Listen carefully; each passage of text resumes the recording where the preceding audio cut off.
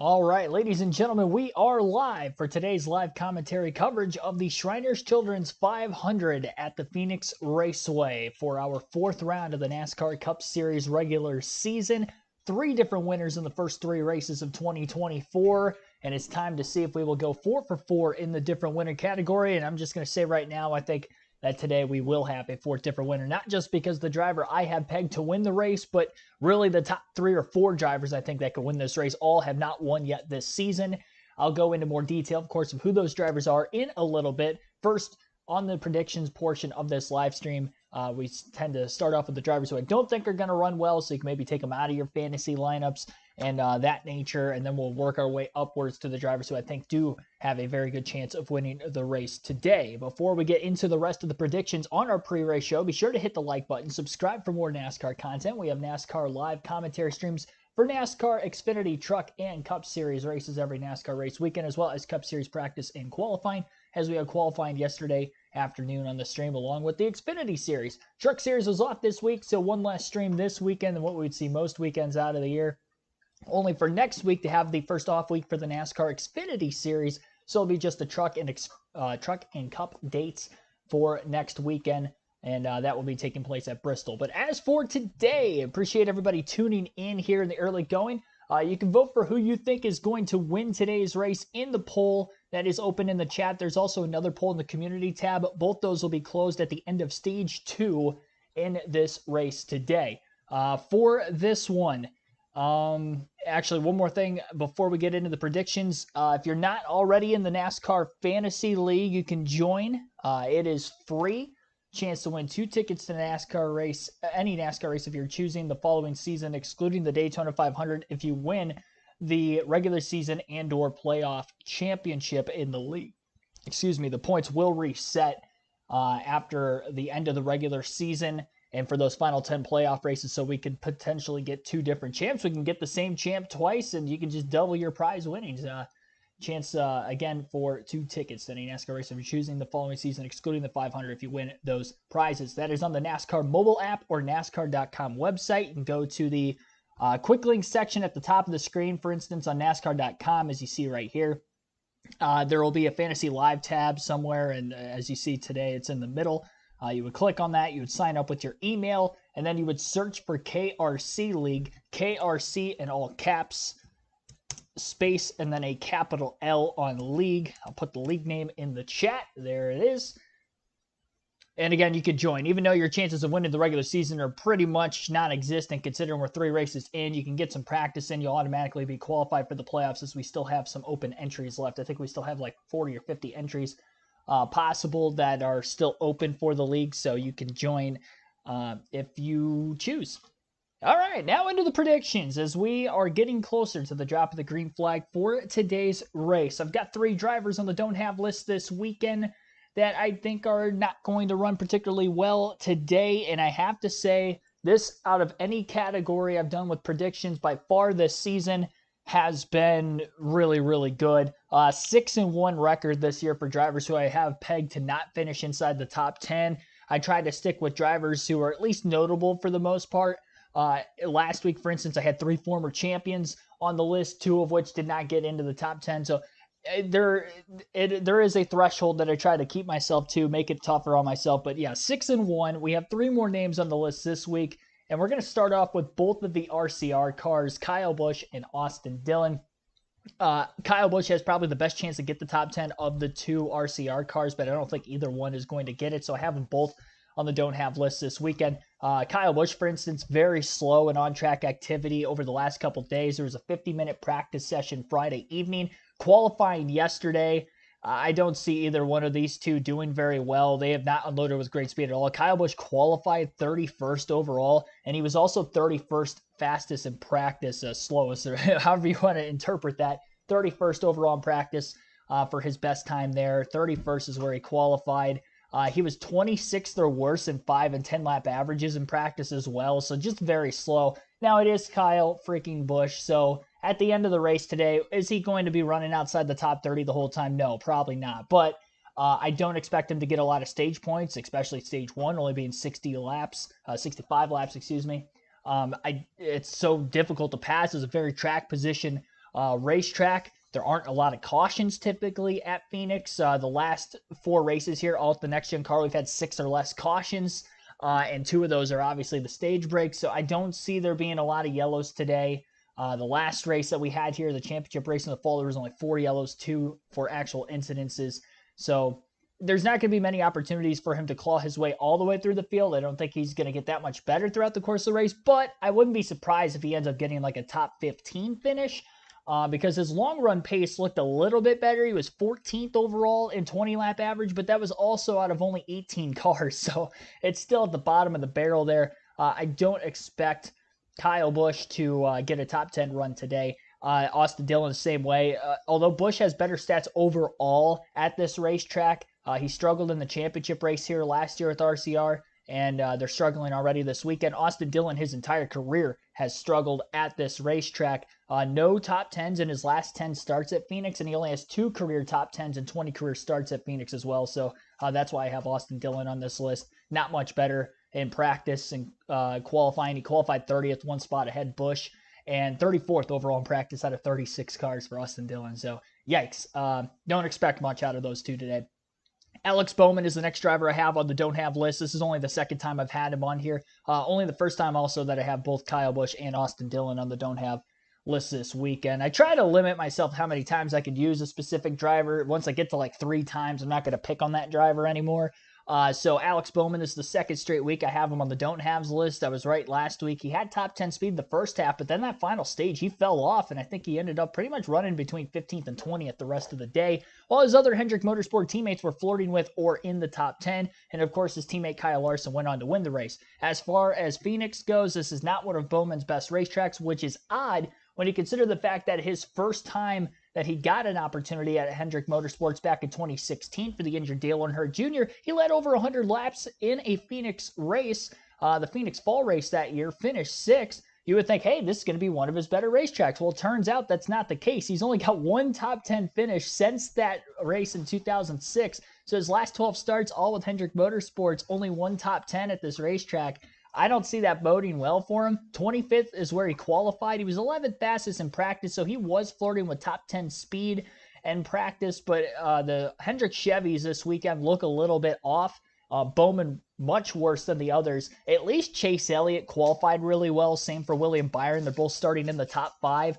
Kyle Larson starts mid-pack today too, but it is Kyle Larson. So if I had to pick a Hendrick driver to not run well today, it would be Bowman. But I do think that there's at least capability for the other 3 to have a good, solid day today. So Bowman is the only other driver I'll have on the don't have list this weekend. So both the RCR cars, Austin Dillon, Kyle Busch, and then Alex Bowman are on my don't have list this weekend. Again, I'm 6-1. I dig all the research up that I possibly can for almost every driver, really, before I kind of narrow it down to like 3 or 4 that I pick into each category every week. And yeah, like I said, 6-1 so far through the first 3 races there. So I like the chances that I'll at least go 2 for 3 again this weekend, if not 3 for 3. As far as the sleeper picks this weekend, try to go out on the limb with these every week, rotating the drivers that I have. And in fact, all 3 of these drivers I've not had on the sleeper pick through the first 3 races so far in 2024. We're starting off with Carson Hocevar.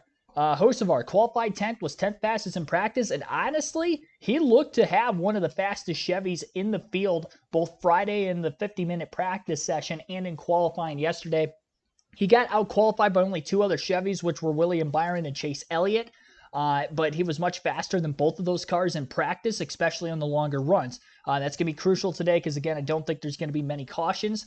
15th place finish last week at Vegas, and he had top 10 speed. He was running as high as like 7th or 8th there for a moment in the middle of the race. So the speed, I think, is going to be there for Carson Hocevar. It's a risky pick to get a top 10 because he may not get it. He's the least confident, at least, or I should say I'm the least confident of the 3 drivers that he will get a top 10 because he hasn't had a career top 10 yet. So to go on the limb and say that this is going to be his first is definitely a bold prediction, but again, the speed's been there. He's qualified well all season. He's got he's qualified top 10 in 3 of these first 4 races in 2024 as well. And again, the lap averages were pretty good. He was 7th fastest in 5 and 10 lap average. And again, the long run speed seemed to be there as well in practice on Friday. Track conditions relatively the same for the Friday practice as what we're going to see in the race today. So I do expect quite a bit out of Carson Hocevar. I'm going to say he gets a top 10 run today. Good garage pick as well, because you're probably not going to use Hocevar many times on the fantasy league throughout the course of the year, so that's a good consideration pick. Chase Briscoe would be another good garage pick that you're not going to use a lot this year, and I think that he's probably got the best chance of these three drivers on the sleeper picks to get a top 10 today. If you're wondering, Keegan, SHR has been super slow the last couple of years with the next-gen car. Why do you think Chase Briscoe is going to have a good day today, other than the fact that he did win at Phoenix in 2022? Well, not only he got the win there, but he also finished 4th later that season in the championship race at Phoenix, and he finished 7th in the spring race here last year. So 3 of the 4 next-gen races, Chase Briscoe's finished 7th or better. He qualified 8th today. He was top 10 in practice. I expect Chase Briscoe to have a pretty solid day today. SHR in particular have been really good on the flatter racetracks. They've had good runs. That's why you saw Eric Almirola win his final career race at New Hampshire a couple years ago. That's why Chase Briscoe won here in the spring. The Fords in general have been really good on the flat tracks. I know this is a new Ford body, and they don't look quite as strong this weekend as they have in years past, but Briscoe is still one of the top Fords. You look at some of the other SHR Fords. I don't have Gregson on my sleeper pick this week, even though he does have 2 top 10s this season. And he did qualify top 10 again today, but again, that just goes to show that SHR does have speed on this style of racetrack. We saw Martinsville last year. Ryan Preece qualified on the pole and led like almost half the race in the spring. So they have had speed on flat racetracks. I trust that Chase Briscoe is going to get a top 10 pick today. And like I said, of the 3 that I have on this list, he's the most confident, in my opinion, to get a top 10 run. Tyler Reddick is the next driver on the sleeper pick. First time I've really mentioned him in the predictions portion of the episode. He's coming off a runner-up finish last week at Las Vegas, but the Toyotas look pretty quick this weekend. If it's not a Ford going to victory lane today, I would not be shocked to see any of the Toyotas. They pretty much all look fast. Even Eric Jones could be considered a sleeper, but I don't have him on the list just because his career statistics at Richmond aren't very good. As for Tyler Reddick, his career statistics at Richmond, especially in the spring race, have been good. He finished, let's see, I got it on here, third place last year in the spring race with 2311 racing at Phoenix. And the year before that, even with RCR, despite RCR's struggles at this racetrack over the last decade or so, Reddick still got a 3rd place finish that day. He led some laps. So I do like Tyler Reddick to have a solid run. 3rd fastest in practice overall on Friday, qualified 6th for the race that is going to be taking place here soon today. Averages in practice, he fluctuated between 5th and 7th, so I don't expect him to necessarily compete for the win, but I do expect him to be up in the top really 8 for most of this race. And under the right circumstances, something crazy happens on a restart, like we saw in the Xfinity race yesterday, where you see about 3 or 4 contenders get taken out. Maybe Reddick could be there to strike, but I do have him, at the very least, running top 10 for most of the day, getting some stage points, getting the top 10 finish at the end, which is our criteria for this. The sleeper picks on the season, I'm 4-3 with the record there, so a little bit above 500 on those picks. But I will say last week on the first intermediate track of the season, I was 2-for-3. So I do feel pretty confident that 2 of these are going to hit. I would probably say Hocevar is the least confident of getting the top 10 finish today, but he still definitely can. Must-haves. Drivers who I have pegged to compete for the win today at the very least are going to get a solid points day, top 10 finish, whatever that may be. The driver I picked to win the race this season, I update this every week because it's an insane streak. I took Denny Hamlin to win the Clash. He won that race. Took Chase Elliott to win his dual race at Daytona. He finished 2nd. Took Austin Cindric to win his dual race at Daytona. He finished 2nd. Denny Hamlin in the 500. He finished 19th. That's by far the worst finish I've had. Took Blaney at Atlanta. Finished 2nd. Took Larson last week at Vegas. He won. So out of 6 races we've had so far with the Cup Series cars on the racetrack in any sort of a race, exhibition, or points race, 5 times out of the 6, the driver I took the win has either won the race or finished 2nd. I do have a very strong feeling that this driver is at least going to get a top 5 finish today.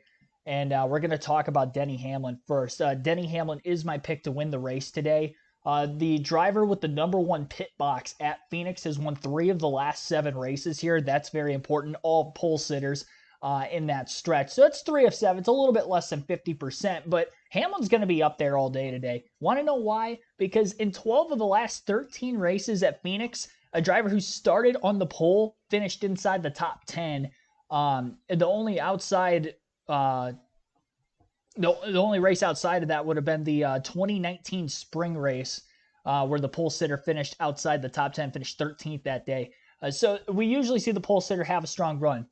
That's top 10. Top 5, or I should say fourth or better to be exact, has been the pole sitter's finish in the last 7 Phoenix races. So all 4 races with the next gen car at Phoenix, and then even the 3 races with the Gen 6 car, the last 3 races with the Gen 6 car at Phoenix, the pole sitter has finished 4th or better in all those races. Hamlin's had speed this weekend, top 5 in practice.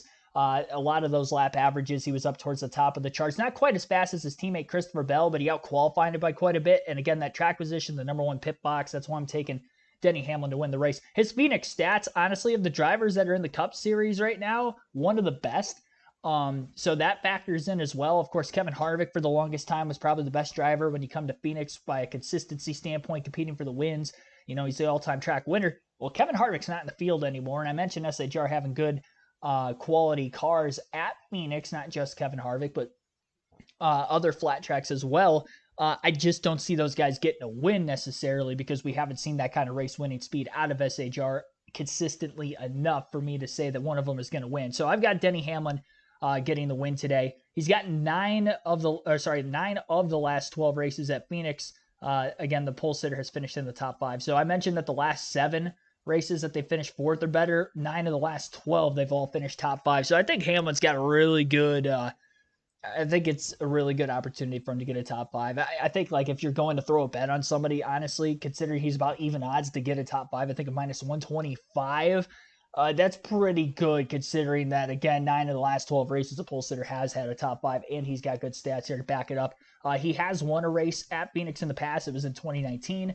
6 top 5 finishes along with those 9 top 10s in those last 12 starts. He's on the pole, second fastest in practice overall. So taking Denny Hamlin to win. Other notable drivers who I have on the must-have list this weekend that could win if Denny Hamlin does not win the race. I mentioned Hamlin's pretty much going to be top 5 all day. Well, if he doesn't go to victory lane, even though he is my number 1 pick, my number 2 pick is going to be Ross Chastain. Ross Chastain hits last 3 of the 4 next gen races we've had at Phoenix. He's been very good in. Obviously, he won the most recent one in the fall last year. He also has a finish of 3rd and 2nd in those last 4 races at Phoenix. So he's very consistent here at this racetrack. 1st, 2nd, 3rd place finishes. He led 157 laps into his win last year. He definitely had the fastest car in that championship race, and he finished 2nd and 3rd in both stages as well. A lot of stage points.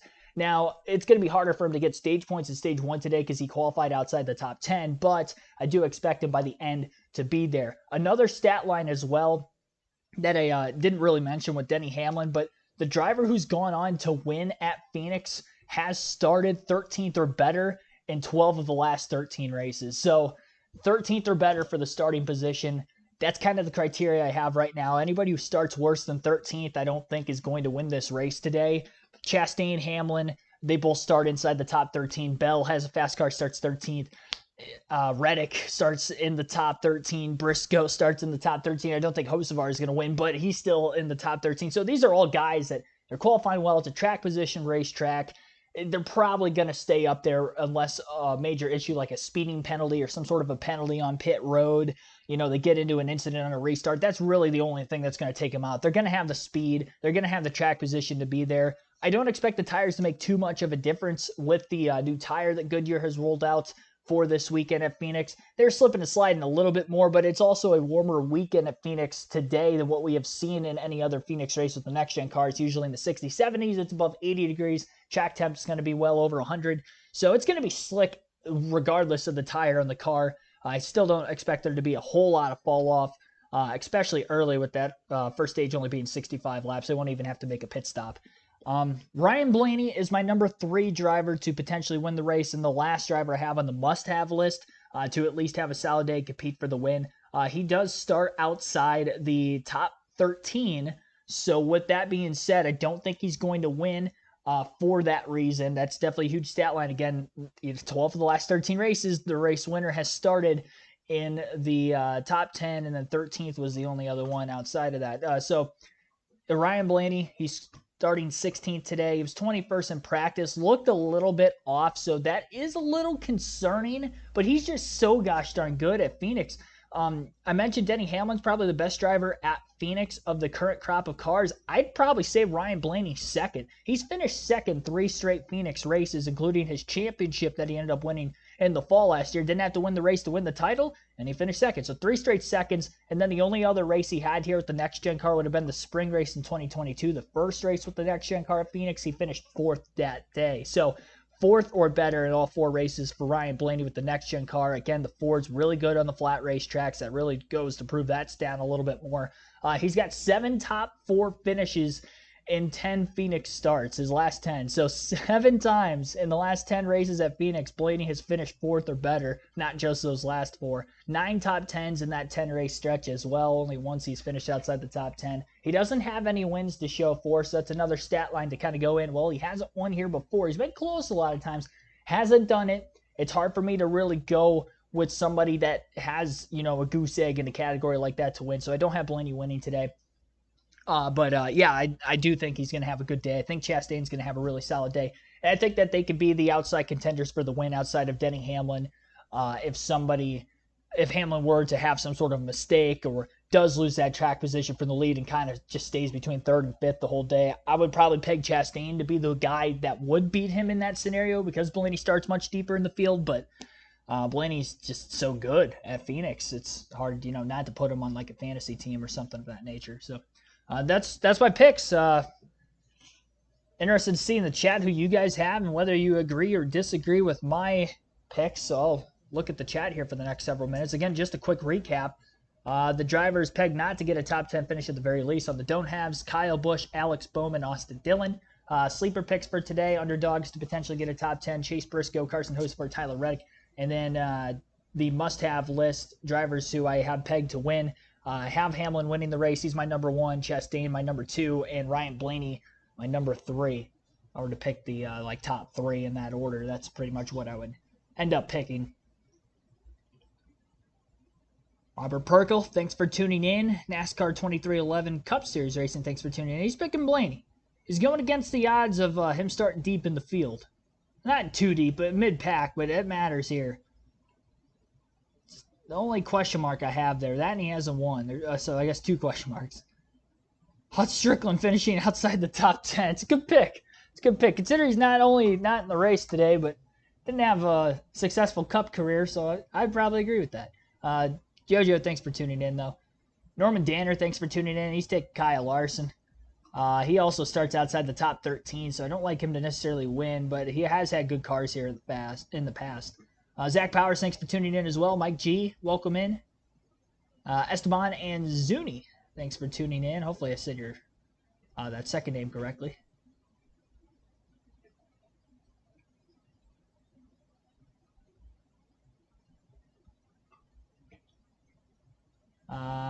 Nick Salmon, thanks for tuning in also.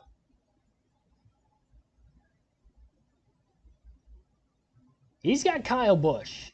Or he says maybe Kyle Busch. I don't like that pick. I just...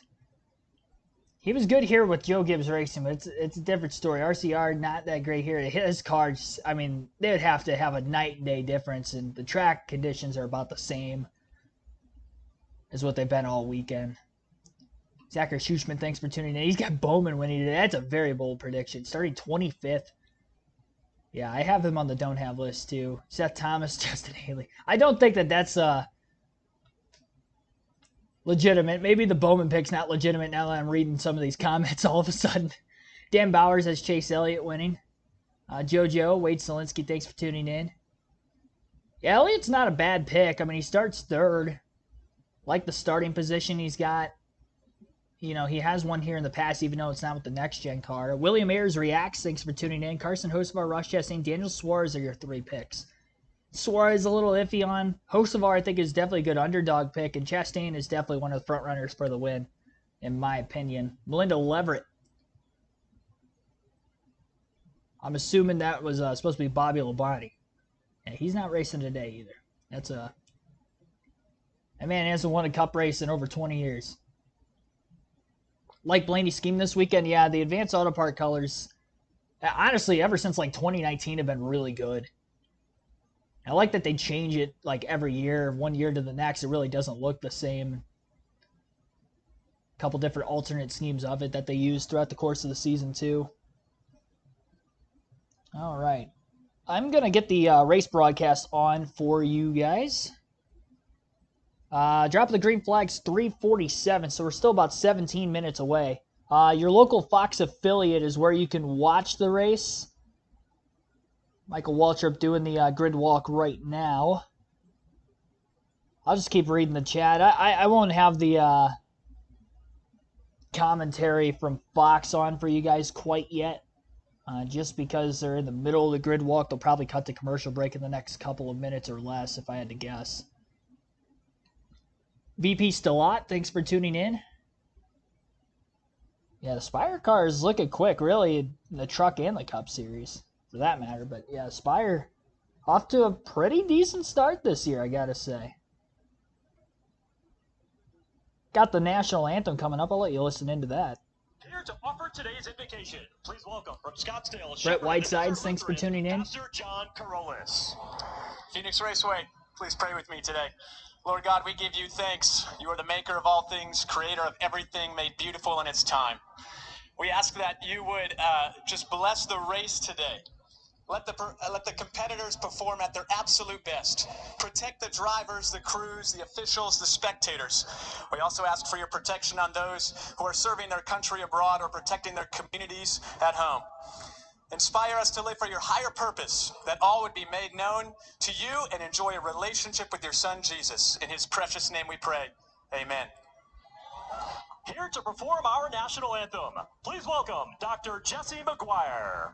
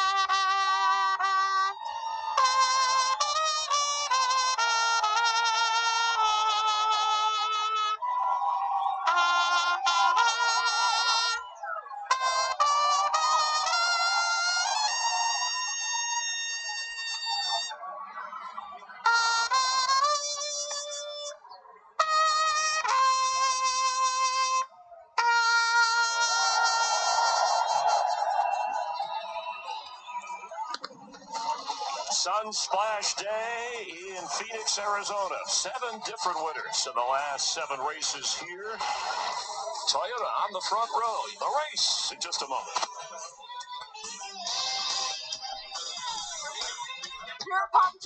All righty. Getting closer to the drop of the green flag for today's race, so we'll go through the starting lineup for the Shriners Children's 500 at Phoenix. Denny Hamlin is going to be on the pole here for this one. Mentioned he's my pick to win. He's the odds-on favorite according to Vegas to win the race as well. We'll see if he can get his second career win at the racetrack. And Ty Gibbs on the front row as well, the second-year driver, still in search for his first career win today. Chase Elliott, Eric Jones in row number 2. Jones impressed yesterday and on Friday in on-track activity. One of the faster Toyotas in the field. Maybe he could pull off an upset. Chase Elliott still looking for his first win in the NASCAR Cup Series since 2022. William Byron, Tyler Reddick will be in row 3. Reddick a runner-up last week, and Byron already a winner this year in the Daytona 500. to start the season. Noah Gragson, Chase Briscoe in row 2. Gragson 2 top 10 finishes in the first 3 races this year. And Briscoe trying to get another win at the racetrack. His only career win came here in 2022 in the spring. Michael McDowell, a Tucson, Arizona native, on the inside of row 5. And Carson Hocevar, in search for his first career top 10 in the Cup Series, will be on the outside of the row. Martin Truex Jr., Ross Chastain in row 6. Look out for Chastain today, winner of this racetrack the last time we were here in the Cup Series in the fall of 2023. Christopher Bell and Chris Buescher will line up in row number 7 for this one. Bell fastest in practice overall on Friday afternoon. Daniel Suarez and Ryan Blaney are going to be in row number 8. Blaney, the champion at this racetrack last season in the fall, but he has never won a race at Phoenix. 3 straight runner-ups for the 12 team. Kyle Larson and Brad Keselowski in row 4. Larson's only win at Phoenix came when he won the championship in 2021. John Hunter Nemechek, Ricky Stenhouse Jr. are going to line up in row number 10. Row 11 for Daniel Hemrick and Bubba Wallace. Joey Logano and Harrison Burton in row number 7. Logano, a winner here in the fall race in 2022, when he won the championship, and he's got his work cut out for him today. Alex Bowman and Derek Kraus in row 13. Kraus' second career start, back-to-back weeks for him in the 16 for Colleague Racing. And for Bowman, still searching for just his second top 10 in the last 13 races here at Phoenix. Ryan Preece and Zane Smith will line up in row 14. Todd Gillen, Austin Dillon in row 15. Dillon starting deep in the field, and mentioned in the pre-race as well, only 2 career top 10s for Dillon and 20 career starts at Phoenix. Odds are definitely against him to get another top 10 today, but we'll see if he can do it. Kyle Busch, Kaz Grala in row 16. Kyle Busch, very slow in practice and qualifying times outside the top 30, starts 31st today. Justin Haley, Austin Cindric lining up deep in the field in row 17, and rounding out the field today, Corey LaJoie and Josh Berry. LaJoie looked very off the pace in qualifying, led to his poor time, and Josh Berry actually had spun and crashed on his qualifying lap, nosing the left front fender into the outside wall in turns 3 and 4, coming back to the start-finish line. So that is your starting lineup for today's Shriners Children's 500 at Phoenix. We'll take a quick ad break, and you'll get to listen in to some more of the race coverage before the drop of the green flag today when they come back from their commercial break.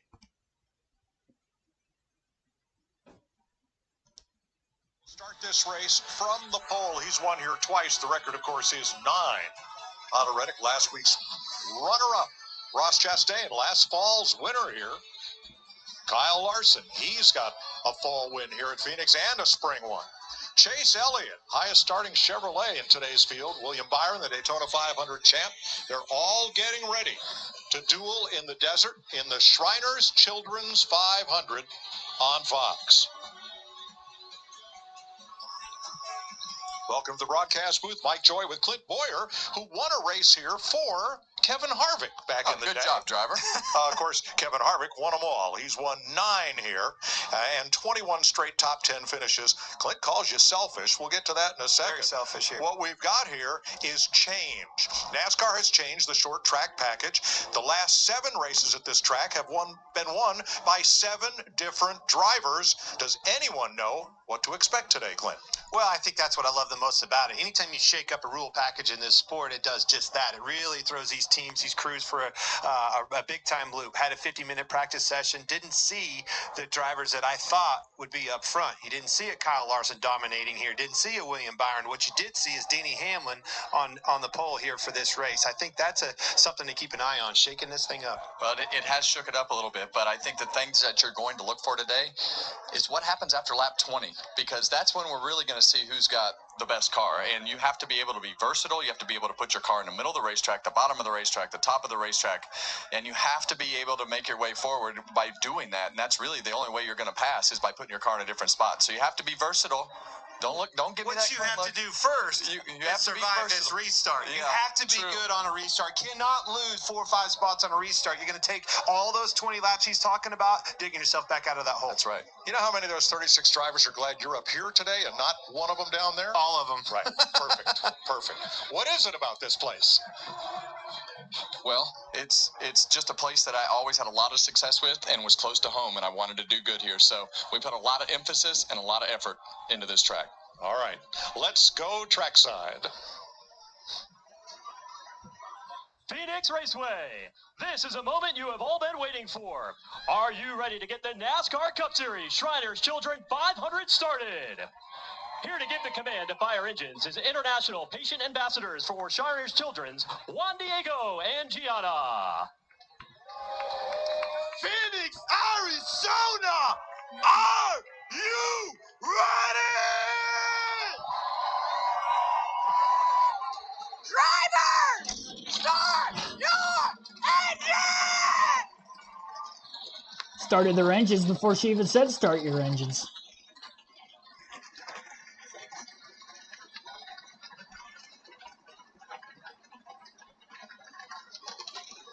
Ready to race in the Arizona desert.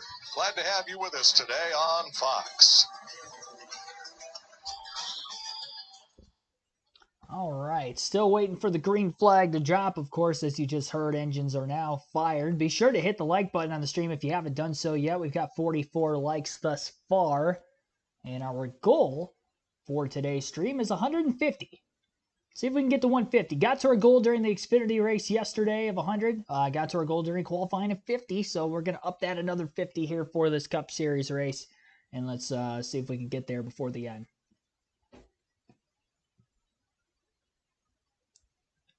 Podegan Stoner, thanks for tuning in. Lincoln Kim Hollingsworth, welcome into the stream as well. Brett Whitesides. Mentioning about the RCR woes on the short tracks.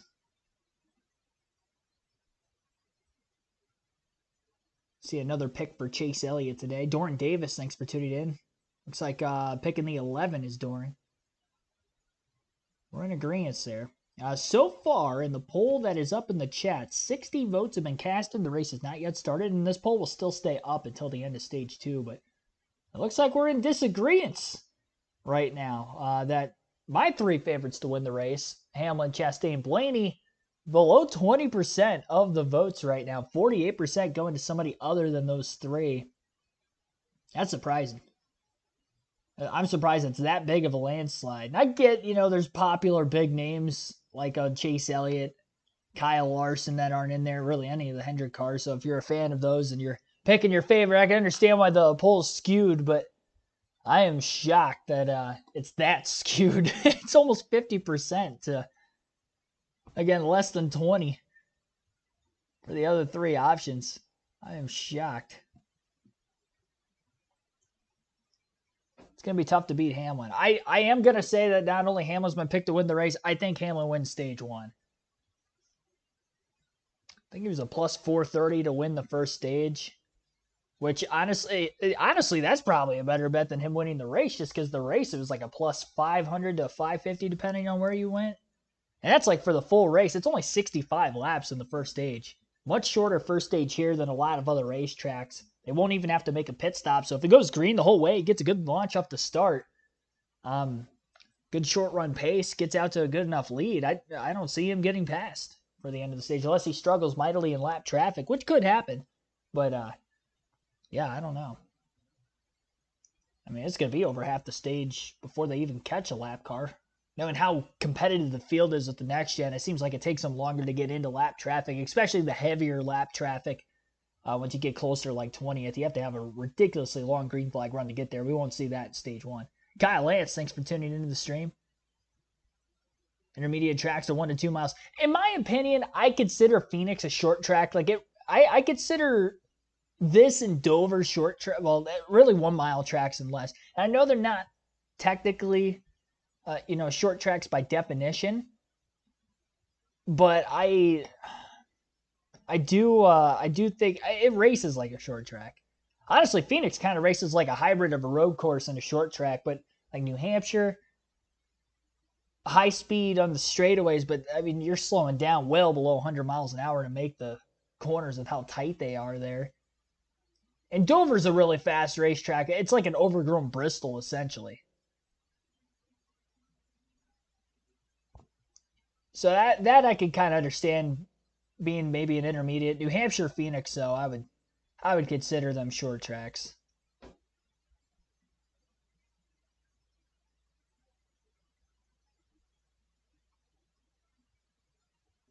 That's just my opinion.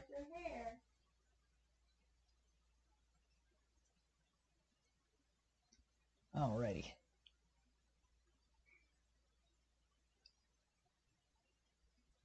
Love the energy. Try to watch them when I'm available. Well, appreciate you tuning back in again. 47 likes on stream so far. I'm try logging out of NASCAR.com. I don't have a raw feed available for right now. Here we go again. It's the third time this year. This is the fourth Cup race, and this is the third time we might not have a raw feed available for a Cup race. Well, they've been ready and available for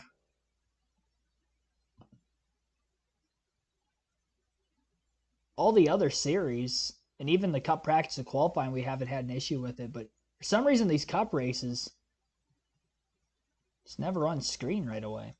It was for the Daytona 500, but that race is also on a Monday. All the Sunday races, we have not had the raw feed, our normal leaderboard on NASCAR.com available until after stage 1 at least. So might have to go to foxsports.com again so we can have something for live scoring.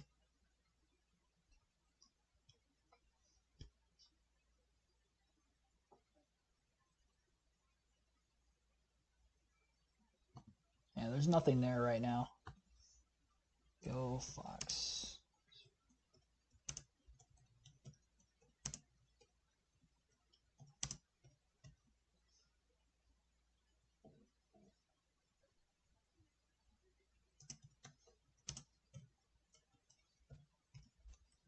All right.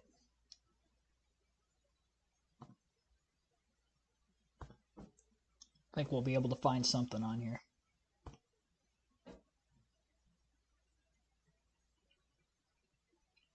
Once it gets loaded.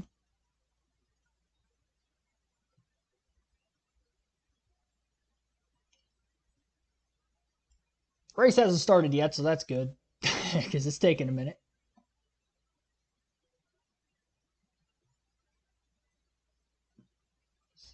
Oh my goodness.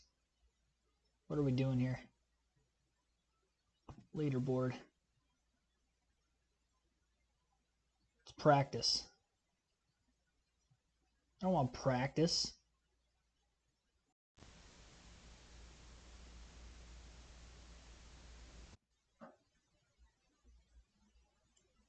Checking pit road times right now.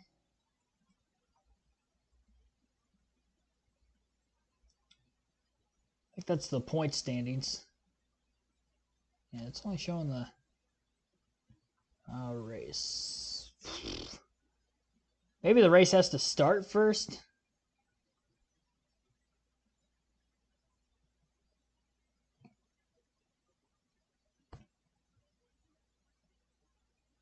I don't know. I'll log out, log back in as soon as the green flag drops.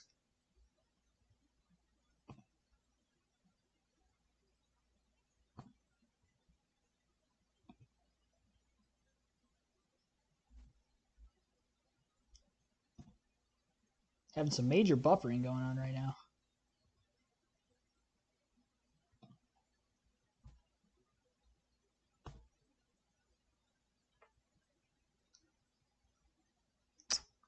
All right. Pace car's still out on the racetrack right now. Hopefully you guys can hear me or something. We're not having any issues because there we go.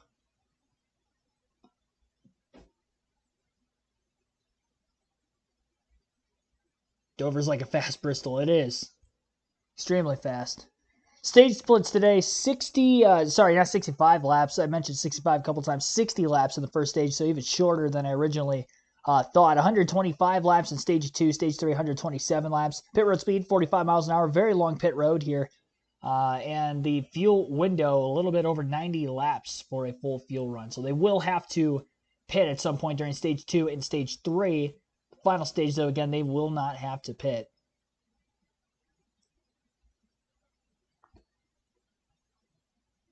We'll find results. Pace car is on pit road as they are about to go green this time by.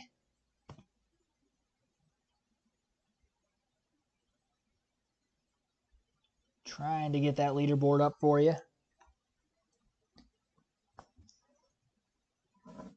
I'll work on that as best as I can in the background, but we'll get the commentary started here.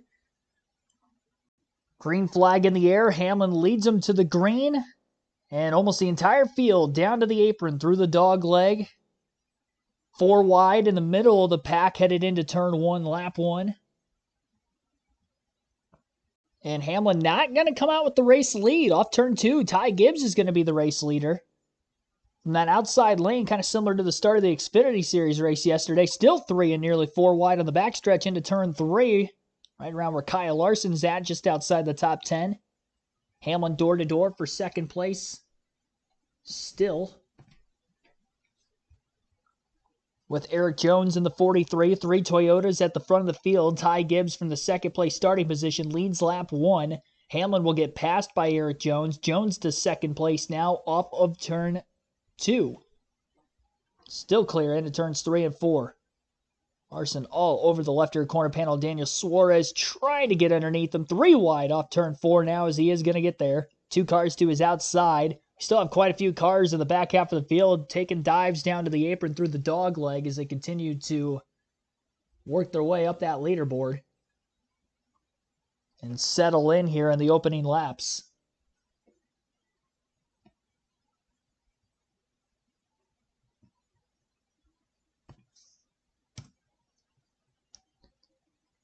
Noah Gragson falling back a little bit, already outside the top 10 after qualifying 7th. Got split 3 wide in the middle between Michael McDowell and Martin Truex Jr. Lost both those positions. 4 Toyotas now at the very front of the field. Tyler Reddick has already moved up to 4th. 2 positions gained from the start. Both the Hendrick Chevys of Elliott and Byron are right behind him. Highest running Ford in the field here in the early going is Briscoe in 7th. And Gragson battles back with Martin Truex Jr. to his outside off turn 4. They'll still be door-to-door for that 10th place position into turns 1 and 2.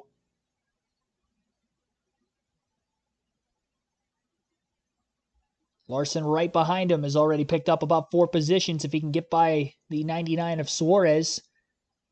Got underneath him in a 3-wide battle a little bit ago, but now side by side. Ryan Blaney going to pick up a spot just behind them as he gets by Christopher Bell for 14th place, and Larson is clear of Suarez now in the front stretch. Gibbs out to a little bit over a half a second lead over Eric Jones already. Truex and Gragson are still side by side for 10th. They've been side by side for about 3 laps in a row now. When I thought Larson was going to... Oh, big crash on the back straightaway already, and Austin Dillon's collected. Austin Cindric, both the Austins.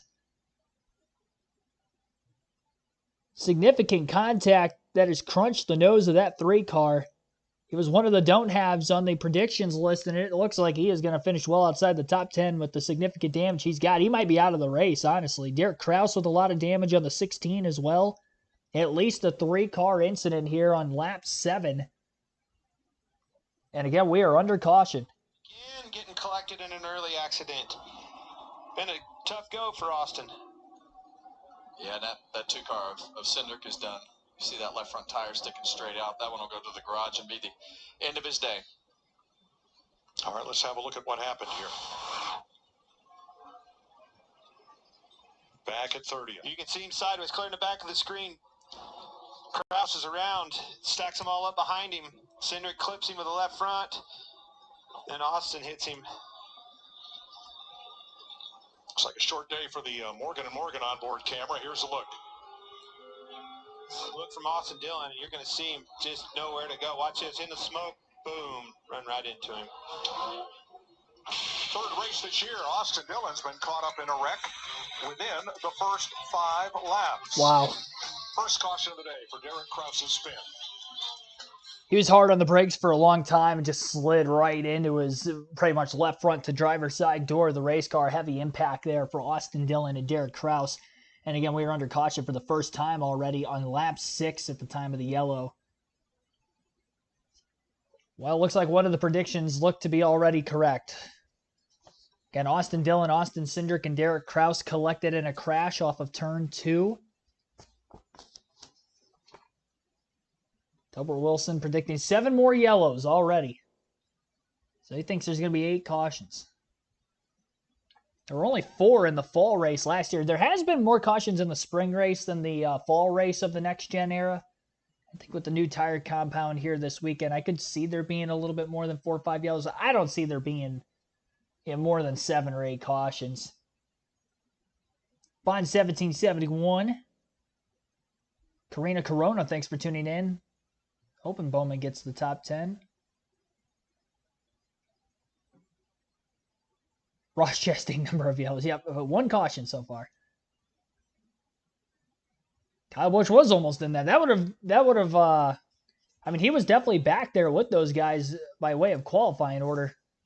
This track took place with drivers right around 30th place, very back in the field at this. Took place with Austin Dillon, Austin Cindric, and Derek Kraus. I think all of them qualified 30th on back.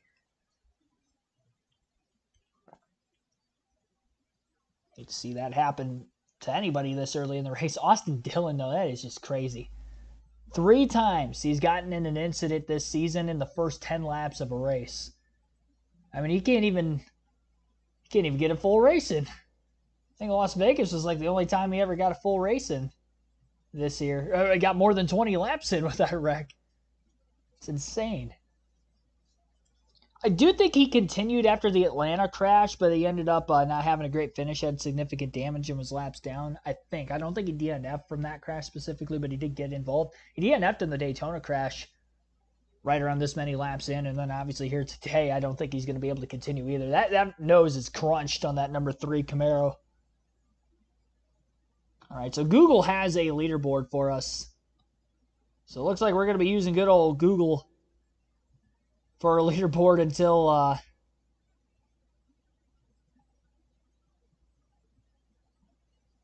the raw feed on NASCAR.com comes back up. Bundle home and auto and save. And by Ford. Built Ford proud. Coming around to complete lap 10 under caution, a review of what happened in turn 2. It appeared Derek Kraus spun without contact, but it involved Austin Dillon. Austin Cindric. Yep. You're going to see Derek Kraus right there. He just splits that yellow line and loses this car all by himself. And this car is hard to drive. And for new guys that come in or don't race all the time, it's hard to know when this car is going to spin out. See Austin trying to avoid him. Boom, right there, he got into him. Probably going to see a slap on the wheel out of frustration and a head shake. See him come sliding in there, just can't get stopped. I've had this happen to me, just like it did to Derek. It just you got to understand where these cars are gonna slide and when they're gonna come around on you. But when you're just getting used to these cars, they will just snap out from underneath you like you don't even know what happened. Well, all these teams back here, you hate to say it, but it's a product of the bed you made for yourself. A tough qualifying session yesterday leads to that. The Cindric car is going on the hook. They tried to make repairs on pit road. Looks like they're going to tow the number 2 back to the garage.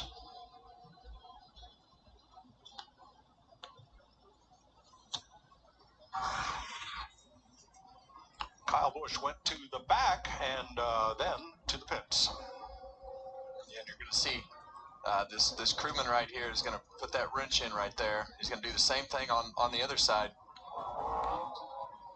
He's basically just been, sounds like he's been sideways, and they're just trying to get the rear of the race car into the racetrack. Larry, can you tell us more?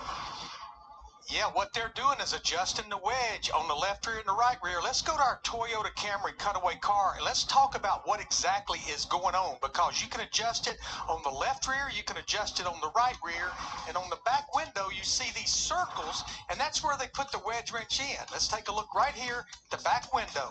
Now what you're doing, you're screwing down on that jack bolt, and what that's doing, it's screwing down on a plunger that's inside that canister, and that canister pushes the shock fluid, and you can either compress the spring when you screw down, or you can let the spring up when you back it out. On the right rear, when you screw down, you're taking wedge out. When you back off, you're putting wedge in. Remember, you won't wedge when the car is loose, which is exactly what's been going on with that 8 car. Thanks, Larry. We listened in on Kyle Busch.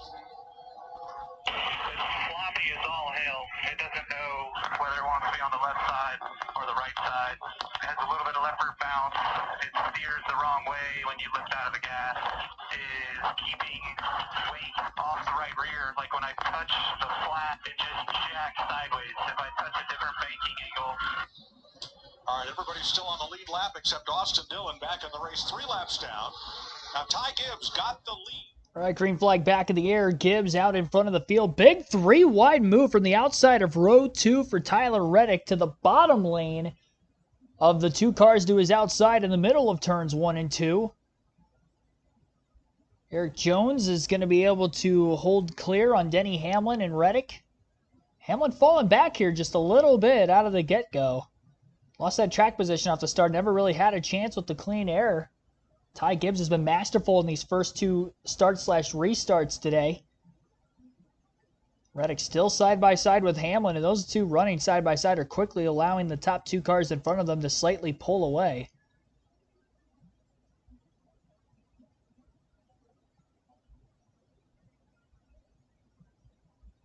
Hamlin is going to win the battle for 3rd place. All clear. Chase Elliott now. All over the back bumper of Tyler Reddick, going to battle him for 4th. We'll see if he can hold on. They keep showing the back half of the field, and it's amazing how many laps after the restart that they're still going down to the apron trying to gain that extra track position when the field is so bunched together. And they have to funnel into their respected lines getting into the first turn, and maybe part of the reason why we ended up seeing that first incident happen with the field punched together like they were, a crash off turn 2, nowhere to go. Very similar to the spot of the bigger Xfinity Series crash yesterday in the final stage of that race with about 60 to go. Christopher Bell, John Hunter Nemechek, couple Toyotas nearly making contact in a battle for 15th. Michael McDowell going to win the race for 7th place at the moment over Carson Hocevar as he takes him over on the outside lane through 1 and 2. Very difficult to make a pass on the bottom on this racetrack. If you can get to the outside of a car, you're in a good position to make that pass. Gregson continues to free fall from the start of the race. Again, qualified 7th. Quickly fell out of the top 10 and now losing more spots on the restart as he's 3 wide with Kyle Larson and Ryan Blaney underneath him. Former Cup Series champions Gregson's racing with. Blaney beats both of them back to the gas, slides up clear of Larson and Gregson. Blaney with the 3-wide pass, knocking 2 birds out with 1 stone, and he is up to 11th. Already 5 positions gained for the 12 car here in these first 18 laps. On a very difficult racetrack to pass, he's taking advantage of these early restarts. The initial start, and then after that first caution we had just a half a dozen laps into the race. Gibbs with a 4/10 of a second lead over Eric Jones. Denny Hamlin is in 3rd, 8/10 of a second off the lead. Tyler Reddick in 4th place is 1.5 seconds back. And in 5th is Chase Elliott, 2.1 seconds off the race lead. So that's your top 5 right now. Lap 19 of 60 in stage 1.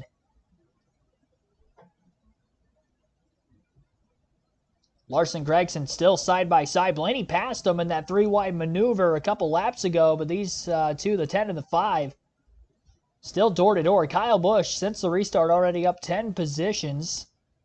Yet to break into the top 20, though. Larson to the apron through the dog leg.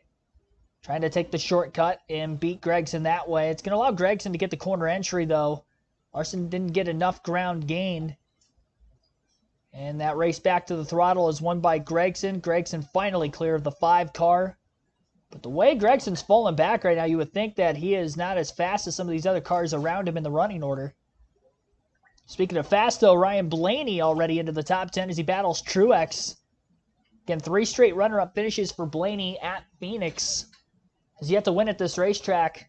Also mentioned in the pre-race, 9 top 10 finishes in his last 10 starts here, and 7 finishes of 4th or better in that 10-race stretch as well. So Blaney definitely one of the stronger competitors that could go for the win here today.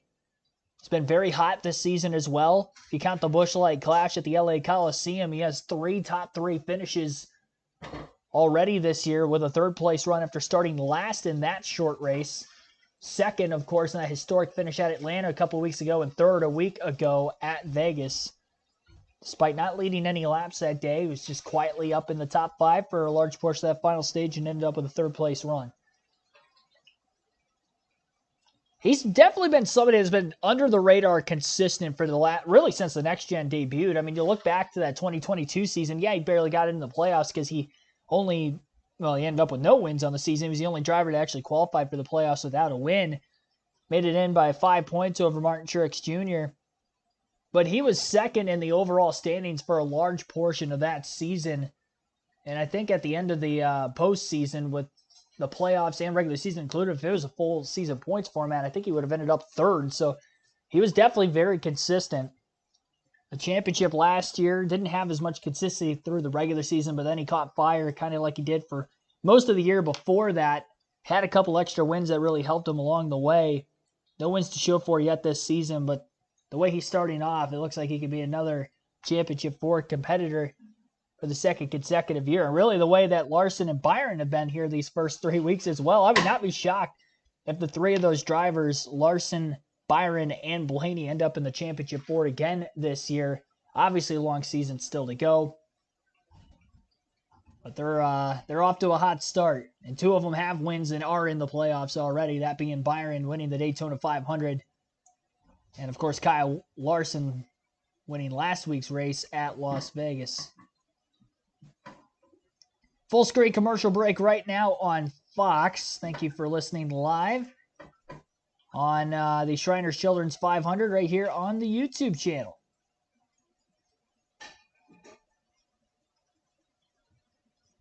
Silent Owl Scribe, thanks for tuning in.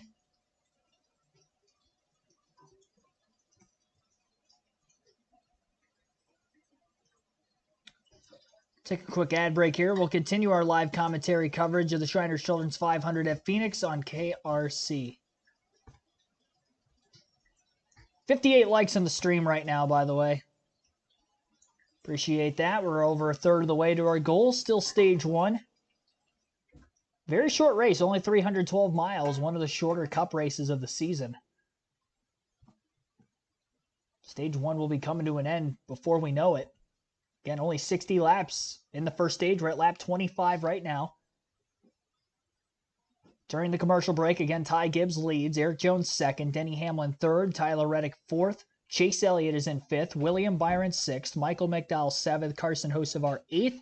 Chase Briscoe ninth. Ryan Blaney is in 10th. That is your top 10 through this first stage.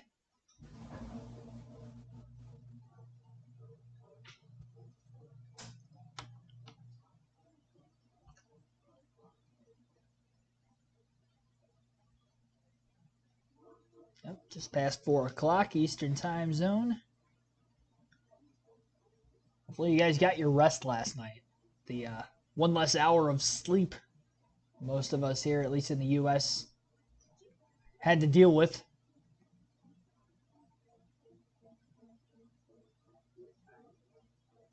Yeah, tough break for Derek Kraus this weekend.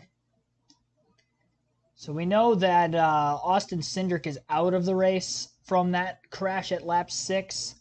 Austin Dillon, I think, is still in the race, but he is 4 laps down, as you see on screen. So that prediction definitely looking like it's going to be right. I don't even know how Derek Kraus is still on the lead lap. He has so much damage. I mean, he's the last car on the lead lap because he probably can't keep up with anybody else, but I don't even know how they kept that car on the lead lap under the caution. He may get to the... well, I don't think he's going to get to the end of the stage in the lead lap still. We still got about half the stage to go. He's over half a track off the lead, but doing well for himself, all things considered.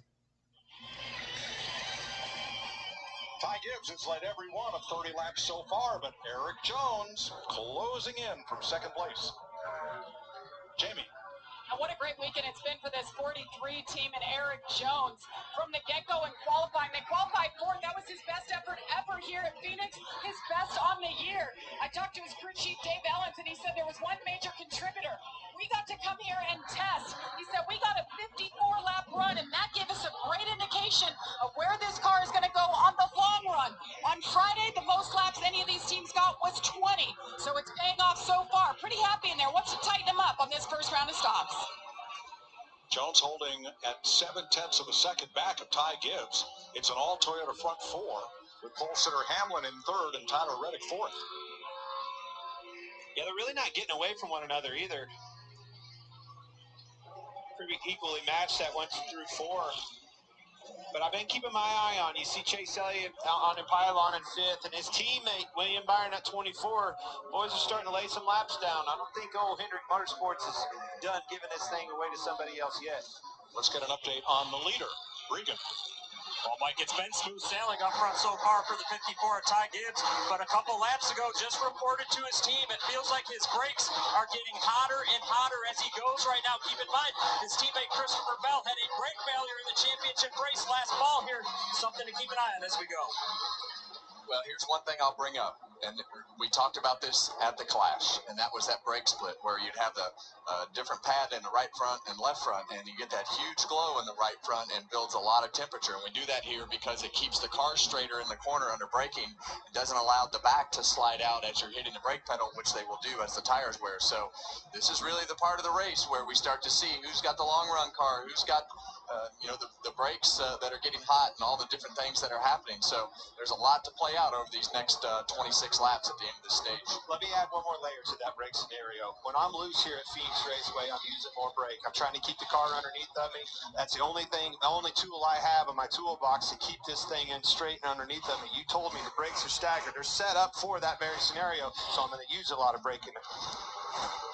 Yeah, that's one thing about this Gen 7 car. The brake package on all cars are the same. You can't deviate with calipers and rotors and things of that nature. But to your point, Kevin, what they'll do, they'll put a softer pad, a grippier pad in the right front, which makes you start overworking the right front to get the left front to stop. We saw it at Loudon last year. We saw it at St. Louis. Anywhere we have long straightaways and flat corners, the coolant just can't keep up with it. Thanks, Larry. Austin Cindric, only car out of the race. He has been checked and released at the Infield Care Center. 4 Toyotas leading the Chevrolet of Chase Elliott, while the first Ford in the race is Michael McDowell in 7th. Well, you heard me talk about it. Denny Hamlin, a little bit loose, taken off. Well, his car's coming to him. He's starting to move around, catching Eric Jones in front of him with Reddick in tow, doing the exact same thing, starting to feel things out in 3 and 4, moving up. See him moving around in 1 and 2 as well. Well, you got to be versatile here because you can't go in the corner directly behind the car in front of you, and that's just across the board and racing all over the world. You got to be able to put your car in a different spot compared to the guy in front of you, unless you have a drastically better handling race car. And in 1 and 2 and 3 and 4, both of them, as you see Tyler Reddick run up the racetrack right there, both ends of the racetracks have options, and you got to be able to use different lanes in order to make ground. What I'm seeing right now is those 2 Chevrolets beginning to make inroads on the 4 Toyotas out front.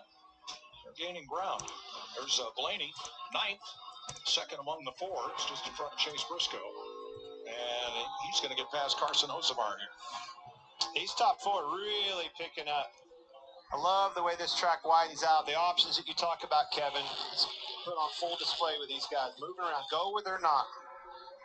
And it's going to change as the day goes on and the shadows change and the temperature outside is going to keep going up. And as that ambient temperature goes up, the track temperature will go up with it. And so the target's going to move a little bit today as you get that temperature change and where you want to be on the racetrack and what your car is doing. So Denny Hamlin has been on the top of the racetrack down here in 3 and 4. Now he's back on the bottom of the racetrack. He's going to go wherever Eric Jones is not going. So if he goes to the bottom in this corner, he's going to go high and try to stay out of that wake.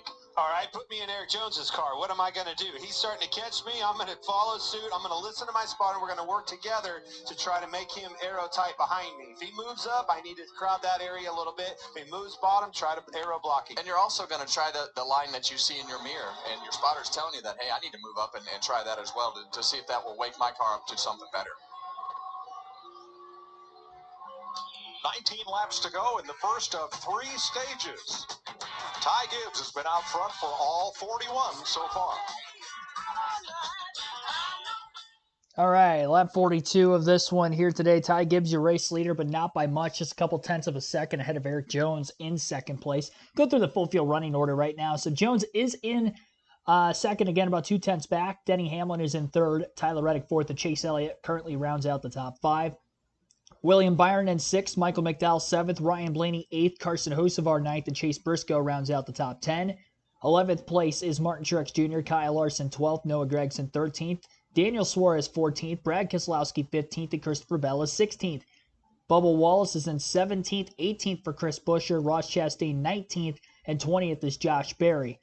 Kyle Busch in 21st, Ryan Preece 22nd, John Hunter Nemechek 23rd, Alex Bowman 24th, Joey Logano 25th, Todd Gilliland 26th, Corey LaJoie 27th, 28th for Harrison Burton, 29th for Daniel Hemrick, and Justin Haley is 30th.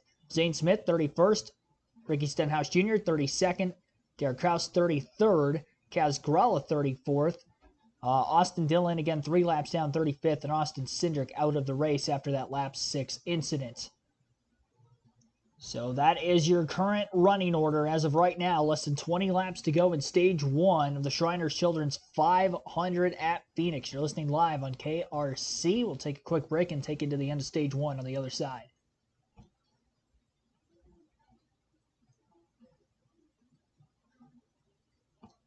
And definitely a tight battle for the lead, though, between these top 3 or 4. I mean, top 4 all within 1 second of each other right now.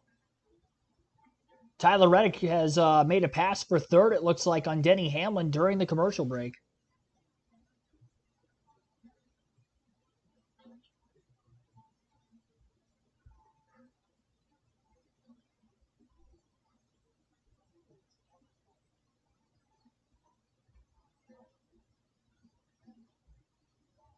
All right. Gibbs leading the way. Considering that Ty Gibbs hasn't pulled away, though, if he's back in traffic, I don't necessarily think that he's got the fastest car. It's hard to tell who does. Hamlin's car looks like it handles well on both the top and the bottom. It didn't fire off on the first probably 5 to 10 laps after each restart like I would have expected it to, considering he qualified on the pole. And not only qualified on the pole, but he had the fastest lap time in both the first and second session of qualifying. So, surprised he didn't have that fire-off speed here. Made some stabilitating changes to that race car overnight before the race today. Could have glued it to the track just a little bit more.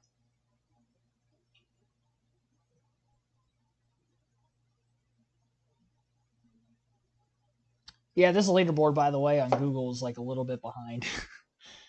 I've noticed it's like anywhere between 3 to 5 laps behind on a normal basis. Hopefully that raw feed becomes available at some point in time here. Currently have 12 laps to go in stage 1. It's showing lap 46 on our screen right now, but it's actually lap 49. Tyler Reddick, by the way, up to 2nd. Eric Jones has fallen to 4th during the commercial break, and Reddick is trying to take a charge for the lead. Reddick had a great points day last week despite not getting the win. Not only finished 2nd in the race by a close margin, but also finished 2nd right behind Larson in stages 1 and 2 as he got 19 stage points along the way. No playoff points to go with that, but good for the regular season standings considering he had a couple of rough finishes on the super speedways at Daytona and Atlanta. Definitely needed that points day last week. Trying to get back to victory lane here today. And so far, so good. Reddick was one of the sleepers for this race. He's up in 2nd, contending for the race lead early. The other 2 sleeper picks, Chase Briscoe is up to 9th place. And Carson Hocevar just outside the top 10 at 11, so as we run 2 for 3 there. The must-have picks, Ryan Blaney 8th. Denny Hamlin, who was my pick to win, is up in 3rd within a second of the lead. And Ross Chastain back in 19th. He's actually struggling right now. Quite surprised. We'll see if he can pick it up over the course of this one. So 2 for 3 there as well. And then the don't have list, all 3 are outside the top 10 still. Again, Austin Dillon, a few laps down in 35th. Alex Bowman, 24th place, and Kyle Busch, 21st, all outside the top 20. So 3 for 3 the way that stands, but still very early in this one as we are in the final 9 laps of stage number 1 at Phoenix Raceway. We'll see if Gibbs can hold on to get this stage win over Tyler Reddick. Lap car right in front of these guys. Austin Dillon in the 3. Imagine with that damage, he's going to be well off the pace and losing another lap, but it's just going to be a way of finding out how these drivers are going to try to navigate around him. Down to the apron goes Gibbs and Reddick through the dog leg as they try to work past the 3 of Dillon. Dillon towards the outside lane. Gibbs kind of playing a defensive line, really, on Reddick. I think that's why he went to the apron, not only in the dogleg, but also through 1 and 2. Both cars went way down the racetrack. Hamlin still got to get by Austin Dillon yet. These two up towards the front, battle that aggressively for this stage win. It could allow Hamlin to close the gap just a little bit more in these final 7. Jones has slipped back to a little over a second off the lead. He's got a few tenths, though, to where Chase Elliott is on the track behind him. Ryan Blaney up to 8th place. Right behind McDowell. Quite a big gap between 6th and 7th. Reddick for the lead to the inside through 3 and 4. Gibbs gave him a lot of room. Reddick can't stay there, though, off the exit of turn 4. Gibbs gets the momentum off the high side. He'll cut to the apron. Reddick does not. Reddick's going to have a better corner entry now into turn 1, but he's about 3 or 4 car lengths back. How much of that will he gain on the 54 of Gibbs? Charges hard in the first half of the corner. Down to the apron goes Reddick that time. And he got about 3.5 of those car lengths back. A little less than a full car between these two as they head to 3 and 4 again. Hamlin gripping the yellow line. Same with Reddick. Gibbs again to the outside, but Gibbs didn't get as good of a run off the exit of the corner this time. And he does not go to the apron through the dog leg either.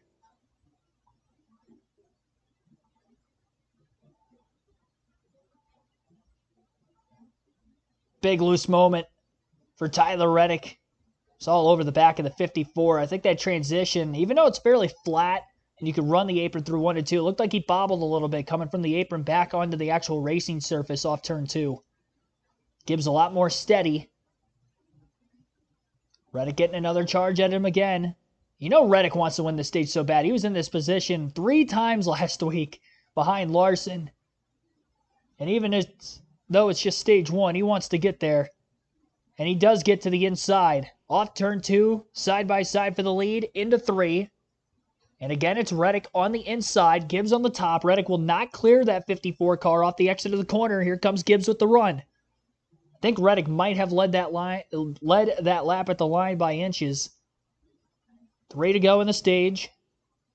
Reddick again on the inside, Gibbs on the top. Reddick clear, off turn 2. Gibbs, how much momentum will he carry? Can he complete a crossover on the other end? Doesn't have enough of a run. Reddick will hold on.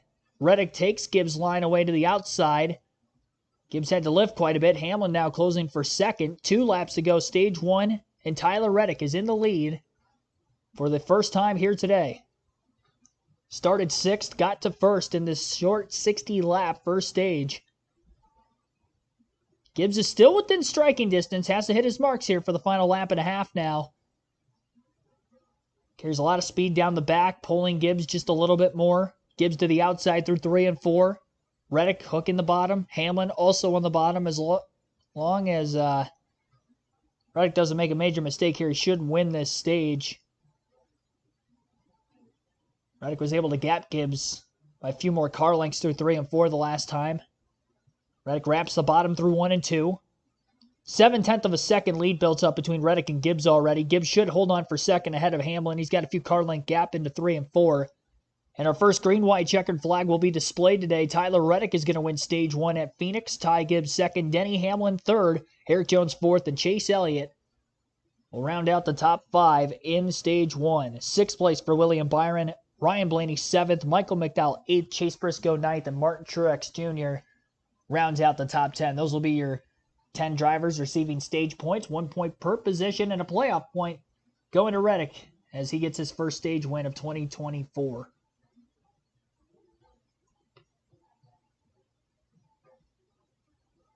Diecast showing stage 2. Yeah, hopefully I remember to do it today. Hopefully.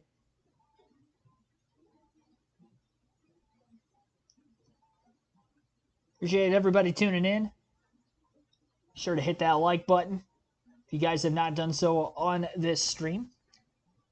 Subscribe for more NASCAR content as well. We will take a ad break here on this live commentary stream.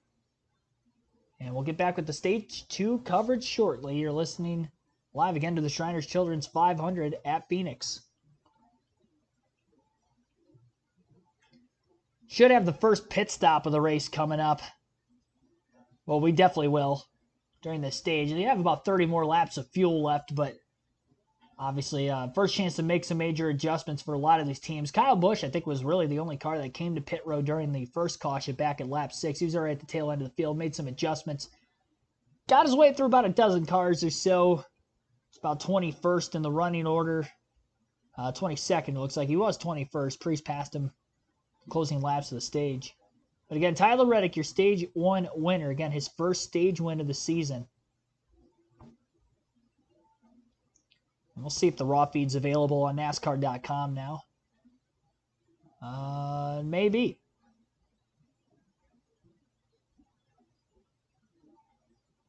Much better than Google. More up to speed as well.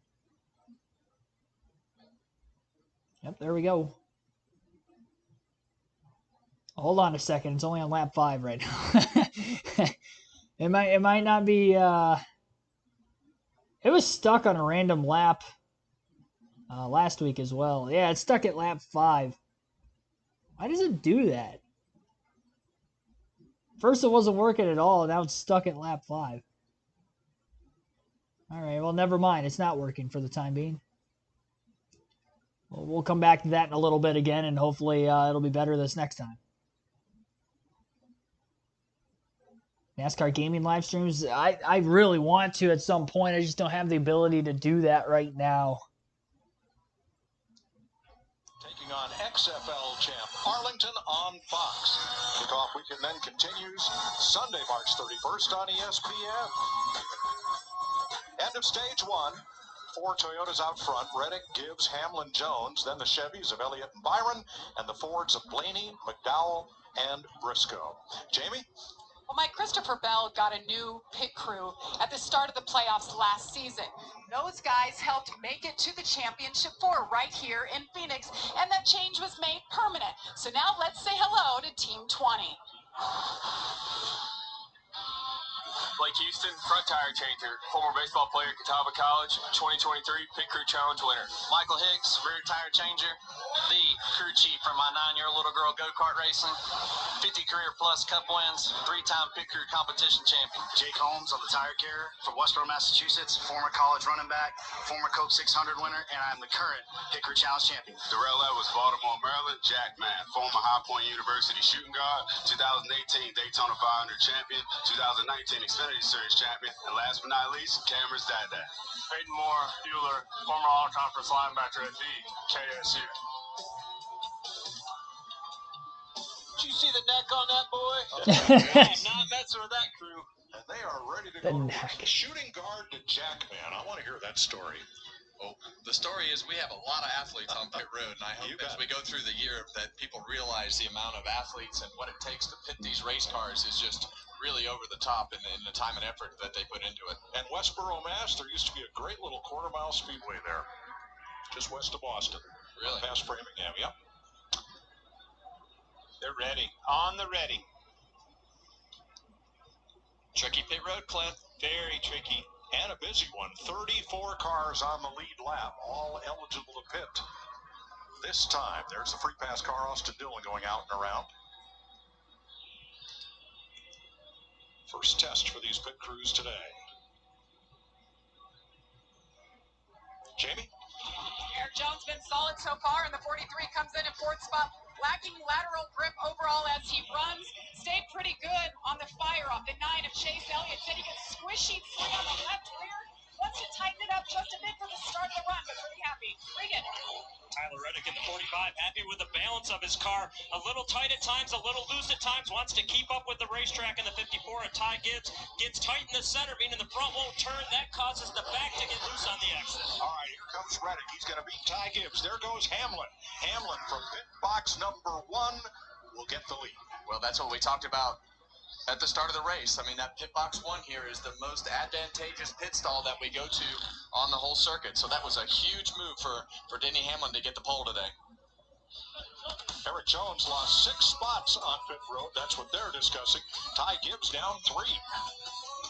Tough break there for Eric Jones, losing 6 spots. 5 positions gained for Brad Keselowski on pit road, breaking into the top 10 for the first time today. So he was a big gainer there of those in the front half of the field. But Denny Hamlin, although he only gained 2 positions, it was the 2 he needed to get back into the lead from that number 1 pit box. He didn't win stage 1 like I predicted, but he is back in the lead again now. And will be the leader on this next restart. Got taken to school by Ty Gibbs on that initial start. Gibbs on the outside, then Gibbs took the inside lane for his restart. We had seen more often than not in the Xfinity race yesterday where the driver on the inside of row 1 would come out with the race lead. But if you don't have the ability to be able to clear the car to the outside off turn 2, you're pretty much going to lose that battle for the race lead, if not right away after a few laps. So it is a pick your poison. I mean, you really have to hope that when you take the shortcut through the dog leg on the inside that you are going to pull clear by the middle of 1 and 2, or you're in danger of losing the lead and maybe a couple more positions depending on how tightly compacted the restart actually is, which we tend to see quite a few restarts that are very compacted here at Phoenix. We already saw 4 wide on the initial start of the race, and I'm sure we'll see more 4 wide action here throughout the course of the day with each restart that we get closer to the end of the race. Irina Sayre, Dale, thanks for tuning into the stream.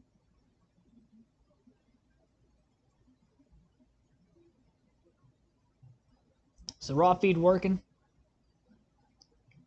I'll check it again real quick before they get back to green flag action.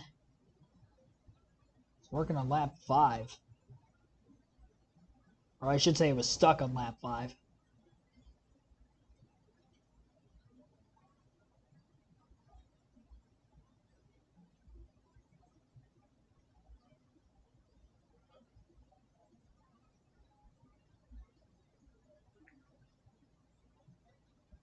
It looks like it's still stuck on lap 5 on our end.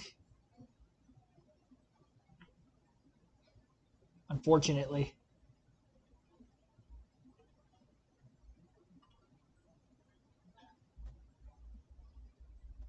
Try again here.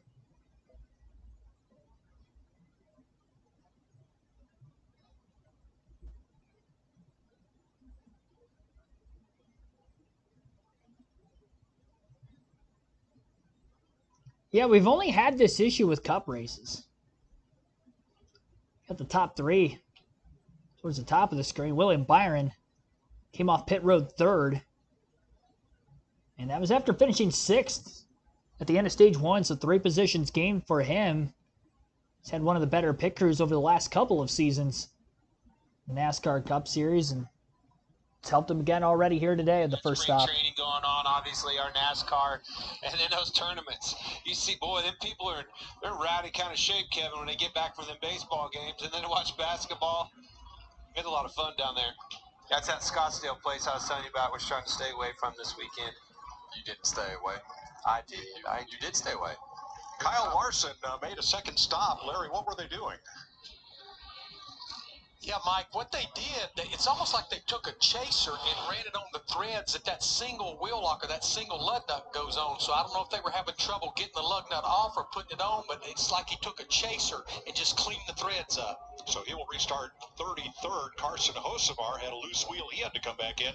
He's 34th. Riggin?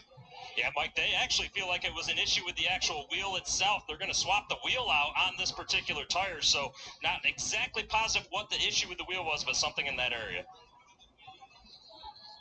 Ready for the restart. Hamlin, who was first off pit road, having that first pit stall, the most valuable pit stall in all of the Cup Series. Any track. Sure is. Lap 70 for this upcoming restart. They will have to make a pit stop at some point in time in stages 2 and 3 today. Again, the second stage, 125 laps, final stage, 127. Hamlin with a great restart this time around will easily be clear in the middle of the dog leg. A lot of 2 and 3 wide action going on behind him, though. Byron going to get put 3 wide middle into turns 1 and 2 from the 3rd place position. He's got his teammate Elliott to his outside, getting boxed in from Ty Gibbs on the bottom. Noah Gragson back in the picture as well there. He's side by side with Ryan Blaney. Elliott clear of the 24 and 54, and Chase Elliott's going to get the 3rd place. Now Gregson's up on the outside off the exit of turn 4. He must have had a hiccup or something in the middle of 3 and 4 because he was side by side with Blaney. Not the case anymore. Now he's top 3 wide with the 14, the 43 underneath him. Jones has really lost quite a few spots. I mean, again, 6 positions lost on pit road, lost a few more right before the end of the stage, ended up 4th, despite running 2nd for a large portion of time. Almost had contact with Chase Briscoe. Got very tight, 3 wide between him and the 19 to the outside on the 2nd lap after the restart off turn 2. Truex pulled clear of both of those cars. Oh, Briscoe still side by side with the 43. 99 getting into the picture. Thought about going between the two cars in the middle of 1 and 2. Thought better of it. Byron and Gibbs still remain side by side for 4th. And Ryan Blaney up to 6th place. If he gets up towards the front of the field, I think he may have the fastest car because he's actually making quite a few passes, and we haven't seen a lot of passing going on during the course of a green flag run, but he started 16th, got to 7th in just a 60-lap first stage, and they weren't even all green flag laps because we had a caution. So we had probably about 50 green flag laps in the first stage. This run's longer. We get green flag pit stops at any point in time here. That 12 team might be the team to beat. We'll see when he gets up there with Hamlin and Reddick how much speed he actually has, but till then it's still kind of a guessing game. Ross Chastain's still back in 18th place. Surprised he's struggling as much as he is today. He was my number 2 guy to potentially go for the win. Not looking like that, at least for right now. He's been pretty much 18th about this whole race. Hamlin continues to lead. Again, Blaney in 6th, so must-haves 2 for 3 in the top 10 early in stage 2. And Reddick is one of the sleepers. He's in 2nd. Briscoe as well. He's 12th. He fell just outside of the top 10. He was 9th at the end of stage 1. And Carson Hocevar's lost quite a few positions in this one. I think he had a slow stop on pit road because he was 12th at the end of the first stage. And now he's 34th, so I think there might have been a penalty on pit road for Hocevar because he has obviously lost all of his track position. That's going to be very tough to get through in this racetrack, in this race today. 1 for 2 on those, and the don't have picks still all outside the top 10. Alex Bowman is 15th, Kyle Busch 24th, and Austin Dillon, of course, still a few laps down in 35th. Damage to his number 3. 7/10 of a second lead for Denny Hamlin over Tyler Reddick. Chase Elliott 1.5 seconds back in 3rd. Ty Gibbs fell to 4th after losing a couple spots on pit road. Another 1 or 2 in the restart. He's 2.4 seconds off the lead. 2.8 seconds back is William Byron in 5th. Ryan Blaney 3.2 seconds off the race lead. Brad Keselowski up to a race high 7th place position. He's 3.4 seconds off the lead as well. Martin Truex Jr. 3.7 seconds back of the race leader. Noah Gregson's back inside the top 10. He's 4.3 seconds off the lead. And Christopher Bell now passing Eric Jones for 10th place. And Bell is 4.6 seconds behind Hamlin. So those are the intervals between the top 10 in the running order. Lap 18 of 125 in Stage 2 and lap 78 of 312 overall in the Shriners Children's 500 at Phoenix. Commercial break on Fox. We'll take an ad break here. You're listening live on KRC.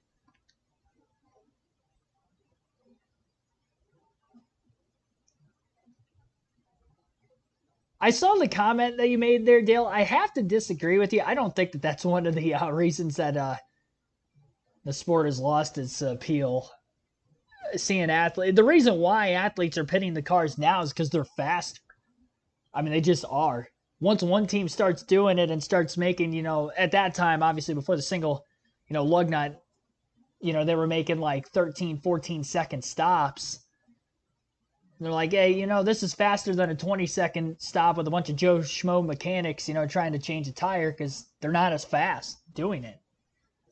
So that's why they have a bunch of these, former pro athletes or college athletes that didn't go pro doing this. They're just that much quicker.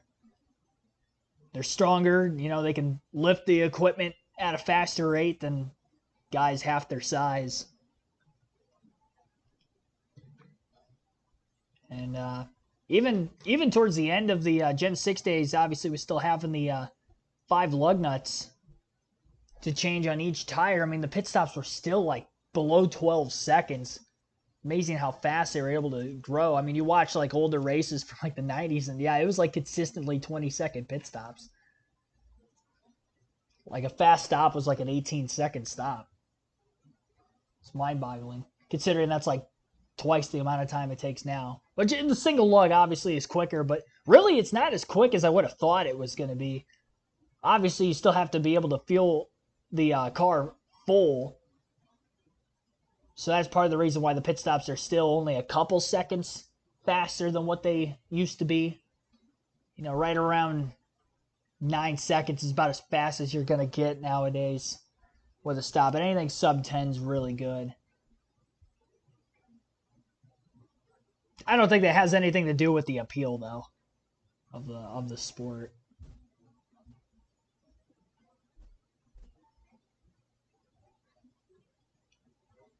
Common Joes that were making sub 13. I wouldn't say that. Because I mean, you kind of started to see this right around the early to mid 2000s. This is when you started to see like former athletes on the team, and usually they were kind of like mixed in at first. It wasn't like a whole team, but yeah, they definitely started to take over that over time, as the full team ended up pretty much being former athletes. But hey, they're faster.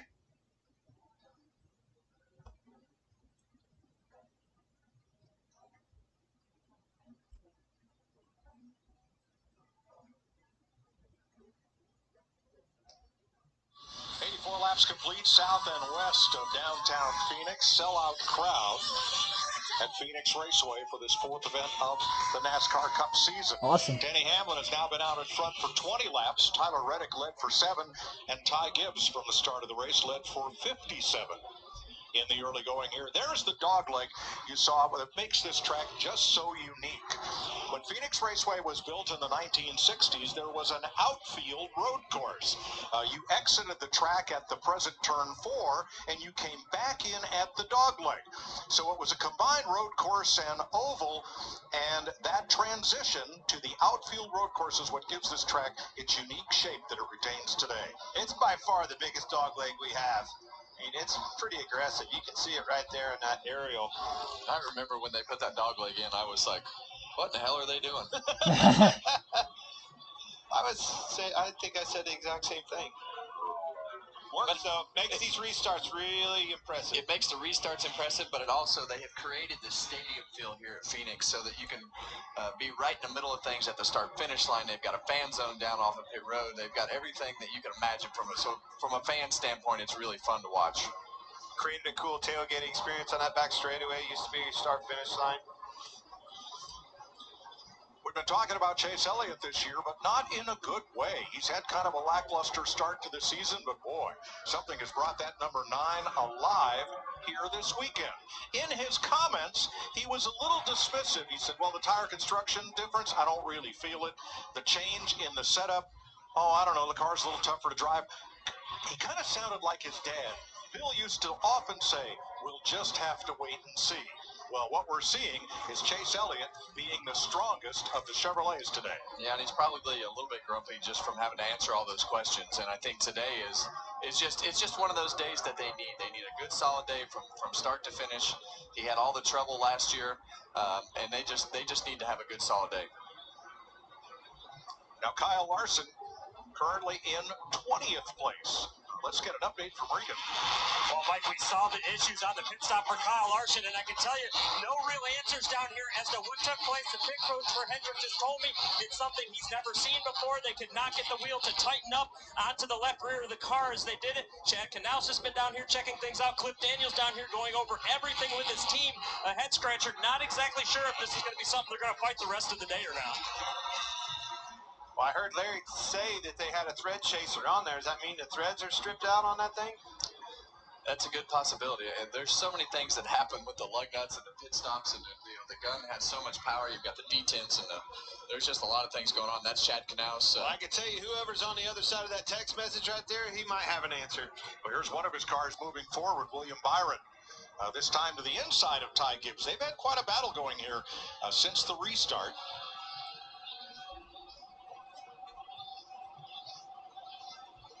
Well, William Byron, as we've documented so many times, has just been so solid, through last year and everything that he did.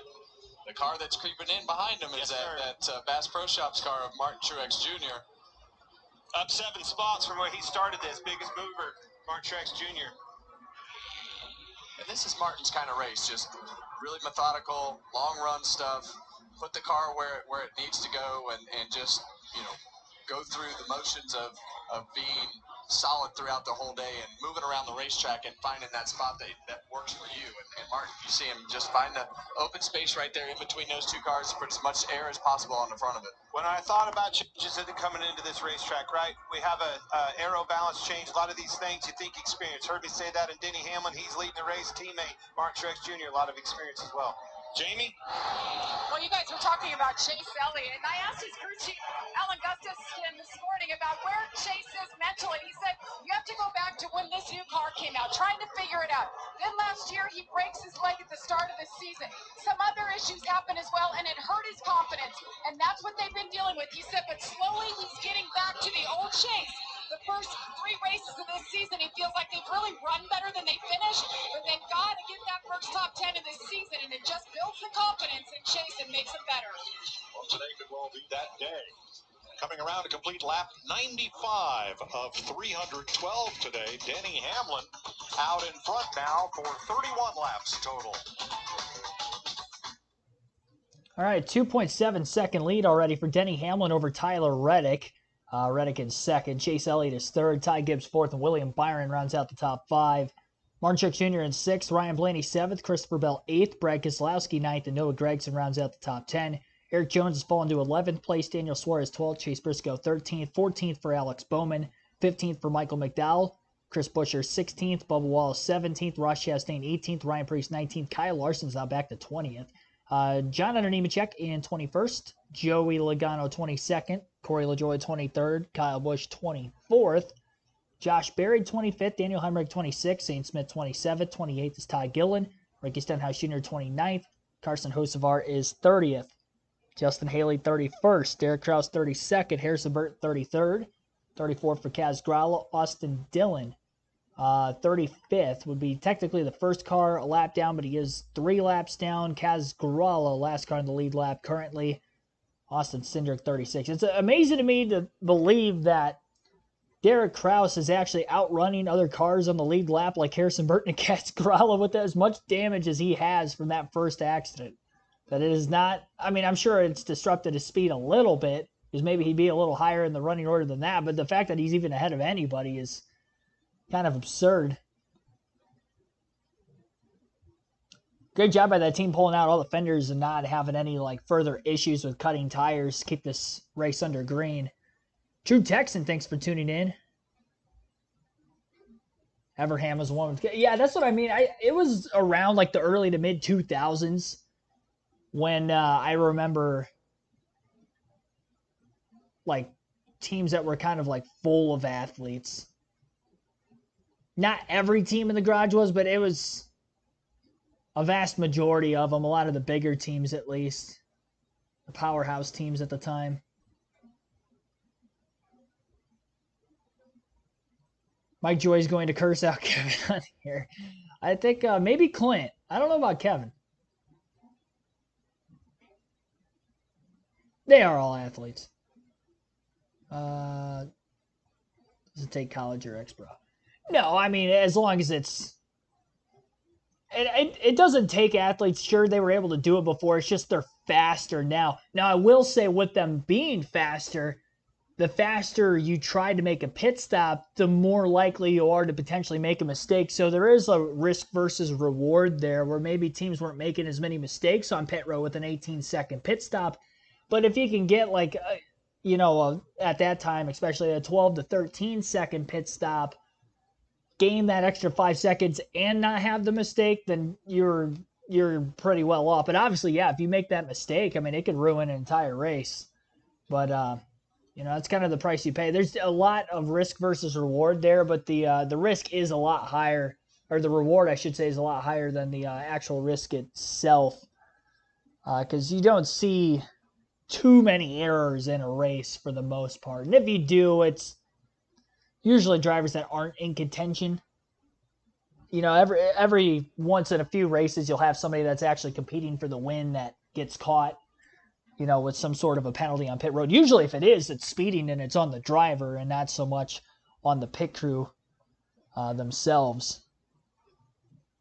Look at Kyle Busch's penalty when he was running top 10 at Vegas last week. It was a pitting out of the box penalty. Sure, it was on the pit crew. Probably should have backed up, but he did slide through the box, so it was kind of on both of them, really. it wasn't all on the crew themselves. Some speeding penalties at Atlanta, quite a few of them.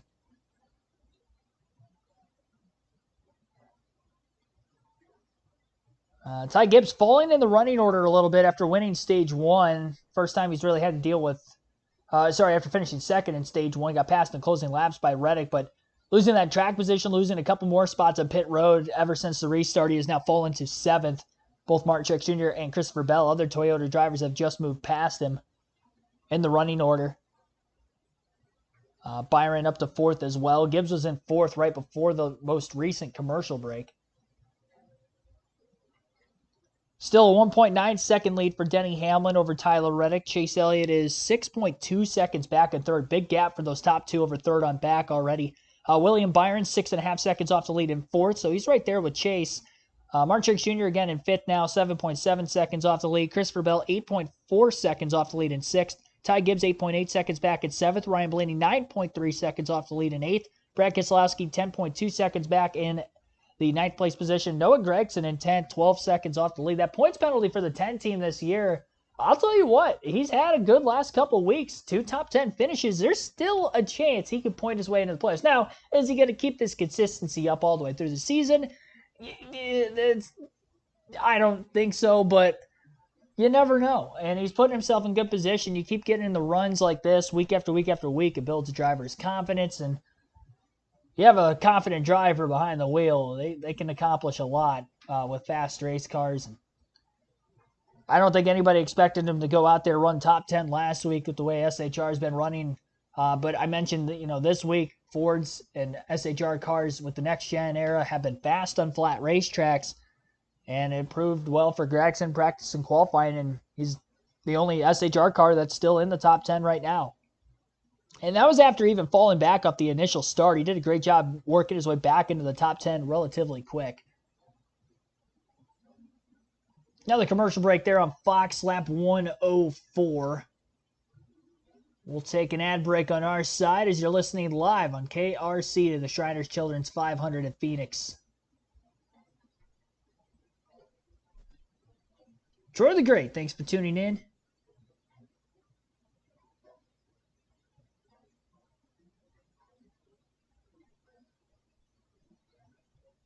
Let's see here. 66 likes on the stream right now. Be sure to hit that like button so we get to that goal of 150 before the end. Sorry for the raw feed not up. I don't have any power over that. It's fortunately the 3rd Sunday in a row we've had this issue. Like I said, we haven't had this issue for any other series yet this year other than the Cup races, excluding the Daytona 500. It worked for Daytona, but every week since then, having problems with it. No, it's still on lap 5. I don't understand why it's frozen at lap 5. This is logging completely out of NASCAR.com and then getting back in on another web page. Still having the issues with it. Yeah, it's unfortunate.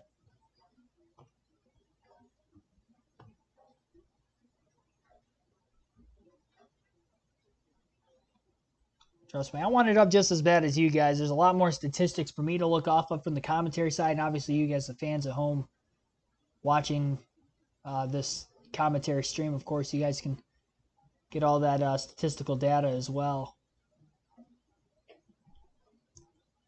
I do not have anything yet. It has been sometime during the course of Stage 2 when it has been up the last couple weeks when it was down at the start of the race.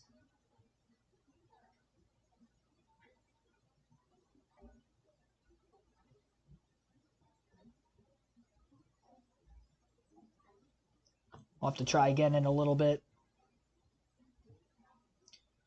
Using Google for right now.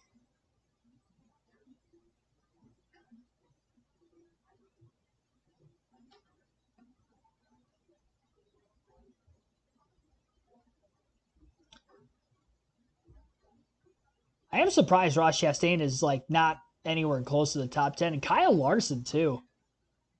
I mean, Chase Elliott looks quick. Byron looks quick. But Larson is definitely off. And he was off in qualifying compared to those two, as well as practice this weekend. But, I mean, he's had good runs at Phoenix.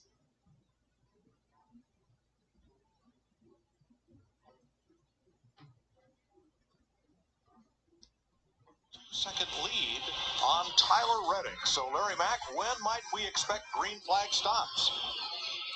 Yeah, Mike, we went back racing at lap 69, which is 116 laps to go in this stage. If you split that right down the middle, that's 58 laps run. But what we've been seeing this year when they've been splitting stages is drivers coming a little earlier than halfway. I'm going to say in the next 8 to 10 laps, you're going to see green flag pit stops. Remember, like Las Vegas, once one car comes, you can't be far behind because you're going to give up so much time.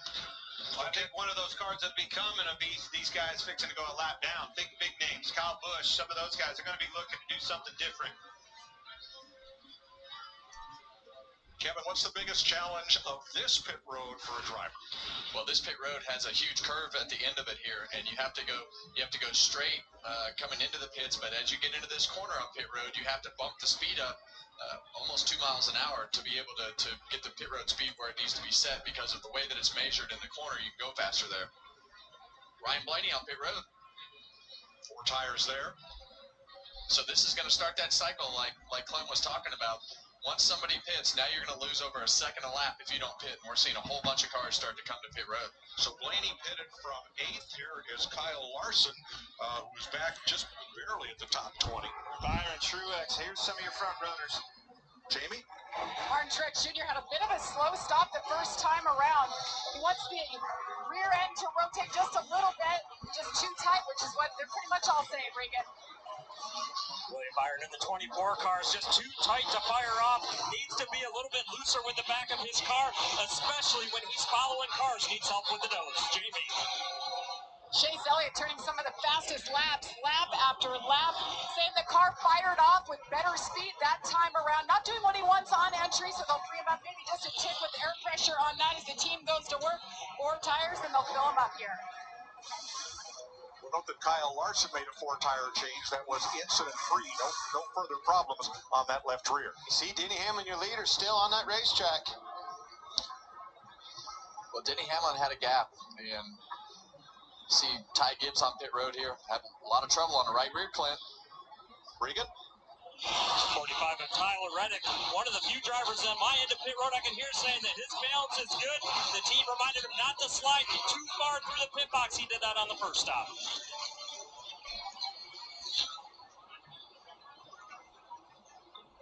Here comes Hamlin at lap 118. Suarez completing his stop as Reddick leaves. As you see Denny Hamlin go through the corner right there, you want to stay above those dashed lines right there to make sure your pit road speed is accelerated to where it needs to, and then you have to slow back down right here. But Denny, he's going to have a little trouble. Oh, has trouble getting in. Suarez moves up. That's going to cost him some time. Regan. Denny Hamlin always very descriptive about what his car is doing. Loose in at both ends of the racetrack. He likes the center, and the exit is too loose. Todd Gilliland is the race leader. He has not pitted, nor has Kyle Busch. Ricky Stenhouse just in. Hocevar and Kraus on a lap by themselves.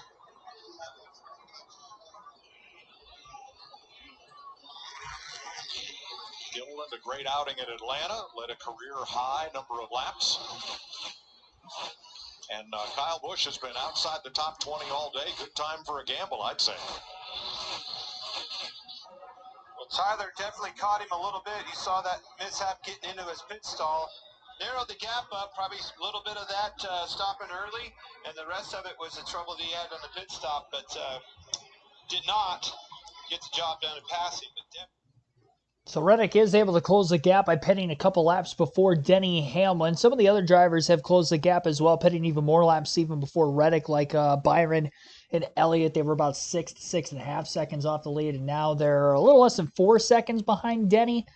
Obviously, with that gap closing, we'll see if Reddick is going to have anything for Hamlin. Hamlin was very good on that short run. He had as much as almost a 3-second lead, and then right before the green flag pit stops, Reddick had chopped that lead down to about 1.2 to 1.3 seconds. So it definitely seems like the very long run, Reddick is faster than Denny Hamlin, so he's just got to make sure Hamlin doesn't run away from him as far this time, and he may have a shot to get to him before the end of stage 2. Todd Gilliland, Kyle Busch, Ricky Stenhouse Jr., Carson Hocevar, and Derek Kraus are 5 drivers that still have to hit pit road yet. They're just kind of staying out, hoping we get a caution. They can cycle ahead in the running order a little bit more. Hamlin about 6 seconds off of current race leader Todd Gilliland. Again, has to pit yet. It's like Bell had jumped Truex in the running order, then William Byron jumped ahead of Chase Elliott through the green flag pit stops as well. Kyle Busch is now on the pit road. Over-the-wall crew.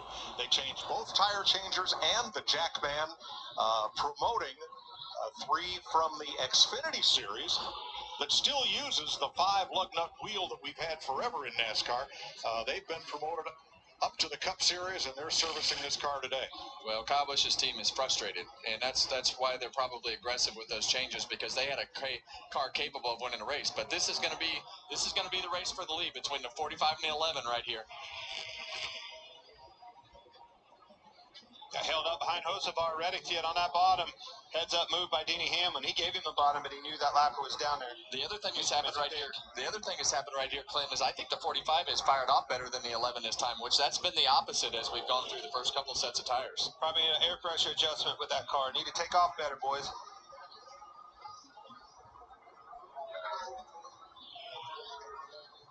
So Hamlin now to second, Reddick to third. Still 4 seconds back of race leader Todd Gilliland.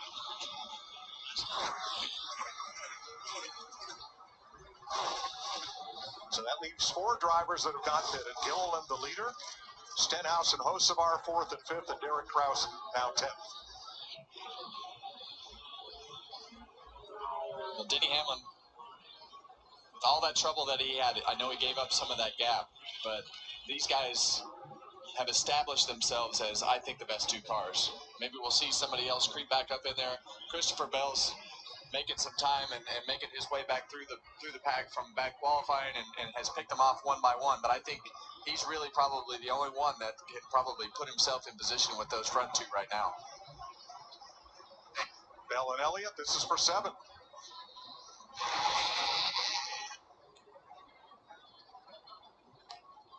Regan.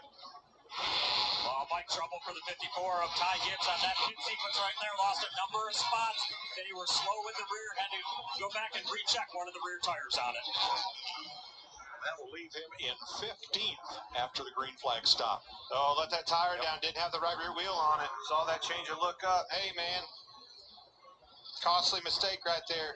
Fundamentals, boys. Well, it's good that they jacked that car back up and just took the time to fix it, because the last thing we need are tires flying around and having something happen like we saw last week at Las Vegas, and we've seen so many times. It's so hard to explain how intense the pit stops are because of the amount of time that they're on pit road. 9 seconds to a 10-second stop it seems like a catastrophe once you come back out on the racetrack. So these teams push it, and sometimes they recognize the mistakes that they made like they did right there and fix the problem. So Hamlin and Reddick on your screen, they've now closed to within 1.25 seconds of Todd Gilliland. There's Todd, who has not yet made his green flag stop. He was last in the pits, lap 65 at the end of stage 1. Good screen time for Todd Gilliland, getting some laps led in. Kind of similar to when he led the most laps in the Atlanta race earlier this season. So good to see. He hasn't had great finishes so far this year, despite having fast cars in the super speedways. Hopefully he can get that going. He had quite a few top 15 finishes through the summer months of last season. Reddick not letting Denny Hamlin pull away from him. 54 laps to go in stage 2, and Reddick is within a couple car lengths of Denny Hamlin as they close on the 38 of Gilliland. Reddick, in fact, got to get to the inside of Hamlin through turns 1 and 2. Can't quite stay on that left rear corner panel to side draft, but Reddick is definitely there, and Hamlin has a mirror full of the 45.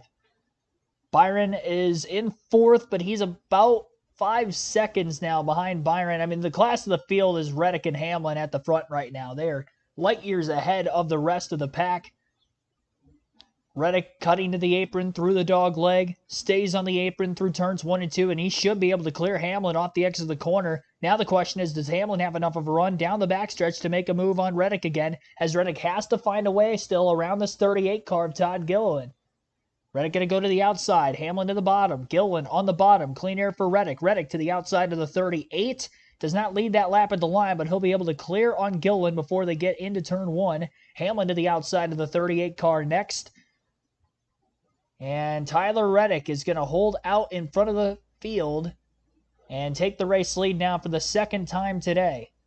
Remember, he lost the lead on pit road. Hamlin with that number 1 pit box was able to get that track position to begin stage 2, but no cautions at all in this second stage. And on the long green flag run, Reddick able to finally catch up and pass Hamlin after the green flag pit stops.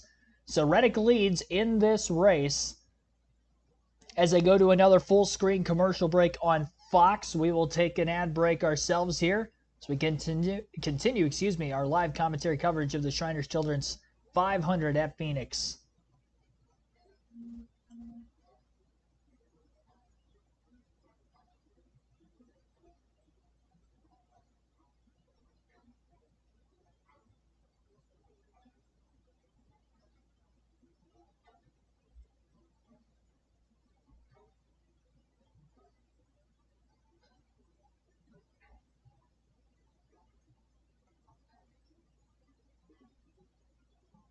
Alrighty. Waiting for our leaderboard on Google to refresh here, so then we'll go through the current field running order.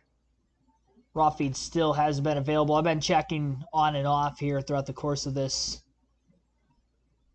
live commentary stream.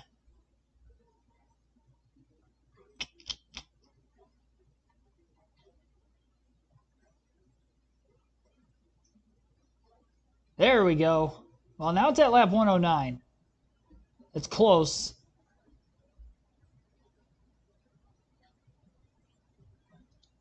It's closer to what it was.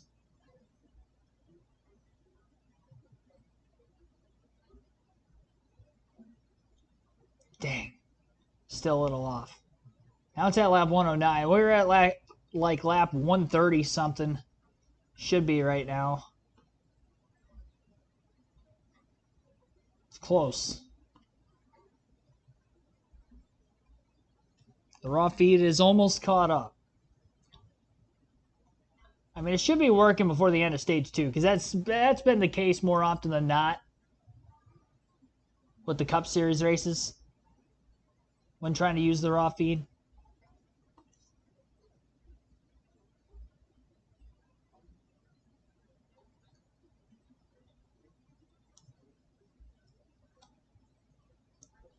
There it goes, 139. Raw feed is now available. It only took almost half the race, but we're here. We'll be halfway in about another 16 laps or so. There we go. We've got our original leaderboard back. Up to 70 likes on the stream as well. Be sure to hit that like button. And also vote for who you think is going to win the race today in the poll that's open in the chat. 107 votes have been casted. Got 107 votes in the poll, but only 70 likes. So be sure to hit that like button, guys. 47 of you think somebody other than Blaney, Hamlin, or Chastain will win. I got to say, Reddick looks like he's definitely got the best long-run car in the field today. I'd say Reddick probably has the best car. Hamlin's probably second. Hamlin's got the best short-run car. And he's got that number 1 pit box. So, again, if it comes down to a late race pit stop, I still like Hamlin winning this race, even to this point, having the pre-race prediction. Because it just... I felt like the crowd could see it. You could see the crowd. You could see them. You could see them. That was the biggest thing. And he was proud of his heritage. He named it that. And Alan posthumously was inducted into the Polish-American Athletes Hall of Fame in Milwaukee. I feel like I learned something every week from you, Mike. You know what I like? That era. Yeah. Those cars were so cool. Fan base was awesome. Just really neat race car drivers. Well, here's your progressive race summary. After 141 laps, 4 different leaders, 5 lead changes, 25 cars on the lead lap. And the next of those leaders is likely to be Christopher Bell. He's been the fastest car on the racetrack the last 10 laps or so. And as things shake out here, once... Bell is running faster laps. Bell will be up there in the top 3. And he's closing little by little. Well, he's going to have some track position now. When they make this next pit stop, he's going to be up there with the boys that have been controlling this race, and I think he's going to be right in that mix. I think right now he's a little bit better than Denny Hamlin, and it seems like he and Tyler Reddick are pretty evenly matched. It depends on the lap, so it'd be great to see him go toe-to-toe here after we make the next pit stop. William Byron, who with Chase Elliott has been the class of the Chevrolet camp here today, currently 5th. And let's check in on a driver who's having a bit of a tough day, Jamie. It really is, Mike. We haven't talked about Joey Logano today. He's back there outside the top 20, actually right where he qualified in 23rd. Talked to Joey this morning. He said, I've started on the front row the first 3 races this year, but this is the place I expected to get the pole, and that was not the case. He said they had to tighten him up, and he just got slow, and that's kind of where he's been today. No major complaints. The car is turning good, but he's back there mired with the rest of them, Mike. First race of the year that Joey Logano has not started on the front row. Yeah, when you have those days where you just don't really know what you need to do to be better, it's just tough to be able to figure it out. You'll have to go back to the shop and figure out what did we do wrong fundamentally to make the car better. So definitely interesting at one of Joey's better racetracks to see him struggle. Here we go. Got a foot cam of Alex Bowman here.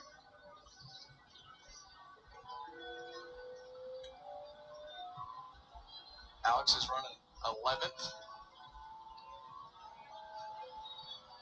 I had to figure out where we were. So now that we've shifted, so we're going into turn 1. See him just progressively let off that brake pedal, and when he gets all the way off the brake pedal, he just squeezes that throttle down on the right to try to wait for the car to turn and drive it back off the corner when he feels like that the tires are gripped up. A little quicker release of the brake down here in turns 1 and 2. You want to put that throttle down a lot harder right there as you're driving up the banking towards the start-finish line. Up to 5th gear. You want to have that big spike in the brake pressure right as you come down into the corner, and you want to release the brake pressure slowly to help the front tires turn.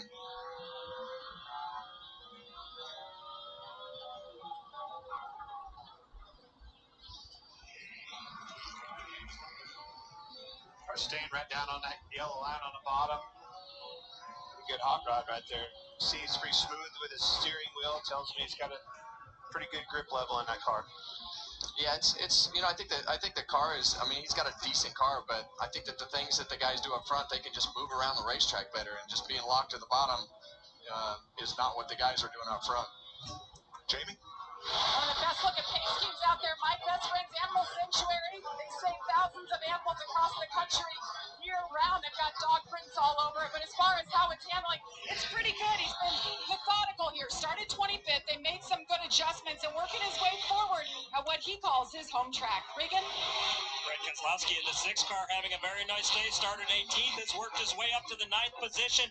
One of the drivers that's a veteran and loves getting extra practice gave him an opportunity to really try and work on dialing in that 6 car yesterday on Friday during the practice session. Right now, the report from Brad, just a little bit too tight across the center.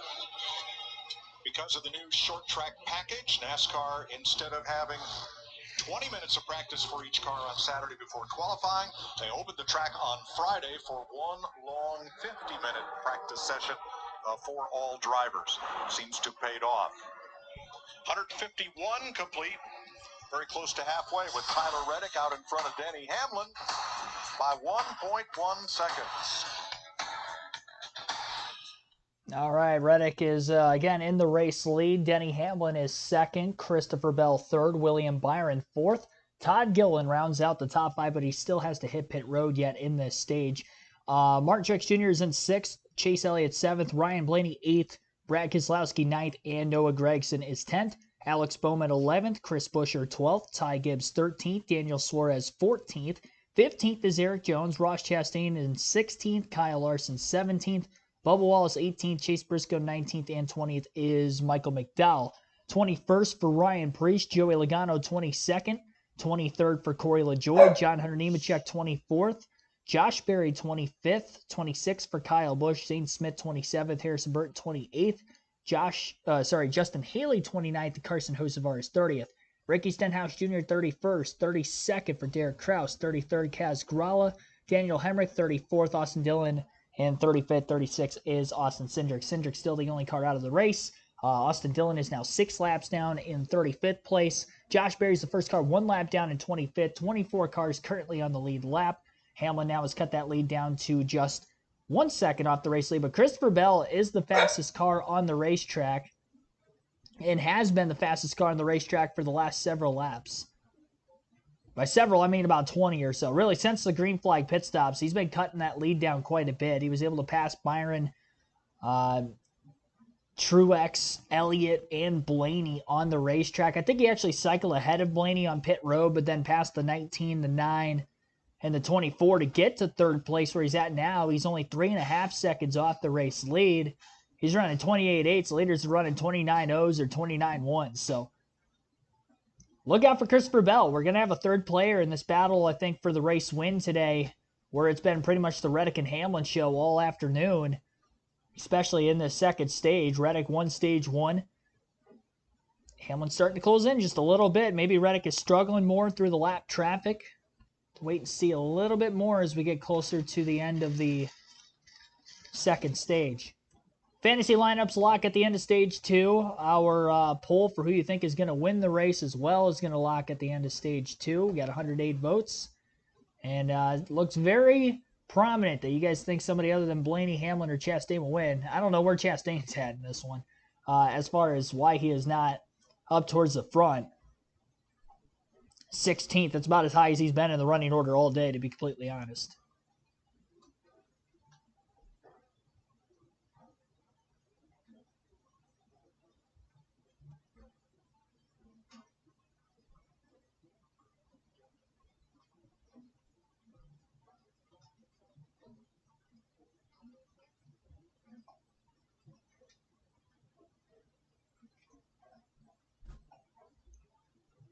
All right.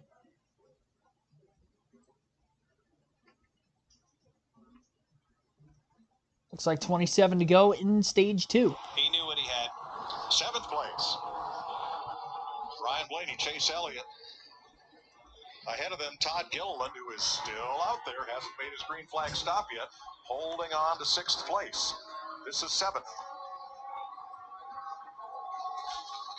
Well, and as we normally see every week, we see that 12 car start to come to the front of the race, front of the pack as the race goes on. And that's what Ryan wanted to see right there. He wanted to see Todd Gilliland go to the bottom of the racetrack so that he didn't have to follow him through the corner, because the corner before that, Chase Elliott had to follow him, had the clear lane, and Ryan had to follow. So now using Gilliland as a pick. This will move Blaney up to 6th place. Now, among the top 3, Reddick has a 1-second lead. Christopher Bell should catch the leaders right just before the end of this stage. The way the lap times are running right now. We've got some audio from Denny Hamlin. The only one that can be coming at times. When he does, he's out in the feeding you through 1 and 2 and running the bottom doing it. He's loose, so it allows him to get off the brake really quick and back to the gas really quick. His tip in is smoother than that. Sooner, but smoother. Well, that's interesting information, and especially since these guys are on the same team, they want to have the information to know where they're getting beat. And up on the pit box, everybody has SMT data, so they can look at every car on the racetrack, how those drivers are driving, what their lap times are, steering, throttle, brake, RPM, speed, everything that they can give their driver to be able to say, okay, where are we getting beaten, and here's where we're getting beaten, this is why. So that's good information to have. It'll help Denny try to decide where he wants to be on the racetrack and what to think about before the next pit stop. That's what I wanted you to say. It puts it in the back of his mind. Maybe I can't do that right now, but let me tell you something. If you need me to do that, I need this adjustment right here. You make it a little bit better right here, and I've got that. I can't do it now. Tell me what you need so you can. Contact coming out of turn 4 between Brad Keselowski and Noah Gragson as they fight for position. Here's a look.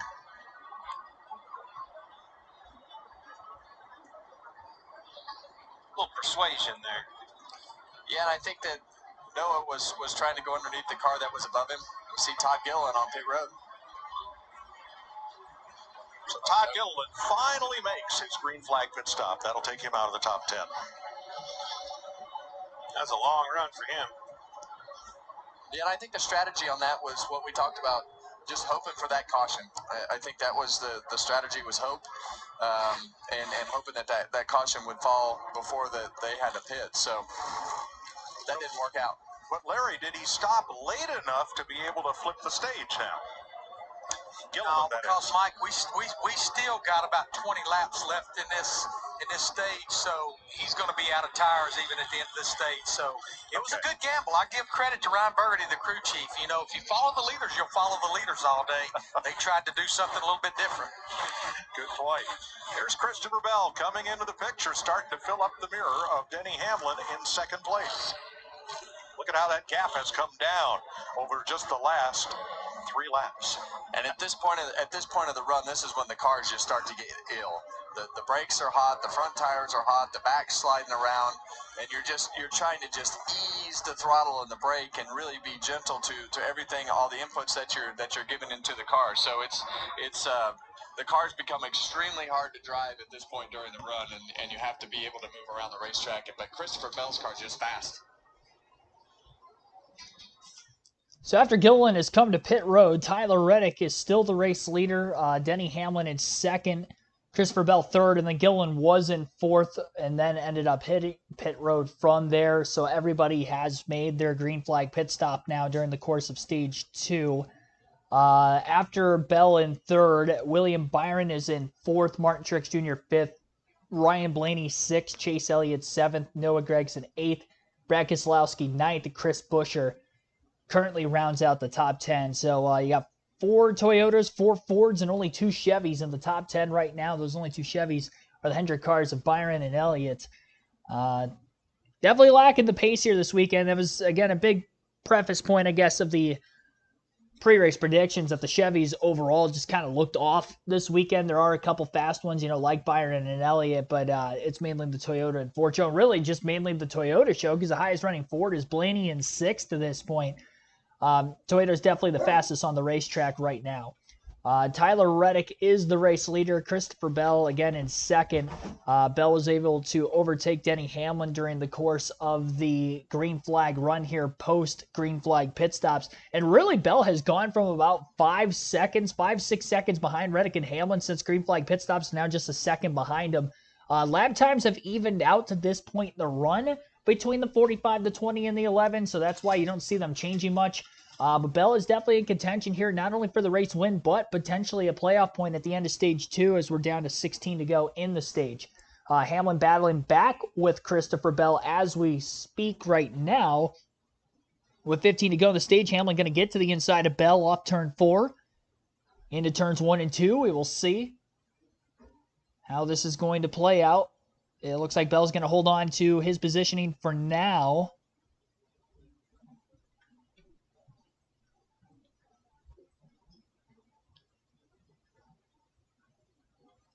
And even though they're battling for position with each other, though, their lap times are still right there with Reddick. And even that last lap, Christopher Bell was about 2 to 3 tenths of a second quicker than Reddick as he pulls Hamlin just a bit more. Bell's definitely the fastest car on the racetrack by way of consistency with his lap times. He can break away from other cars and finally, settle himself in, run his own racing line. He's working his way forward in a hurry. And I definitely think he's going to be the driver to beat here at the end of stage 2 at the very least. And again, another really 2.5 tenths faster than Tyler Reddick again this lap. Reddick down to the apron trying to get by, it looks like Joey Logano. Logano trying to stay on the lead lap to the end of the stage, might be holding Reddick up a little bit. Logano on the outside through 3 and 4, Reddick down on the bottom. This is also allowing for Bell to close in. Reddick again can't make the pass on the 22, and he couldn't stay underneath him that time either. Big run coming by Christopher Bell. Bell to the inside to pass the lap car he was working on the last several laps. That would have been Corey LaJoie in the 7. Bell to the bottom. Reddick to the top through 3 and 4. 11 to go, stage 2 at the line. Good little battle for the race lead. A lot of lap traffic around the leaders. 21 cars on the lead lap. Logano just trying to hold on to the end of the stage. Bell got tight on the bottom in the dirty air behind Logano. He got underneath the 45, overdrove it maybe just a little bit as well. Had to get way out of the gas, and Reddick again holds on to this race lead. 10 to go still in stage 2. There is time to get it done here for Bell. He's got the faster car at this point in the run. Denny Hamlin within a second of the race lead. Can't forget about him. That last lap, Hamlin was actually about a tenth quicker than Bell and Reddick. Reddick finally gets by Joey Logano. So Logano in the free pass position. I don't know if they're going to be able to catch another lap car before the end of the stage. It's going to be close. Ryan Preece is now the last car in the lead lap. If they lap Preece, then Logano will have to pass the 41 of Preece to get into the free pass position again. And LaJoie trying to catch up to where Logano is at. Logano not going to let Christopher Bell by. Joey's trying to push as hard as he can right now to either get his lap back, which it doesn't seem like he's got the speed to be able to do so, but mainly just to keep up with the leaders if they catch Preece. Bell again to the inside of Logano on the front stretch into turn 1.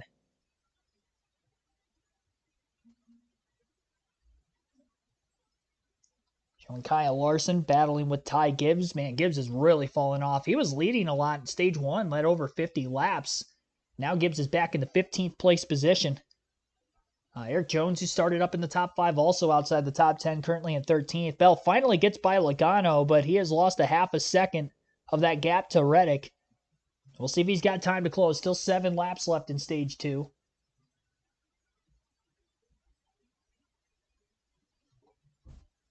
Ross Chastain also battling for position around Gibbs and Larson. A little bit better in stage 2 for Chastain, but not much better. Obviously not in any position to get stage points again. It's an aggressive battle for that spot between Gibbs and Ross. 15 cars, 1 or more laps down. And almost half the field is a lap down here. Again, there has not been a caution since that lap 6 incident for incidental cautions. Obviously, the stage break at the end of lap 60. No cautions at all here in stage 2. We're guaranteed 1 more with the stage 2 break coming up in 6 more laps. Bell has closed back in on Reddick again. Reddick got out to a half-second lead when Bell struggled to get by Logano.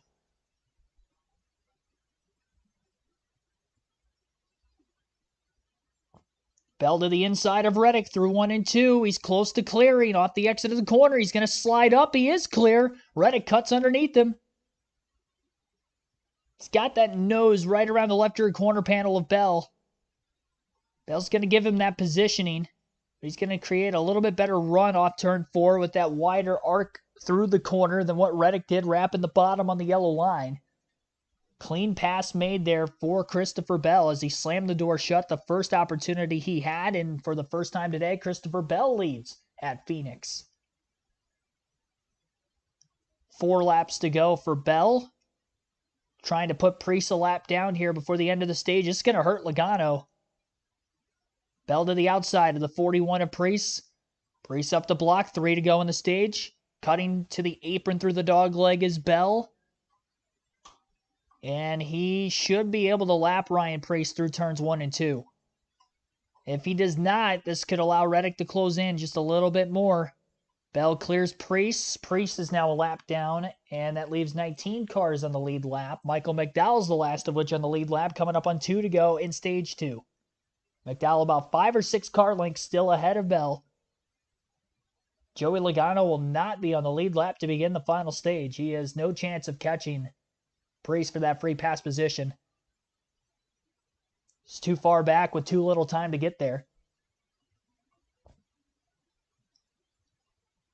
And the big question now is, can Bell catch McDowell? And can Reddick have a chance to get back to Bell? But as of right now, that doesn't look to be the case. Reddick slides the rear tires, almost lost it off turn 4 as he was side by side with Preece. He had to get way out of the gas, and he's now over a second off the lead. That was a close call there. Great job not making contact with Priest as well. Bell can coast it. And Christopher Bell is going to go on to win Stage 2 at Phoenix by 1.1 seconds over Tyler Reddick. Only about half a second ahead of him, but Reddick had that big slide off turn 4 a lap before the final lap of the stage. And again, Christopher Bell gets the stage win. Tyler Reddick second. Denny Hamlin third, 2.5 seconds back. William Byron fourth. Martin Truex Jr. rounds out the top 5. 4 Toyotas in the top 5 at the end of the second stage. They have dominated today's race at Phoenix. Ryan Blaney, the highest fourth through stage 2, finishes 6th. Chase Elliott 7th. Noah Gragson still having a solid day in 8th. Brad Keselowski in 9th and Chris Buescher in 10th. So both the RFK Fords getting stage points in stage 2. They did not get stage points at all in stage 1. So that is your stage 2 results. Here at Phoenix, we'll have our third set of pit stops coming up and probably the second to last stops of the day during the stage 2 break. Stephen Harvey, thanks for tuning in.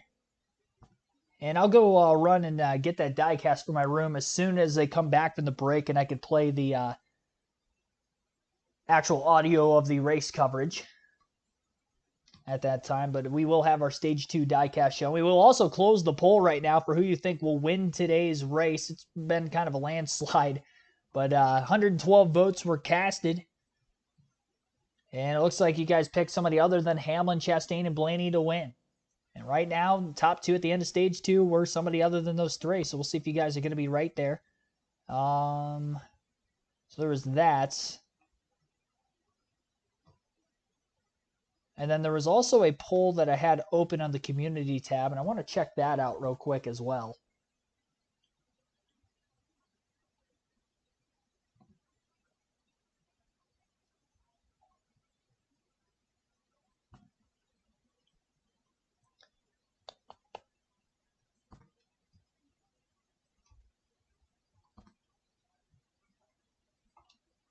See here.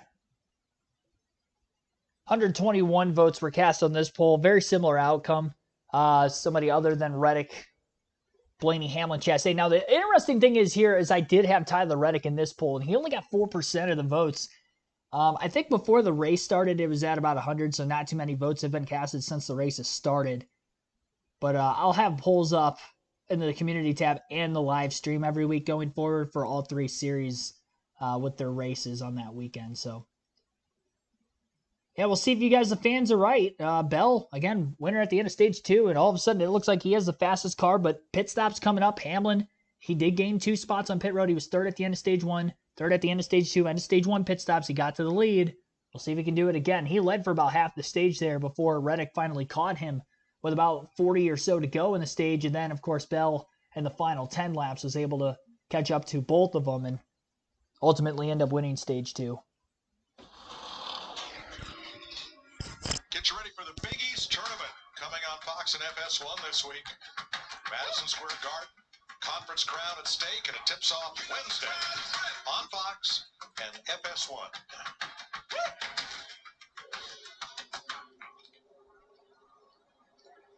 Oh, boy. Kevin, I've heard you in our meetings, you talk about this number 1 stall, the advantage of it, but you kind of have some mixed emotions on the distance off of that stall. Yeah, well, I'm of the opinion that the distance from the end of the first stall to the white line that scores everybody, I think it should be the same every week. There's really no reason that the distance from each stall shouldn't be the same. So that would be something that I would like to see. And what we've got right here is as we see this picture, this white line right here.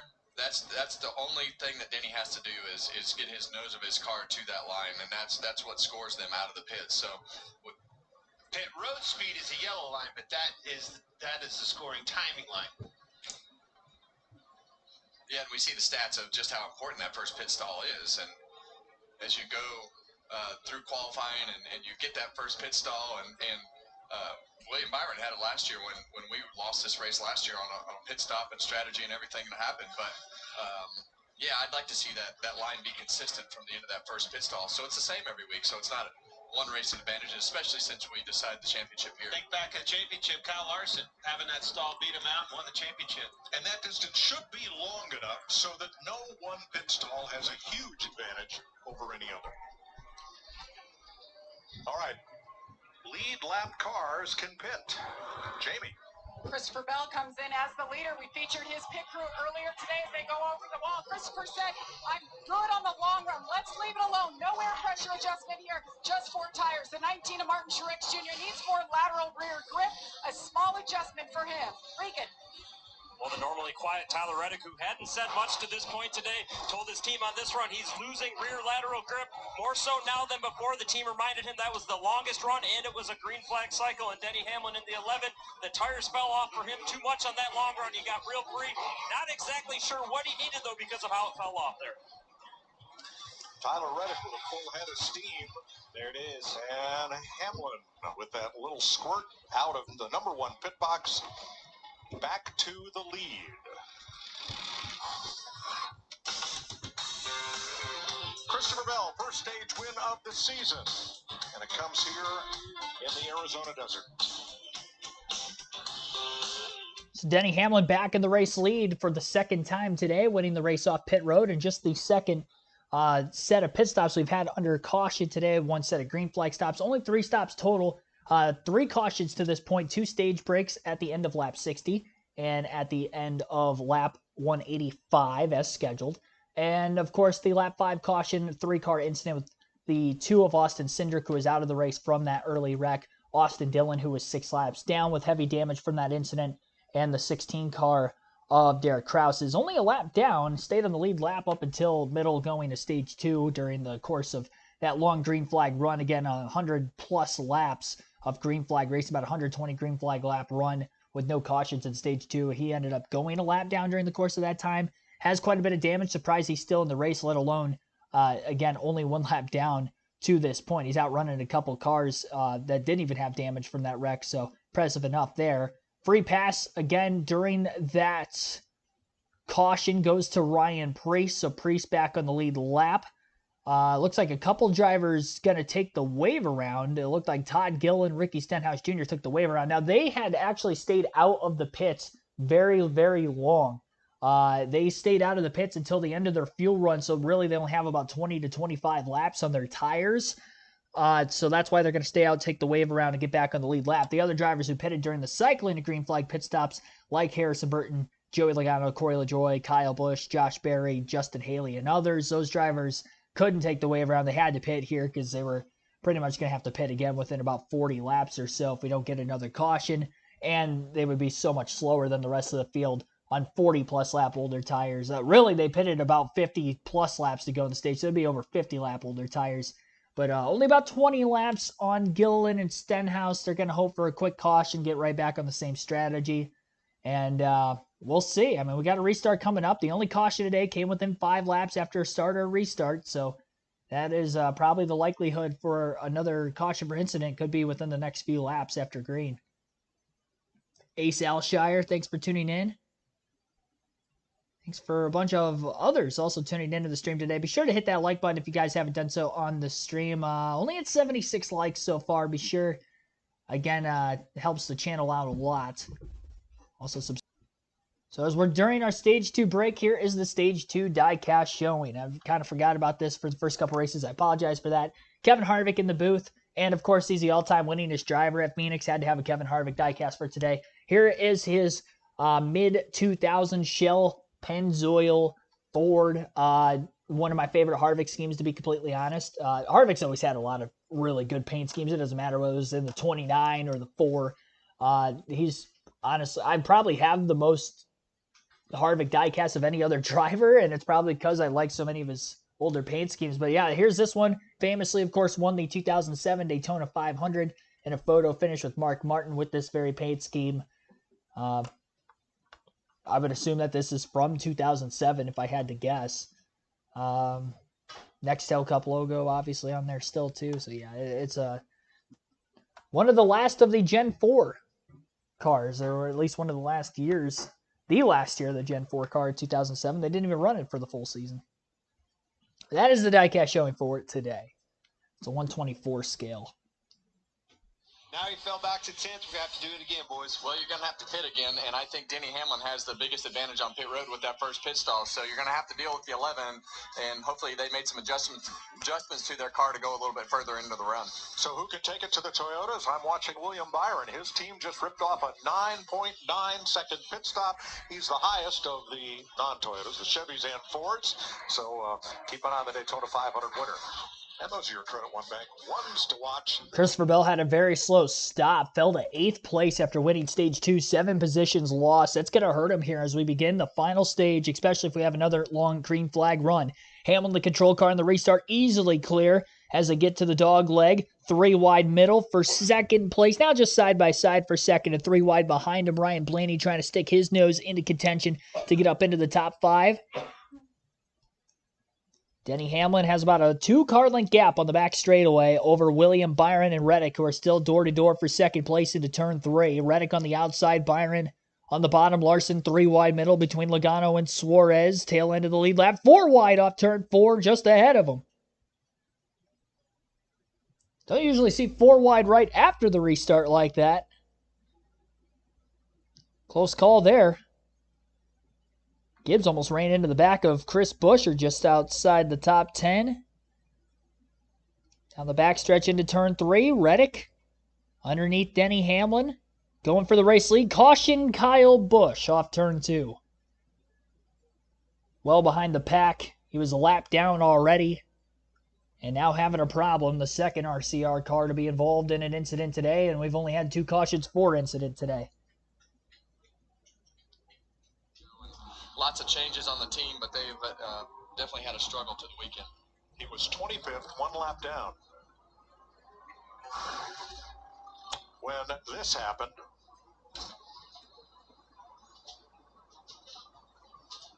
oh, you see him right there in the middle of the racetrack, just starts to come around on him.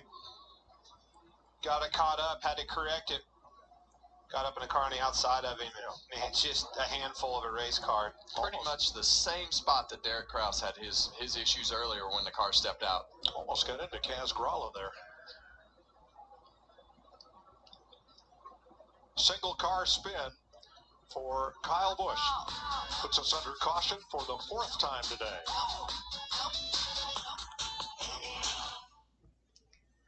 Kyle Busch bringing out the 4th yellow of the race. Single car incident. A spin. Made slight contact with the car to his outside as he was trying to correct it. Denny Hamlin was able to hold on to the race lead. That caution came out about 2 laps after the restart to begin stage 3. Well, I kind of called it. If we were going to get another caution for incident, it felt it was going to be in the first couple laps of the stage and a restart, and that's exactly what happened. We'll see if that happens again or if we can get another long green flag run in once again here in this stage. We only had 2 cautions for incident in the last Cup race at Phoenix, being the championship race at this track a season ago. Same race length, of course, at Phoenix as well. 312 laps, 312 miles. Free pass going to go to Joey Logano with this caution coming out. Or sorry, no, Corey LaJoie. LaJoie gets the free pass ahead of Logano. It's showing Logano ahead on our leaderboard. Now it's got LaJoie. So LaJoie does get the free pass. So congratulations there to Corey. Get back on the lead lap, and we'll see where he can go from there. Still about 114 laps to go at Phoenix.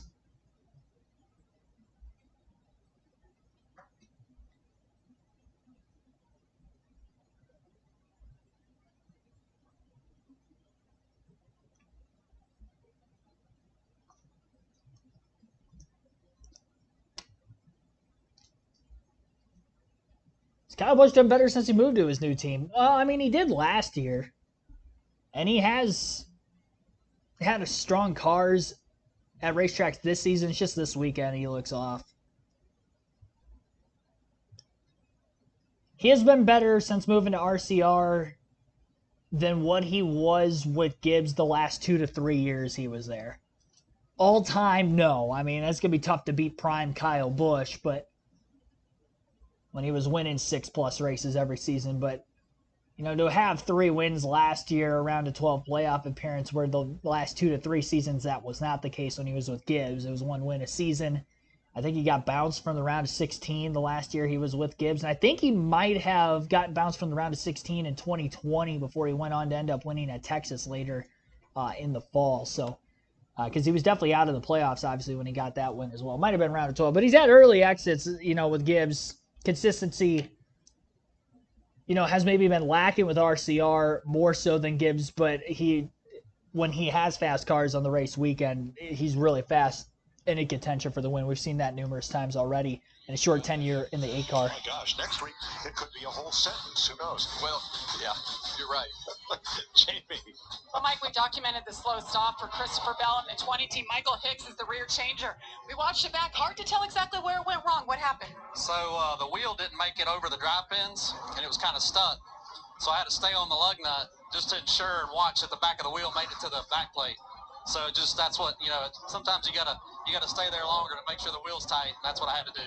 Well, I appreciate your time, Mike. We celebrate when they do good, and we appreciate when they talk when something goes sideways and they have a slow stop, too. Oh, absolutely. And that took him from the lead to 10th leaving pit road. A lot better than letting that wheel come loose. Well, right? That's a bigger penalty. That's a heads-up veteran move. Michael Hicks has been around this block a long time.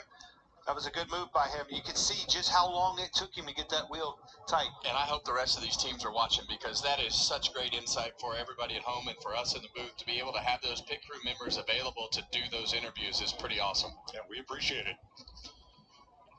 112 laps to go. There's our aerial coverage looking at that big grandstand that wraps around turns 3, 4 and the start-finish line. Aerial coverage provided by Goodyear, which powers every mile and every moment on NASCAR's road to victory. Goodyear, more driven.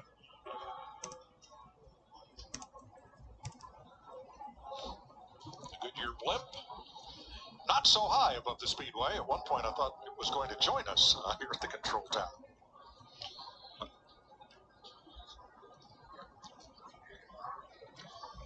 Here's Denny Hamlin talking about restarts. Yeah, I was a little tight center there. I try to throttle up, Chris, and I've got nothing to lean on. The bottom, I feel it bottom out a little bit and just don't have the rear grip to fire off. And a lot of times that's just the way that those heights are set and the way that it'll sit on the limiters that NASCAR sets in the shocks. You want to run it as low as possible, and a lot of times what he's talking about could go a number of different ways, but a lot of times it's just on low air pressure that will happen. All right, Denny Hamlin chooses the inside, Reddick outside, Byron inside. A whole lot of either or there. Now, Kyle Busch brought out that caution flag, only the 4th one all day when he spun coming off turn number 2. Here's number 8. It's back to the restarts again. Traffic. I mean, we came out of the pits on new tires the last run in clean air, so just got awful with cars. Tough weekend. Yep. You said it. We've documented it. Hey, everybody has them. Corey LaJoie got the free pass on that caution, so now 24 cars will restart on the lead lap with 110 to go. 2 Toyotas up front, Hamlin and Reddick. Chevy Ford second row, Byron and Blaney. Elliott Truex, Rex and Bell, Keselowski, Chastain, the top 10. Didn't see much of Blaney today. There he is in that second row. He made up, what, a dozen spots on that very short run? Here we go, Ryan Blaney. They were just talking about Blaney. Denny Hamlin leading the field to the green. Much better restart on the outside of row 1 for Reddick this time. He might have a chance of beating Denny Hamlin here into turn 1, and he does. Reddick clear of the 11. Middle of the corner, 4 wide in the back half of the top 10 through the center of 1 and 2. Contact. One car nearly gets squeezed into the wall. It might have been Gregson on the outside. Contact from the 19 of Truex, I do believe. And 3 wide again off turn 4. Another car slips sideways and gets into the wall. And that time, tough to tell who exactly that was. It might have been Ross Chastain in the 1 who had worked himself into the top 10 for the first time today. And that's going to stack him up 4 wide again in the middle of 1 and 2 as a result. Big checkup. Another car on the top. Chris Buescher in the 17, losing a couple positions out of that. Christopher Bell's 3 wide middle between Chase Elliott and Brad Keselowski. The 3 of them battle for 7th. Reddick already getting out ahead of Hamlin. Definitely the most aggressive restart, I'd say, that we have seen so far today. Keselowski moves up, almost gets... Oh, big crash in the back of the field in the middle of 1 and 2. Hard impact for Logano. Looks like he might have broken a toe link there on the left rear, the way that car was bouncing around, and he took some heavy shots from a couple different cars. Josh Berry, Corey LaJoie involved in it. 16 car involved in another incident as well, that being Derek Kraus. All the paint from the wall on LaJoie's right side. Not sure exactly how this started. We'll have to listen in. Joey Logano, they struggled in qualifying and wound up putting themselves in the back and going a lap down. And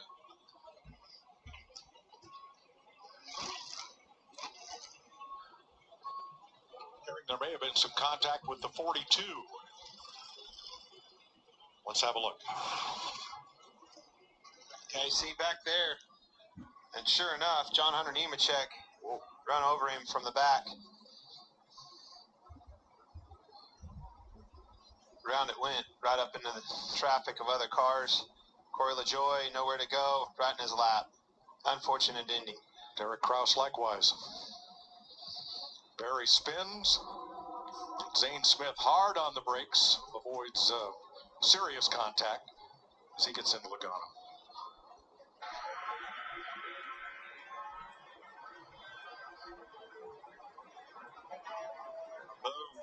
Wow.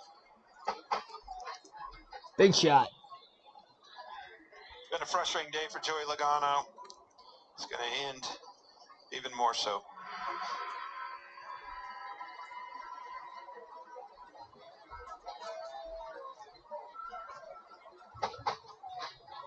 my goodness. I mean, that was a hard hit, but he got a pretty hard shot from Nemechek. He got a hard shot from Nemechek that started all that. But those are massive shots when you're inside the car.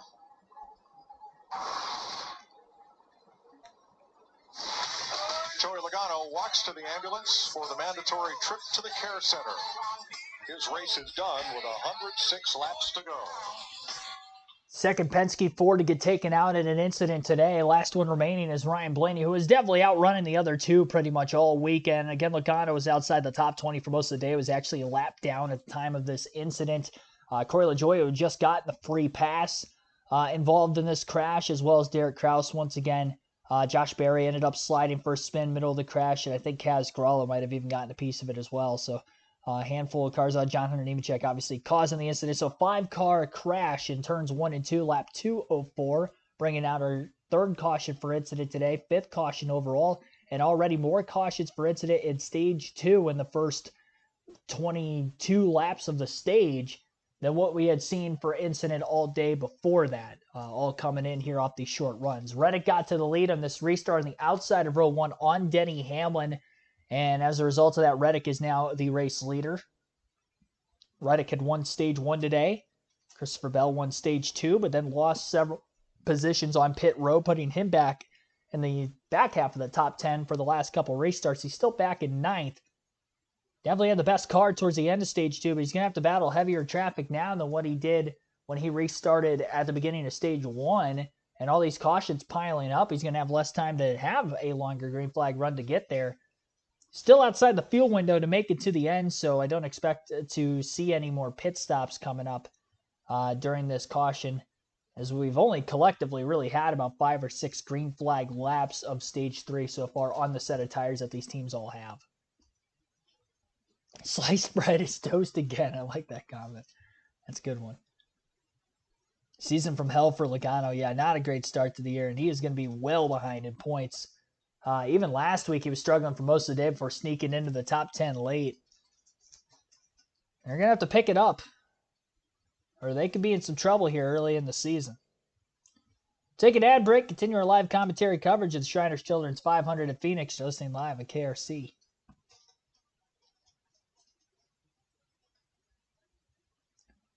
And appreciate everybody tuning in here for this stream. 77 likes. Our original goal was 150. it's going to be tough to get there before the end of the race. Still a little over 100 laps to go, but if you have a chance to do so, hit the like button. At least try to get to 100 here before the end of the stream today. But a lot of mid-pack and further back drivers have come to pit lane. Well, John Hunter Nemechek got hard into Joey Logano to turn Logano around and out of the race. Here's the 42 radio. My bad, man. I didn't mean to get into the 22. I don't know. He slowed up way early. I got you on that. Well, he definitely slowed up more than he did. Yep. All three drivers out of the race. LaJoy, Kraus, and Logano. Since Logano was in the free pass position, that means no driver gets back on the lead lap. Still working on Corey LaJoy's car, or excuse me, that's Zane Smith's car. LaJoy, Logano, Kraus reported out. Josh Berry got a little piece of that, and Zane Smith right at the end.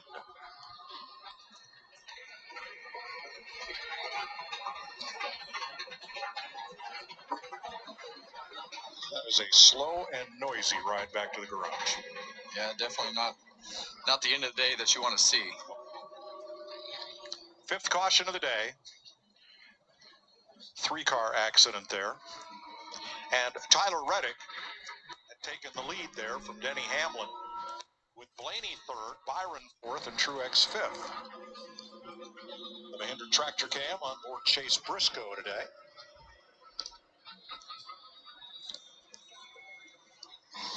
And there's Chris Buescher, the BuildSubmarines.com cam on his RFK number 17 in 16th place.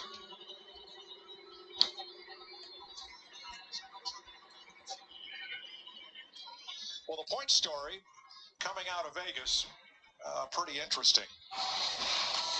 We're paying a lot of attention to points in this early season because we see how much they matter. There are the drivers that gained spots, drivers who lost spots. One driver from each of that group out of the race. Austin Dillon was in that first wreck today. And Brad Keselowski having a good day that he needs. He's currently in 7th place. Well, and this is behind 16th place, so Austin Dillon is definitely in a bad spot. And, you know, I think at some point they're going to have to say, hey, we're in a position where we're going to have to go for wins. You're there. Yeah, by the way. You're there. Brad Keselowski, it's kind of like last week. He didn't have a very good car last week at Las Vegas, wound up with a 13th place finish, made up some points. And if you're not in a position to be the car that is fast enough to win the race, you have to pay attention to points. And really, from the beginning of the year, if you don't pay attention to points, because you don't really know if you're going to be one of the faster cars or not. So both of those guys are in different spots. You look at our Fox Race tracker up here in the upper left of the screen, and you see all of those yellow lines right there in stage 3. We've had a rash of caution flags. Let's blow it up for you here at the top. We had only one caution for cause back at lap number 6, then the stage breaks, and now a bit of yellow fever. Well, it all compresses. They all know it. We can't get any of these passes made on these long green flag stops. We're having trouble in the pits. We're frustrated. Everything's catching up. These restarts, they breed more restarts. And you got to go. No matter what just happened, you have to be aggressive, and you have to push, and you have to shove, and you have to dive to the bottom, go to the middle, and try the top. Whatever lane is open, you got to try to go and make some spots up on the restart while you can. And if you don't have a lane, make one. Make one. All right, here's some Tyler Reddick radio. A few takers. We are about 5-6 laps outside of the window to make it to the end of the race. So even if those guys stretch it, they got to save fuel. I would imagine any more yellows after these restarts, they will all come. Reset. Copy that. Yeah, all those guys that just pitted, I've been listening to their radios. They've been on them about saving fuel till we go back racing. So those that just pitted can't make it. All right, green flag racing underway again. Hamlin staying with the 45 of Reddick, getting into turn 1. Denny on the inside. Outside is Reddick. Big charge in that third lane by Martin Truex Jr. in the 19. As he makes some headway. And Truex is going to get to the outside of Hamlin. Hamlin's still door-to-door with the 45. Reddick got a quick push on the back straightaway from Truex. First time we've seen Truex in contention for the lead, and he might go up the middle 3 wide, but the door is going to close, and Hamlin still remains side-by-side with Reddick. The 19 still to push the 45 car. Hamlin trying to side draft Reddick as much as he can on the front stretch. Heading off into turns 1 and 2 again. Hamlin wrapping the yellow line. Reddick is going to crowd him quite a bit. Near contact to the left rear corner panel. Truex outside of the 11 for second. Huge scrum of 3x3 racing going on outside the top 10. Reddick is clear for the lead into turns 3 and 4. Hamlin and Truex continue to battle for second.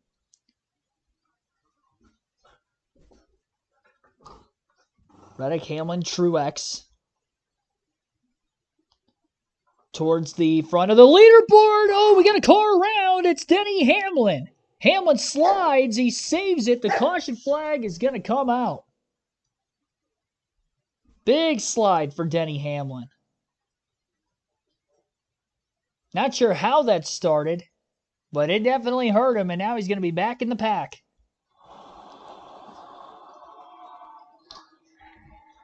All of our action today has been in turns 1 and 2. This is going to put pretty much everybody right inside that pit window. Wow, that was a pass for the lead. So the other thing that this probably does, guys, is those guys that just pitted. Let's see what happened. See, Denny Hamlin on the bottom of the racetrack, getting into turn 1, he's safe. Gets a little bit loose, comes up the racetrack, had to catch it, getting to the door of Reddick, and away it came. Round it came. Wow, did not see that coming. Boy, that could have been big. Brad Keselowski was almost right on him. So if those guys were, as we look at this one more time, those guys that just pitted, if they were close on fuel and felt like they were in a position to make it to the end, now you're gonna have all these guys up front that have to pit. And it's gonna flop the field, Clint. 100%. Well, Kyle Busch's luck finally changed. He is the free pass. Well, he'll be back on the lead lap. Here's Ryan Blaney's view.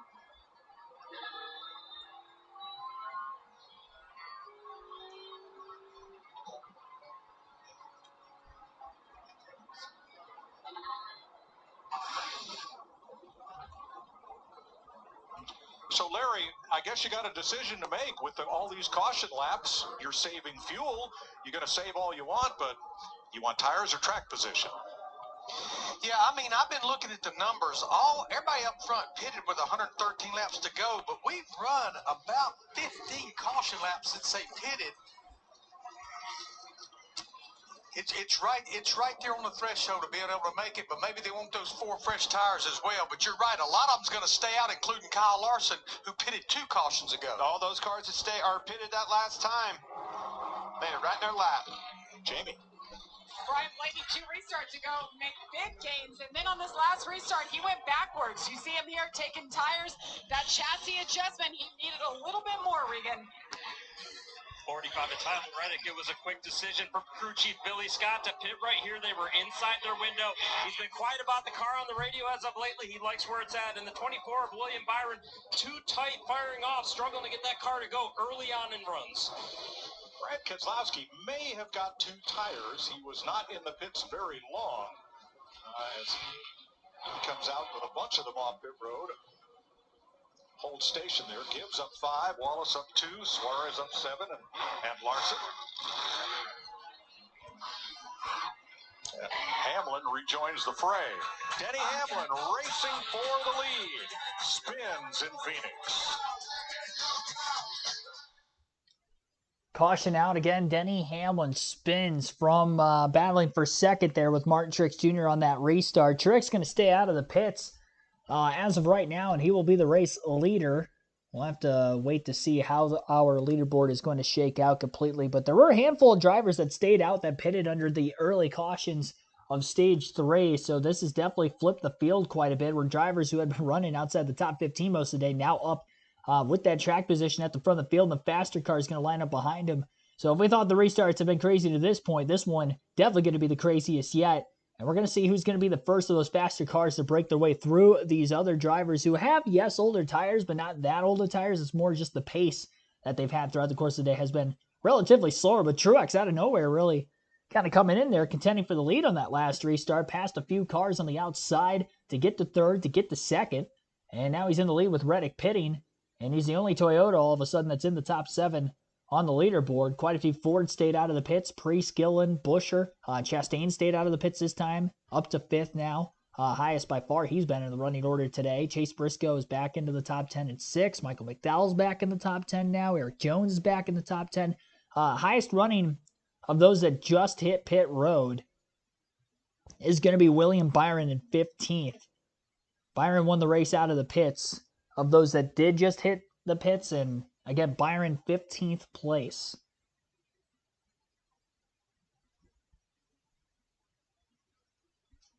Still about 93 laps to go at Phoenix in today's race. Freddie Craig, thanks for tuning in. I can't actually show the race for copyright reasons. The race is on Fox, Big Fox, for today.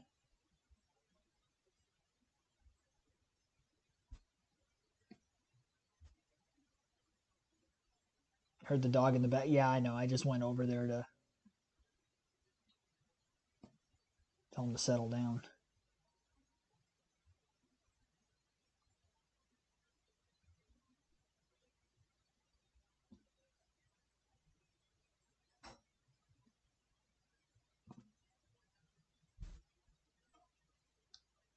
Race leader. He's not been in the pits since lap 190. Ryan Preece also stayed out. He was in the pits at lap 199. The next 7 cars pitted at lap 209, and from 10th on back just came in. Jamie? Well, James Small, the crew chief, Mark Truex Jr. back and forth and said, what do you want to do? Truex didn't want to give up track position. He said, well, we could stay out and bank on another caution, and that's what they did. All right. It's going to be a while. I mean, Tyler Reddick, who was in the lead, now in 15th, and got a lot of other slower cars up in front of him, but Truex, who has speed, is leading the way for this restart. Quick fan out. 92 laps to go. Ryan Preece not going to be able to keep up with Truex on the front row for the restart, but Preece is going to hang on to second off of turn 2. One car on the outside, I believe that was Michael McDowell getting a few positions off of turn 2. Out in front of Gibbs, Briscoe, he was able to pass, also got by Eric Jones. Ty Gibbs in the 54 with the 3-wide pass on the 14 and the 43. Hadn't seen Gibbs lead any laps since stage 1. Fell back to about 15th. The field flipping here definitely helped him. Contact, one car in the wall. It's Reddick. No, it's Eric Jones. Sorry. Eric Jones, 43. The aerial cam there looked like the 45. Tough break for Eric Jones. He got clipped on the left rear corner panel as they were 4 wide in the middle of turns 1 and 2. And he slid upwards into the wall. Jones restarted 8th. He's going to be outside the top 20 now. And now he's back to 24th on our leaderboard. Gibbs working by Chastain, and already Ty Gibbs is driven up to 3rd on his fresher tires. So he's the first of the faster cars that restarted outside the top 10 that's made their way through this pack. Reddick still mired behind a group of 3 wide cars. He's side by side himself with Noah Gragson, and Reddick's only made it up to about 11th or 12th place. Can't believe how quickly Gibbs got through there compared to everybody else behind him. Ryan Preece is keeping up with that 19 car of Martin Truex Jr. at the very front of the field. Gibbs is about 1.3 seconds behind them in 3rd. Preece only 0.4 of a second off the lead. Ross Chastain in 4th, 1.8 seconds back, and Michael McDowell 1.9 seconds off the lead in 5th. That's your top 5. 88 laps to go at Phoenix. Still a mad scrum middle of the pack. Denny Hamlin, who spun, who just brought out that last caution, he's currently 17th. Chase Elliott, who's top 10 all day, right behind him in 18th. William Byron lost a lot of spots on this restart. He was 14th on the restart. Now he's back in 21st. No Hendrick cars inside the top 15. Well, other than Larson in 15th right now.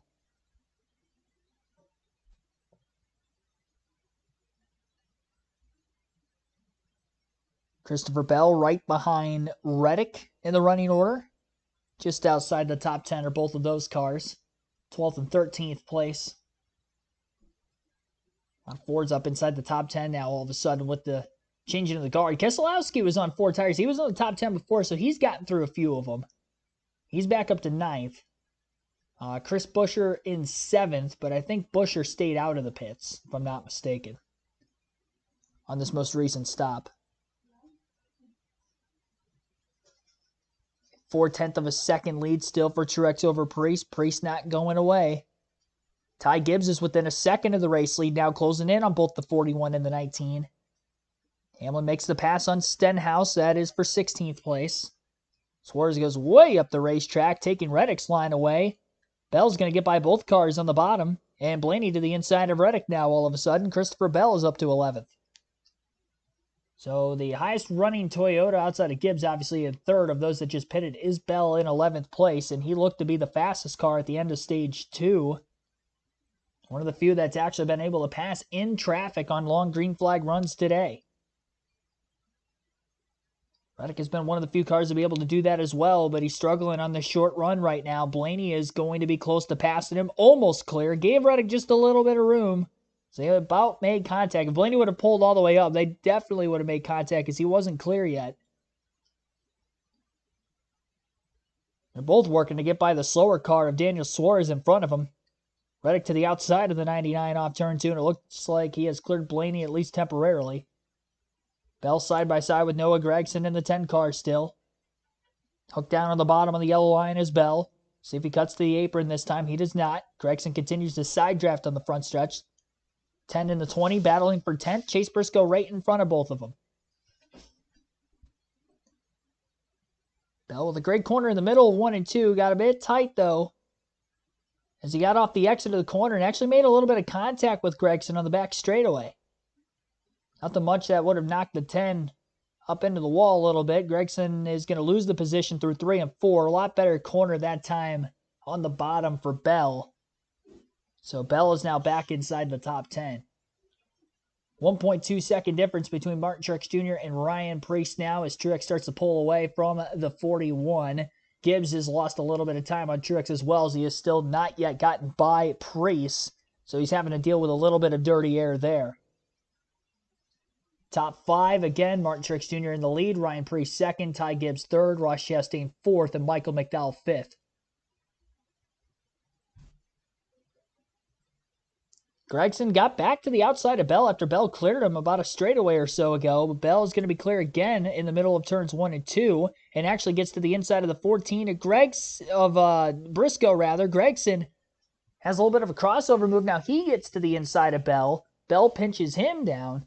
And this battle between the 20 and the 10 is definitely disallowing the 20 of Bell to work his way through the field as quickly as he wants, and he's probably using a lot of his tires in doing so. These teams are right on the edge of that fuel window to make it to the end from where they're at right now. And it'll be interesting if we get a decent green flag run in here and then another caution, if that may bring more cars on the pit road for more pit stops late. But the field is definitely jumbled in the late going for really the first time today, and a lot of the cars that we saw running in the top 10 for the first 2/3 to 3/4 of this race are not there anymore. Blaney was not able to keep up with the Toyotas of Reddick and Bell when he was battling them for the position on the restart. Larson has now caught him, and Blaney, who was in the top 10 all day, now back in 15th as Larson battles him. Larson, one of the cars that stayed out of the pits there. Blaney all clear off turn 2. Denny Hamlin right behind, trying to work his way forward. They're leading a bunch of laps earlier. Ty Gibbs working on Ryan Preece for second.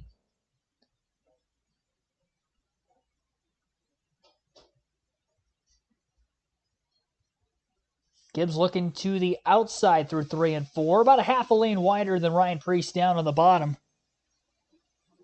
These two coming up on a lap card. Truex is checked out. A 1.8 second advantage now over Preece. 2 seconds to Ty Gibbs in third. Ross Chastain in fourth. 3.4 seconds off the lead. And Chris Buescher in fifth. 4 seconds off the lead. That's the interval of the top 5. 76 laps to go now at Phoenix.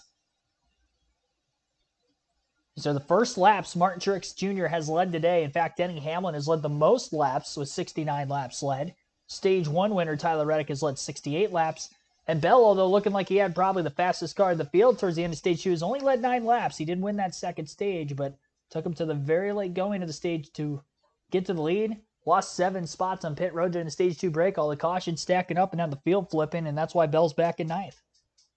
Hamlin spinning, bringing out the most recent caution while battling for second with Truex, and that has led him to be in 16th on the leaderboard. So two of the heavy hitters here throughout the course of this race today, all of a sudden in contention to potentially not win this race. They're going to have things go their way, or they're going to have a lot of time to try to overcome, and we don't have that much time really left in this one. Just 75 more miles to get us to the end.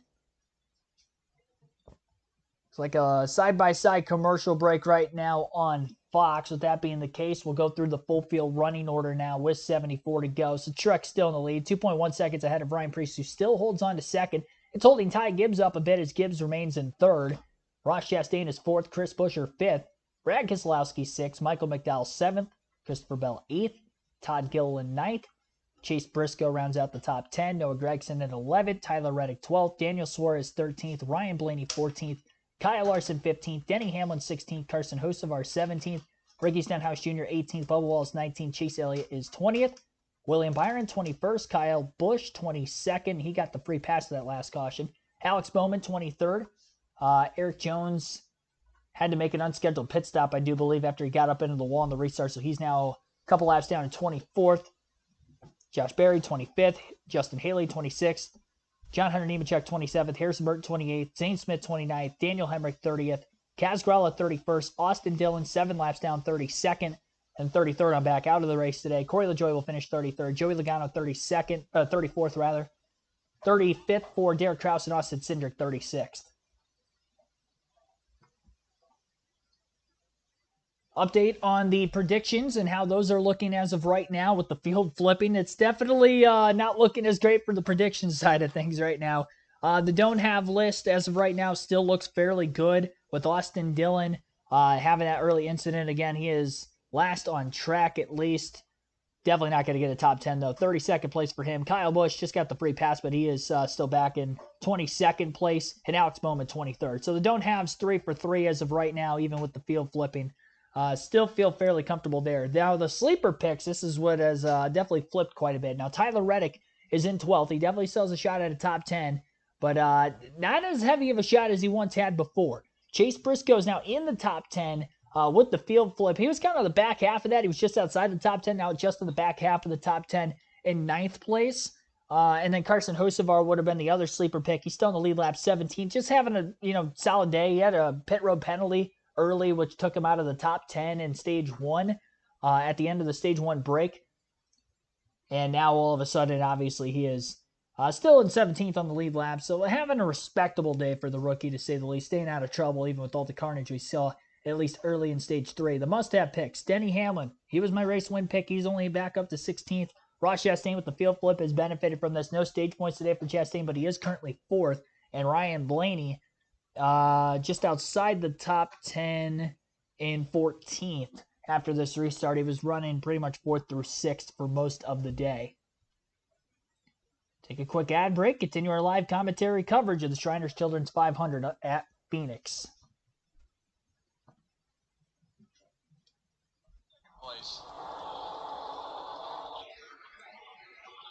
Jamie, how about the fuel situation for our leader? So, Mike, I just checked in with the team. This is what they told me. We are not concerned about fuel right now. We are concerned about our tires and being at a disadvantage to those behind us. They said we will have to pit for tires or we have to pit for fuel. Wow.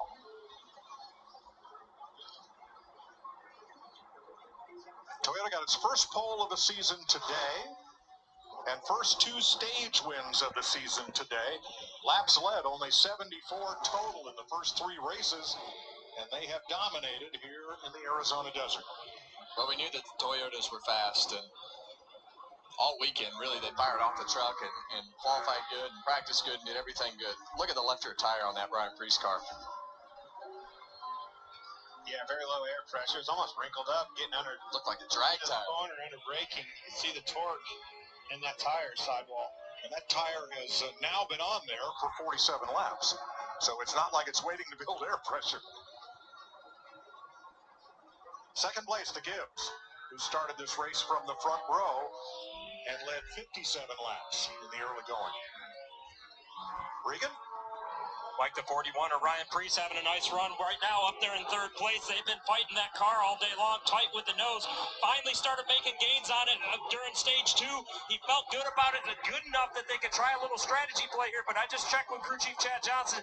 He gave me a hand signal of 5 that they are 5 laps short. Oh, no. Yeah, and I think I honestly think that's where the 19 is too. I think he might have an advantage to be able to go out there, and here we get a good shot of the left rear tire. You want to run the tires as low as you can get them. You see it on the bottom, but you can see that sidewall wrinkled up all the way up the wheel. Great shot. So the cars that are in jeopardy, there are just 2 of them really. Truex, who pitted at lap 190, and Preece, who pitted at 199. Everyone else has been to pit road either 10 laps or 18 laps after that. Ross Chastain 4th. Trying to gain a little ground here. The leaders tonight, he cannot make it on fuel. 41 is close, but it's a stretch. The 54 in front of you is on the how he can make it on gas, but he goes on a long run. You in the 17 can make it. If you're struggling with loose, you can try leaving it in fifth. That'd help us on gas too. Larry, I'm hearing a lot of probablys. What do you think about the fuel situation? Well, I want to follow up on Jamie Little's report on Mark Truex Jr. and what James Small told her.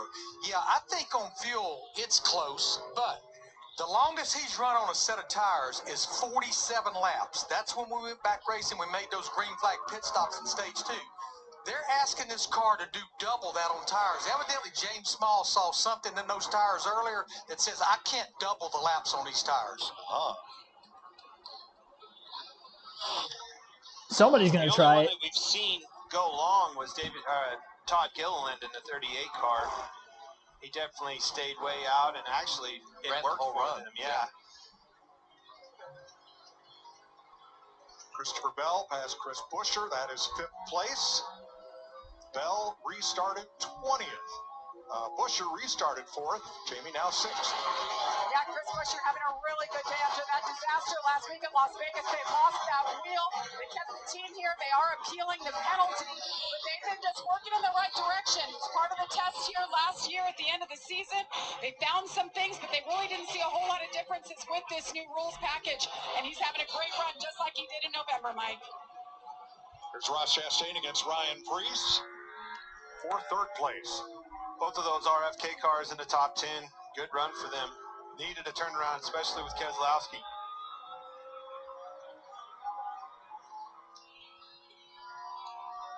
Bell drops to the bottom.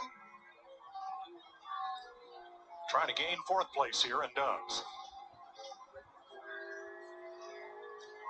Christopher Bell's car is so strong. I know they've had trouble on pit road, but his car is so strong. You know, he's gonna get by. Obviously, just got by Ryan Preece. He's gonna get by Ross Chastain here. And we hear everybody. We heard the radio transmission talking about the 54 car falling off, and that if that's the case on 2 tires, it's probably gonna fall off quicker. I agree with you. If anybody can run down Truex, your leader, it's Christopher Bell. You see picking off another one, Ross Chastain easily rolled right around him on the outside. I'm watching his entrance speed, Kevin, and he just rolls in and to the center so much faster than everybody else, in particular in the turn 3 right here. He has gained 17 positions since the restart. Wow.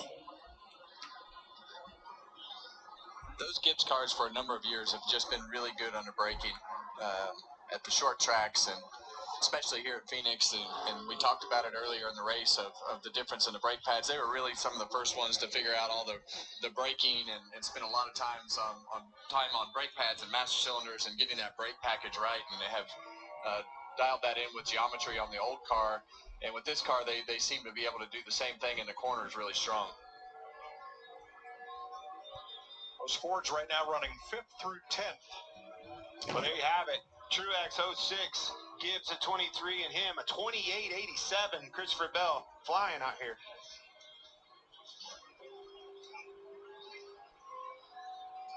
But we see 56 laps to go, and I know that doesn't seem like a long time, but in the car it feels like forever here because of the the 1 mile distance and all that you're doing in the car and the way that the car falls off and slides around, it's a heavy workload for the drivers.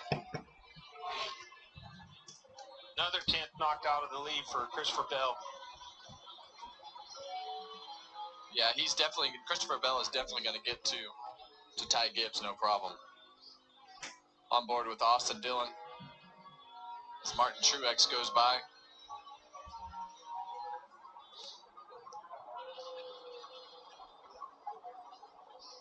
Christopher Bell coming to Ty Gibbs. This is for second place, and it's all happening about 5 seconds behind the leader.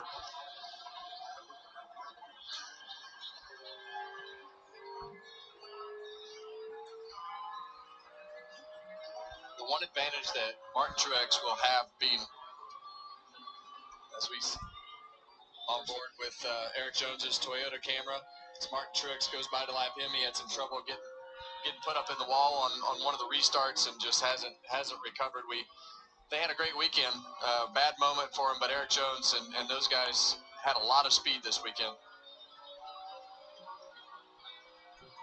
53 to go. Martin Truex.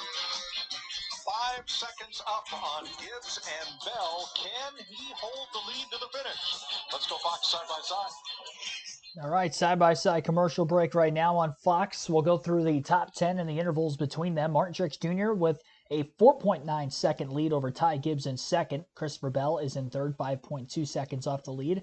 Make that Bell now up to second. So Bell takes over second. He's 5.1 seconds back. Ty Gibbs, 5.2 seconds off the lead in third. Ross Chastain, 6.7 seconds back in fourth. Chris Buescher rounds out the top five. He's 7.5 seconds off the lead. Ryan Preece is now falling to sixth place during the green flag run. He's 8.5 seconds back. 8.7 seconds back is Brad Keselowski in seventh. Michael McDowell at 8th, 10 seconds off the lead.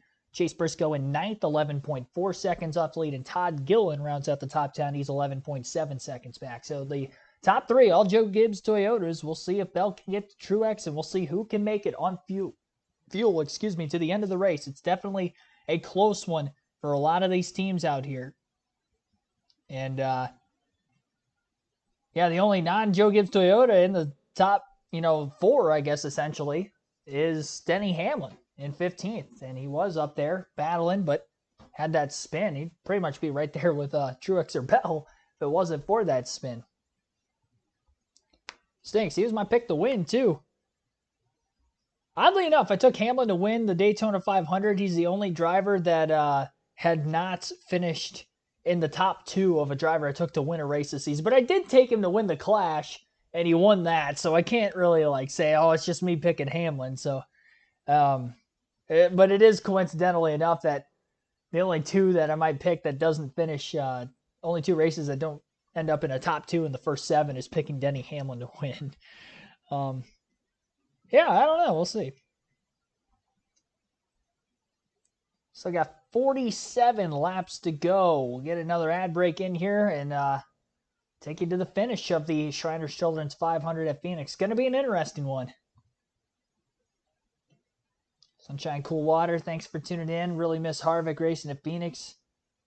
It's grandstand named after him. Yeah, 9 wins at this racetrack, most all time. That's why I had this as the diecast today. Had to have a Kevin Harvick one. Between him on the broadcast this year and him being the dominator at Phoenix that he was.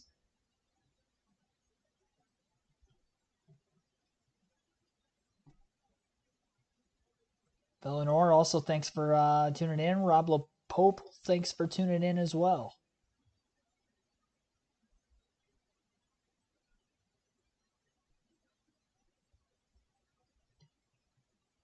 Got 80 likes on the stream right now. Be sure to hit the like button if you guys haven't done so yet so we can get to 100 before the end of the stream. We're 20 away.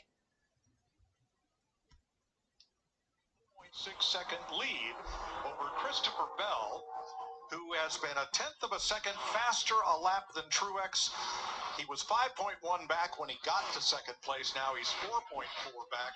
And if he continues on this pace, they'll be right together at the finish. However, as Larry Mack has pointed out, tires are the question for the race leader.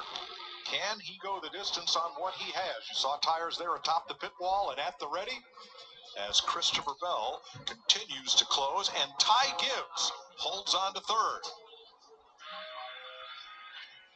you're racing the 20 now, straight up. The 20 on you. So you both can make it, so you're racing for the win here. Then it goes green. Well, there it is. That's a teammate of Truex Jr. saying he cannot make it. You saw the tires ready on the wall. I think James Small may have been fibbing a little bit there, Kevin. He can't lie to us. The only other car that stayed out on both the two most recent cautions, Ryan Preece, is currently 7th, holding his own. He was last on pit road lap 199.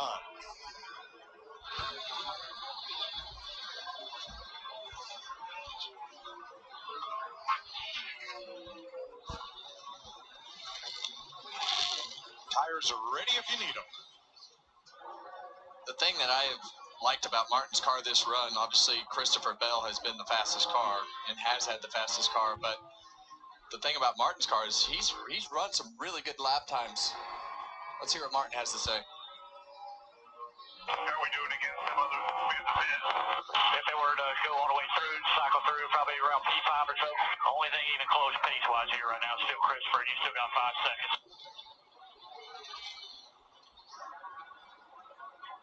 Yeah, and that's the thing I was talking about, is how impressive that to stay out on those.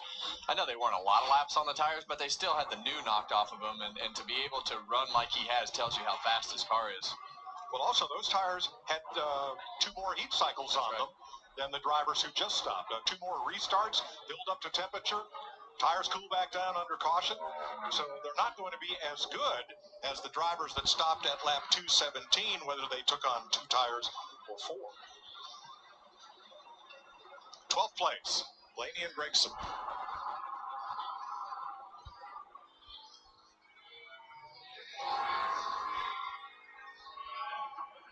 Keep a close eye on Truex here.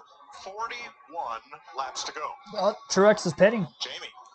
Martin Truex Jr., you see him there. He gets up the lead like 55 laps. They just couldn't make it any farther on these older tires. His pit crew is ready. It'll be 4 tires and enough fuel to get them through this stop if they can hit their marks and salvage some positions at this point, Mike. Looks a little slow on the right rear. It's going to be interesting. Everybody else staying out. Damage is done. Just didn't work out for him.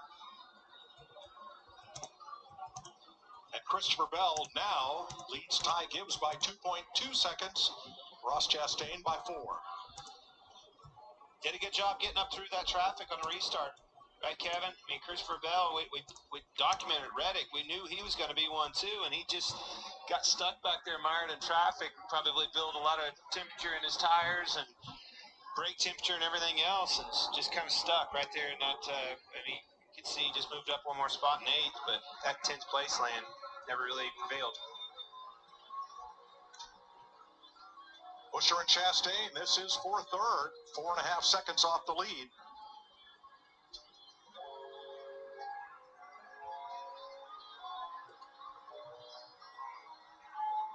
38 laps to go in Phoenix. Aerial coverage provided by Goodyear, powering the race from green to checkered flag and every mile in between. Goodyear, more driven.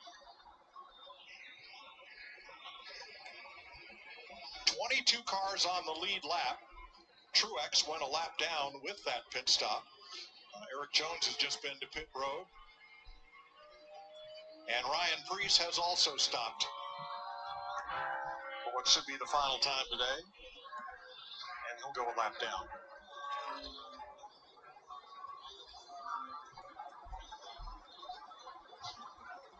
So Christopher Bell with a 3-second lead. Let's go under the helmet with Christopher.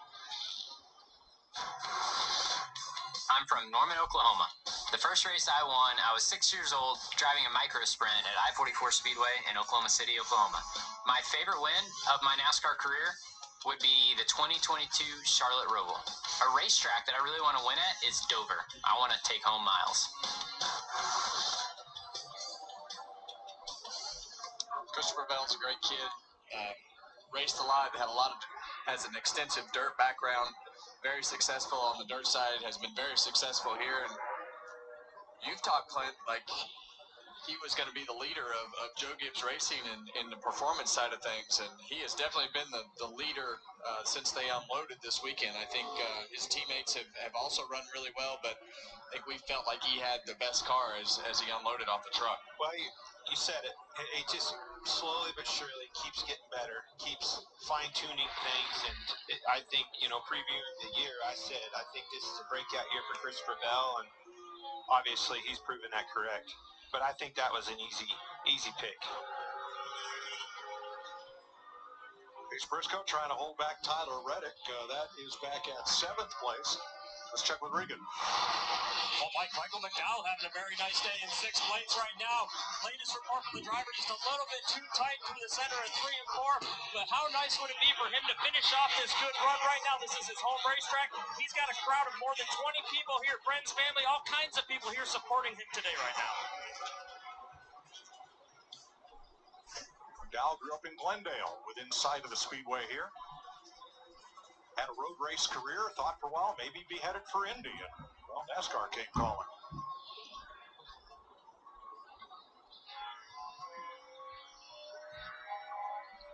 So Larry, if we think Christopher Bell and Ty Gibbs can make it on fuel and tires, every driver 3rd through 7th has an average running position out of the top 10 and varying strategies among that whole group. Where do they stand? Yeah, Mike, the two I'm watching right now is Chris Buescher in the 17, who's in 3rd, and Ross Chastain in the 1 car, who's in 4th. They pitted at lap 209. That's 103 laps to go, but they've run 9 cautions. Scott Graves, Chris Buescher crew chief, he knows they're 6 seconds out of the lead right now. He's telling him to be easy on the throttle getting in the corner, easy on the throttle getting off, save a little bit of fuel here, so we've got 31 laps to go. Brad Keselowski looking at his. I'm really impressed with these RFK cars. You're obviously riding along with Chris Buescher, but you see Keselowski on the inside of Chastain. Big turnaround for him this weekend. Needed a good run. Let's hear from Chris Buescher's team, sitting in 3rd.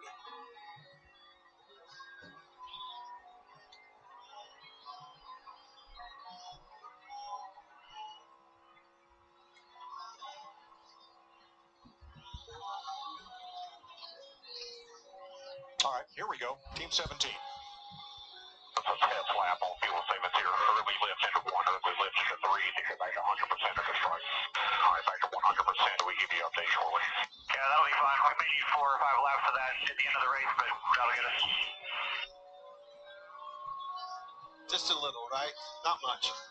Well, a lot of times what you'll do is you'll go full throttle in the corner like you normally would to gain the corner speed, and as soon as you get to the exit, you'll actually lift out of the throttle to 75 or 80% to be able to just save a little bit of throttle down the straightaway, and you won't lose a lot of lap time. So a lot of different styles and strategies to save fuel, but that was what I would use. I would just drive it into the corner, 75, 80% throttle, and then try to use normal throttle through the corner. A lot of times you'll find you pick up speed too. Yeah.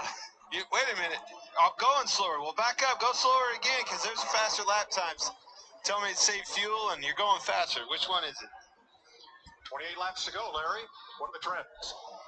Well, Mike, we're thinking about who can make it, who not can make it, but the old trend may kick in here, because if you look at the last 4 Phoenix races with the Gen 7 car the last 2 years, the average of the last caution is lap 290, 22 laps to go, which is about 5 laps from now.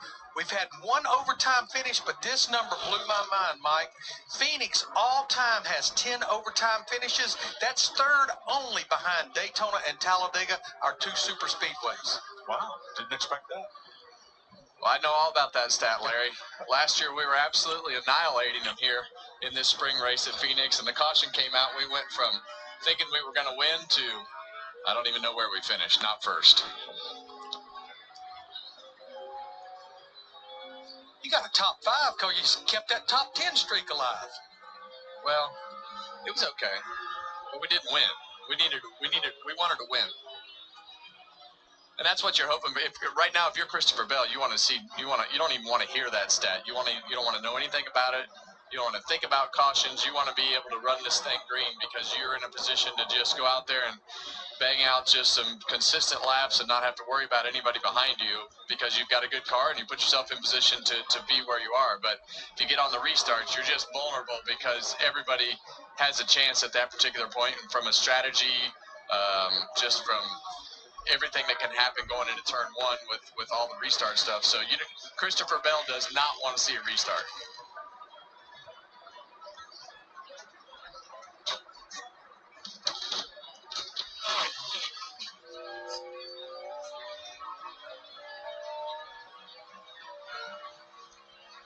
On board with Alex Bowman, the Ally camera. Christopher's had Alex Bowman has had a kind of a mediocre day. I want to for a moment go back to lap 205 and the Nemechek-Logano incident in which John Hunter Nemechek said, "I didn't mean to hit him, he braked early." Here is Joey Logano's comment after leaving the care center. I didn't slow that. No, I drove in there. You got to lift to make the corners, Bob. You know, you can't hold it wide open around Phoenix, and maybe he should take a look at and realize he can't do that too. He drove straight in the back of me, and needs to be man enough to own up to that. So not a happy ending for Joey Logano, who will finish 34th today, out of the race at lap 205. John Hunter Nemechek continues, and he is 26th, one lap down. Well, that was definitely one of those situations that just was, it definitely misjudged whatever happened, but he definitely got to the back of the Joey Logano pretty hard and turned him around. Thanks to Bob Pockris for getting that sound with Logano. Christopher Bell's lead is increasing microscopically, couple of hundredths every lap here over Ty Gibbs, with Chris Buescher, Ross Chastain, Brad Keselowski, all three makes represented in the top 5. 21 to go. Well, you just said all three manufacturers, but the one thing, these Toyotas, they came into this race weekend, Kevin, no stage wins, no poles, no wins. They've checked the pole off, checked stage wins. Can we get this win done? And 7, by the way, in the last 7 races, has never had a duplicate winner. This could be another 8th. Well, Denny Hamlin is going to leave here wondering what might have been. Hamlin spun by himself to bring out the most recent caution at lap 215. He restarted 23rd, last car on the lead lap, and he's now knocking on the door of the top 10. Well, he can leave here knowing that he had one of the fastest cars here today. You heard Chris Gabehart tell him that on the radio to try to make that feel better, but it's not going to make him feel any better because he knows he had one hurts worse. He knows he had one of the fastest cars here today and made a mistake and it got out from underneath him and he spun around. So and a good run here for Noah Gragson in that you can't miss it car. Again, what a paint job. Yeah. Yep. Or wrap job, I guess we say now. Tyler Reddick also 7th now, restarted 15th. Car kind of stalled out for about 10 to 15 laps as Reddick tried to work his way back to the front. Just couldn't make a go out of it. Meyer back in their traffic on that restart, and, you know, Bell got up through him faster than he did. Really stalled out. Chris Buescher carrying the Ford banner in 3rd. Keselowski, McDowell, Blaney, Briscoe, Gragson all in the top 10 right now. And that really happened when this race flipped.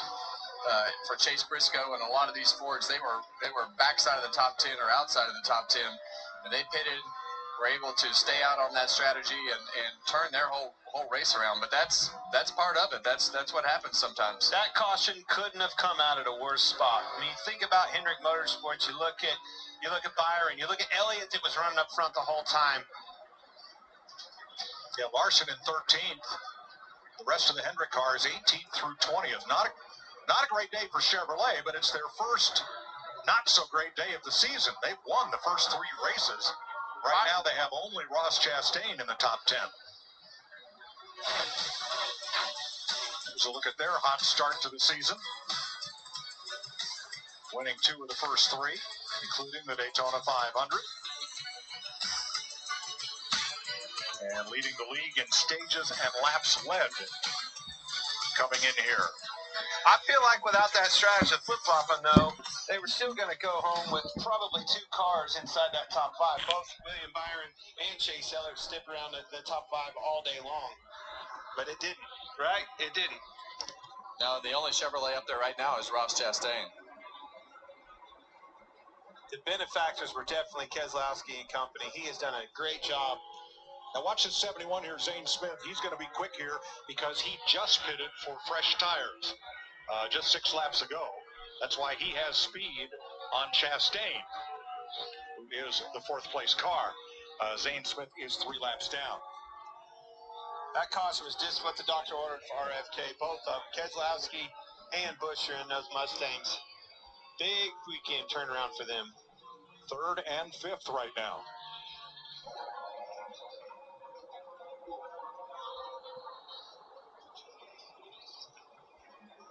Racing with Ryan Preece, who is 1 down. He came and got tires at lap 274. Here we go. This is for position right here as we see Brad Keselowski dive under Ross Chastain, but the right side's on that yellow line. Woo! Right in front of Ross. Now that was a slide job. That was a good old-fashioned slide job. I think it's going to pay off for him, and actually Preece helped him there. Chastain let him go. And Preece has fresher tires than they do, so he may be able to get away from them here. We'll see.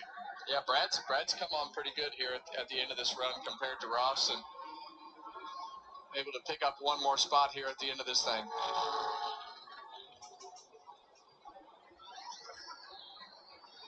Second place is heated up. Chris Buescher. Well, we heard the radio transmission earlier talking about how Ty Gibbs' car fell off, and it has definitely fallen off. It's fallen off a fair amount here as we've gotten towards the end of this run, and Chris Buescher's car has a lot like Brad's just kept going. Last lap, Buescher 0.4 of a second faster than Gibbs, and he takes second place. Coach Gibbs looking on. His grandson in 3rd place here. And one of his 4 cars on point with 10 to go. Okay, Kevin, you got a huge lead like this for Christopher Bell. Now it's inside 10 to go. With 20, 30 laps to go, you're not really thinking about it. Now you're like, all right, no caution. Yes. No caution. Come on, guys. Yeah, right now for Christopher Bell, he just wants to hit his marks and keep the car up on the racetrack. No reason to cut the apron or take any chances with those tires. Just keep the car doing what you've been doing the last several laps, stay in your rhythm, and don't take any chances. You got a huge lead.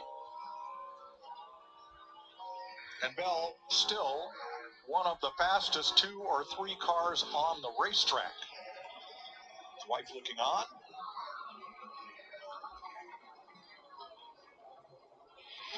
Last year in November, Bell came here to win a championship, but he lost a brake rudder on lap 109 that put him into the wall and out of it. No such misfortune today. He has led 42 laps so far with 8 to go. And it hasn't come easy. He's had some adversity as well, right? They're bounced back several times. Had that wheel issue on the right rear that we documented earlier. Definitely had their fair share of adversity. On board with Chase Briscoe here, racing Tyler Reddick. It looks like Reddick's going to get at least one more spot before this one's done.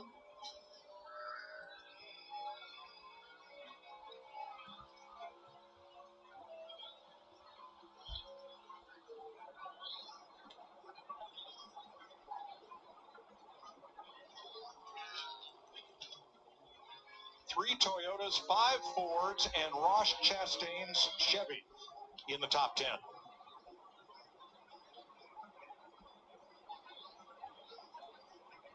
As good as that car was on the long run earlier of Tyler Reddick's, Clint, you know, we saw him switch around and take off early that one run with Denny Hamlin and take the lead. Ever since then, the long run stuff hasn't been what it was early in the race. He's been doing some big slide jobs here right in front of Briscoe. These guys are going at it. These guys think they're racing on dirt. Well, 5 to go. Big position there. Yeah, we make so much to do about the points, but every spot matters because you just don't know what this will come down to at the end of the season. If these two keep fooling around, Noah Gregson's going to be right there on them in that battle for 8th. I say fooling around, swapping position back and forth. Only benefits Gregson and Denny Hamlin. That's quite a cluster. 4 laps to go. Christopher Bell out ahead by 6.4 seconds over Chris Buescher, who had overtaken second from Ty Gibbs here not that long ago. Gibbs stays in third. Brad Keselowski fourth. Ross Chastain fifth.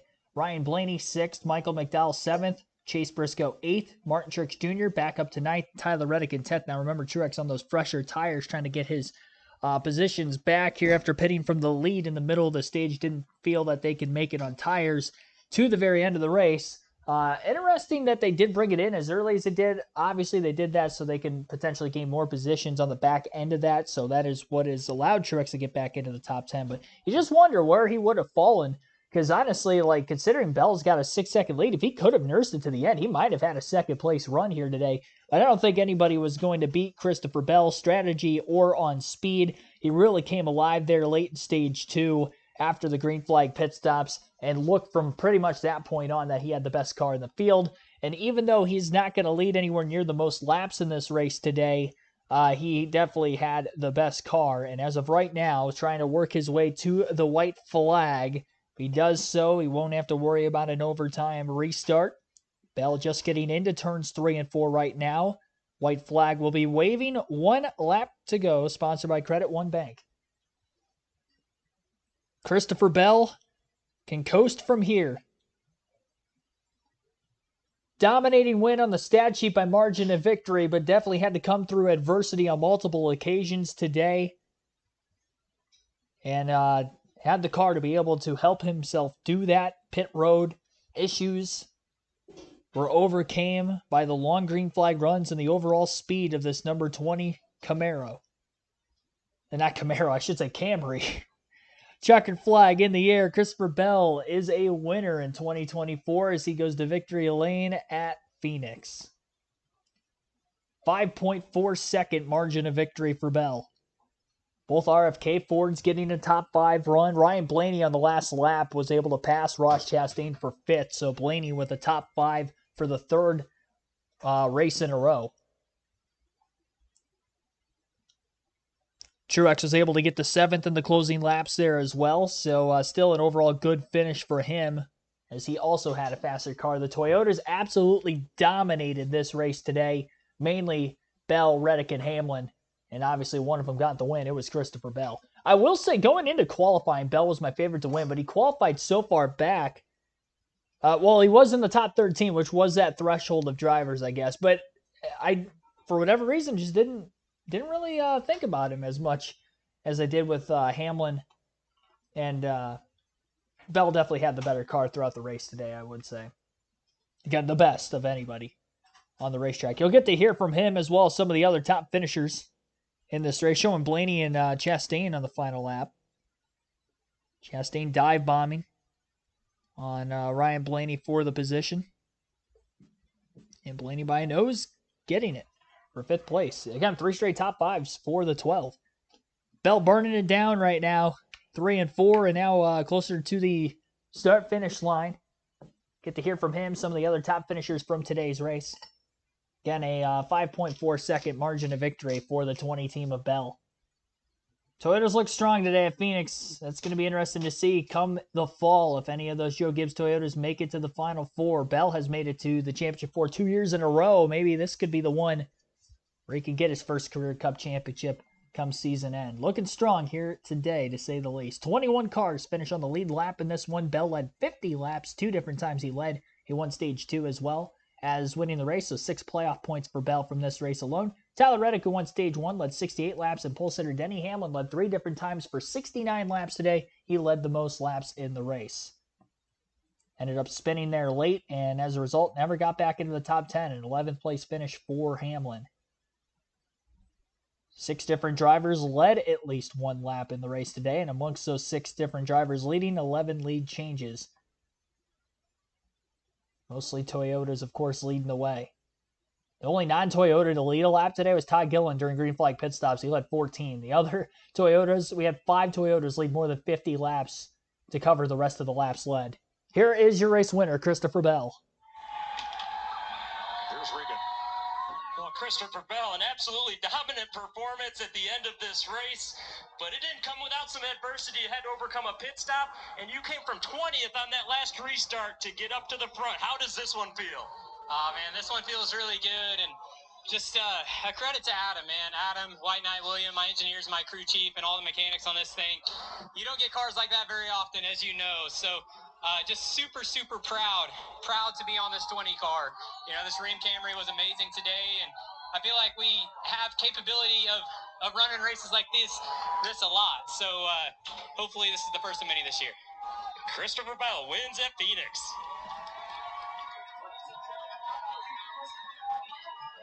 Chris Buescher, we're talking to him. What a bounce back from a week ago at Las Vegas. You end up second here. How good does that feel for you and this whole team? That's huge. We've talked a lot internally. I mean, we've been able to lead race at any point in all 3 races leading up to this, and we didn't quite get there today, but certainly a great finish for our BuildSubs.com Ford Mustang. Really proud of everybody. This is a good triumph. You know, I know we had a rough go last week, and this was good. Get everybody back together, prove that we're in this together. That we're gonna win and lose these things as a team. But that was almost a win today.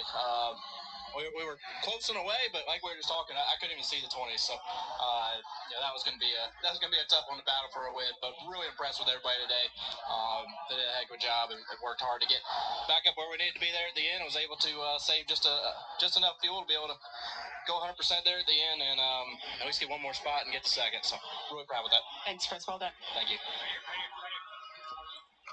We'll go through the rest of the finishing order here. Behind Bell, of course, getting the win. Chris Buescher comes home second, as you just heard from him a couple seconds ago. Ty Gibbs with the third place run here today. Solid, led some laps, and definitely had a fast car. Took care of it and came home with the top 3 finish. Brad Keselowski finishes 4th. Ryan Blaney, again, 3 straight top 5s, finishes in 5th. Ross Chastain with a 6th place run. Martin Truex Jr. 7th on those fresher tires, fighting back through the field, led quite a bit of laps in the final stage. Michael McDowell with an 8th place run in his home track. 2 top 10s on the season for him now. Chase Briscoe, one of the sleeper picks, gets a top 10. 9th place there. Tyler Reddick, another sleeper, top 10. Had a faster car than that, but still finishes 10th. And Denny Hamlin, I picked to win the race, unfortunately finished 11th. We'll go over those predictions in a little bit. Noah Gragson ended up finishing 12th. Daniel Suarez 13th, Kyle Larson 14th, and Carson Hocevar with back-to-back top 15 place runs. So 15th place finish for Carson.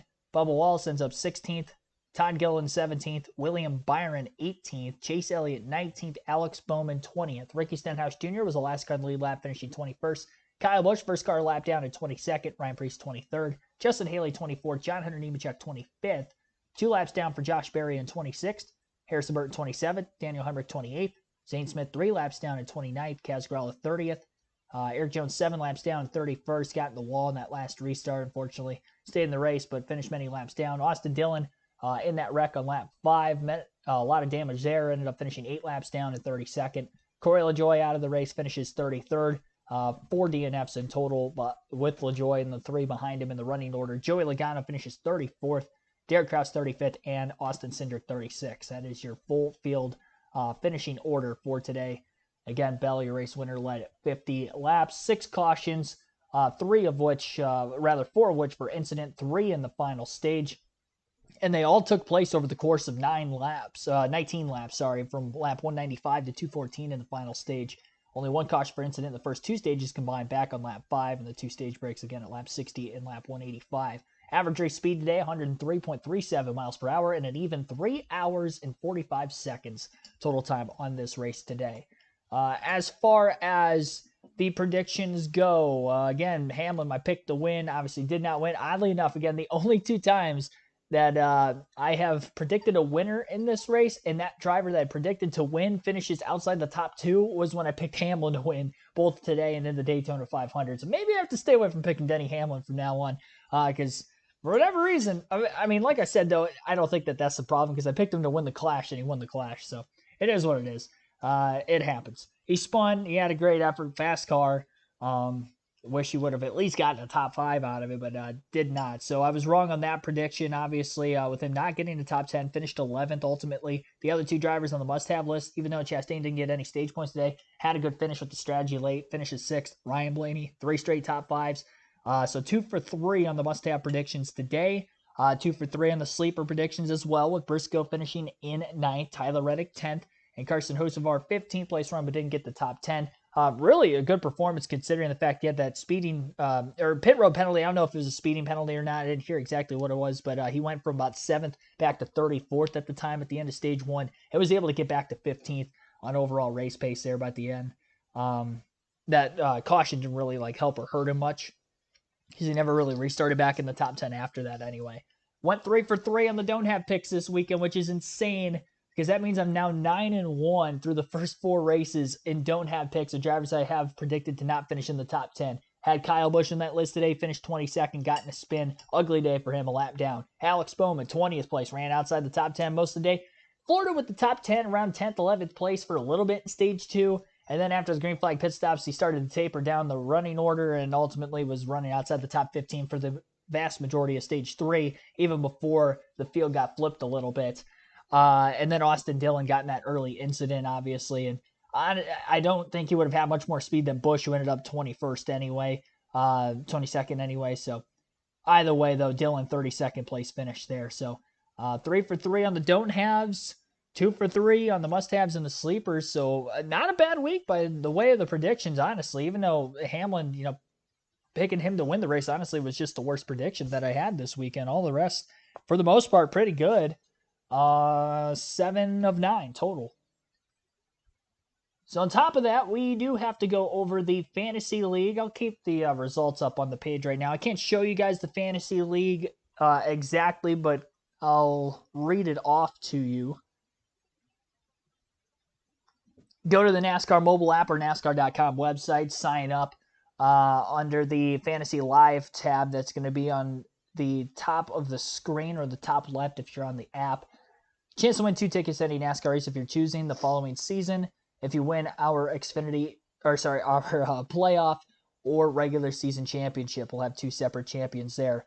Before we get into the fantasy results, got an interview with Brad Keselowski. With a good pick call, great restart at the end, and just tried to execute. So the potential's there. We're 1 step away, and we're going to keep working on it until we get there. Thanks, Brad.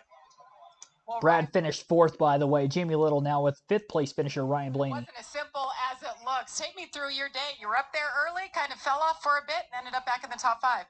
Yeah, just really long, hard-fought day, to be honest with you. I thought we got better and better, stage 1, and through stage 2 we got better, and I kind of slipped one of those restarts and lost about 5 spots, and kind of those cautions we had to restart way back behind the guys that pitted the stop before so we could make it, and just worked our tails off to get back to 5th from where we were. I'm worn out. That's the most worn out I've been in a long time, but appreciate the 12 boys for sticking with it.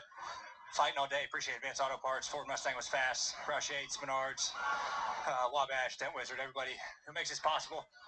Dex Imaging. Long day, but proud of the finish. Man, worn out, huh? Worn out. Well, you can definitely tell the drivers have a little bit less grip with the tire compound as wore out as Blaney was there at the end. Even Chris Buescher's interview, he seemed a little bit wore out after a second-place run on those old tires. A lot of green flag runs here today on this very slick racetrack. As far as the Fantasy League goes, I'll read off the overall standings. So the league standings coming into the week, Troy the Great was the points leader with 579 points. Hercules Harrigan second with 560 points. Sauce Mafia and Austin Dillon with 531 in second. Again, I can't see the full name on here, but Shrine It, 4th place with 523 points. And Dark Crypto was in 5th with 508 points. I'm in 14th with 446. Definitely the worst start I think I've had to the Fantasy League coming into this week. But I definitely had a good week this week on the bounce back. Could have been better, but it is what it is. I had Chase Elliott in my garage. Glad I had him there because he had the least points of anybody that was in the starting roster. Had Ryan Blaney, Ross Chastain. They both had top 10s. Again, Chastain, no stage points. I kind of hurt him there, but 6th in the finishing order. Blaney had 9 stage points, also finished 5th. Good run. Briscoe only 2 stage points, but did get a top 10 finish in 9th. Tyler Reddick had a top 10 finish and had the most stage points today with 19 stage points. Denny Hamlin, 16 stage points. And even though he finished 11th, at least with the stages there, he did outscore 3 of the other 5 starters that I had in my group. Only Reddick outscored him. In the head-to-head, I got a lot of bonus points too, so that helps. Gibbs beat Bowman, Bell beat Busch, Hamlin beat Elliott, so 30 bonus points there. The only one I missed was Chastain. Blaney passed him on the last lap there and beat him by a nose at the line. Otherwise, I could have swept the head-to-head, but I did have Chastain over Blaney, and Blaney ended up getting the job done there. As far as our week winner for Phoenix in the Fantasy League, congratulations to Frank T26 with 246 points, gets an 8-point victory over Evan 48-48. Take a look at his team real quick. Frank had Denny Hamlin as well. Also had Ryan Blaney just as I did. Difference is he had race winner Christopher Bell, who was also the top points getter today. Had Ty Gibbs, who had a 3rd place run, a lot of stage points. Great pick there. And William Byron, 10 points overall, even though he didn't have a great finish. He had a lot of stage points today. So, solid team, though. Obviously, he got the win for a reason. He had Chastain in his garage, which he tied with Byron anyway there, so he didn't really leave any points. And as far as the bonus points go, he went 4 for 4, getting 40, and that definitely helped him get the win this week. So, thanks for everybody playing along. Again, you can join. KRC League is the name. I'll put it in the chat real quick. KRC in all caps, a space, and then a capital L on League. Appreciate everybody tuning into the stream here today. 89 likes so far, so be sure to hit that like button as we're getting towards the end of this one here today. So again, hit that like button as we're on our way out. Got to go through the start times for next week's live streams real quick. Pull that up on my phone while I have it up, and then that will wrap things up. Next weekend, the NASCAR Xfinity Series is off, so again, there will be no Xfinity Series live commentary stream. NASCAR's at Bristol next week. Truck Series is actually going to be racing under the lights. It's going to be a cold night in March at Bristol, but under the lights for the Truck Series at Bristol, 8 p.m. Eastern Time, we will go live for that. So 8 p.m. next Saturday night, Bristol, baby, for the NASCAR Craftsman Truck Series. As far as the Cup Series action, we will have practice and qualifying coverage for you guys. 5 p.m. Saturday evening. So 5 p.m. Saturday evening, practice qualifying live stream for the Cup Series, and then again the truck race on Saturday night at 8 p.m. Eastern Time. Cup race on Sunday, we will have our live coverage beginning at 3 p.m. Eastern Time next Sunday. So 3 p.m. next Sunday for the race. Truck Series race next Saturday night, 8 p.m. And at 5 p.m. we'll start a coverage of practice and qualifying for the NASCAR Cup Series as well. Appreciate everybody tuning in here today. Congratulations to Christopher Bell getting his first win of 2024. 4 races in, 4 different winners. First Toyota to go to victory lane for a points race this season for Bell. So congratulations to them as a manufacturer, and thanks for everybody tuning in here for yet another Sunday afternoon of NASCAR racing. I'll see you guys next Saturday evening for Cup Series practice and qualifying from Bristol. Have a good rest of your next 5 days. Have a good rest of your next couple hours here on this Sunday night, and I will see you next weekend.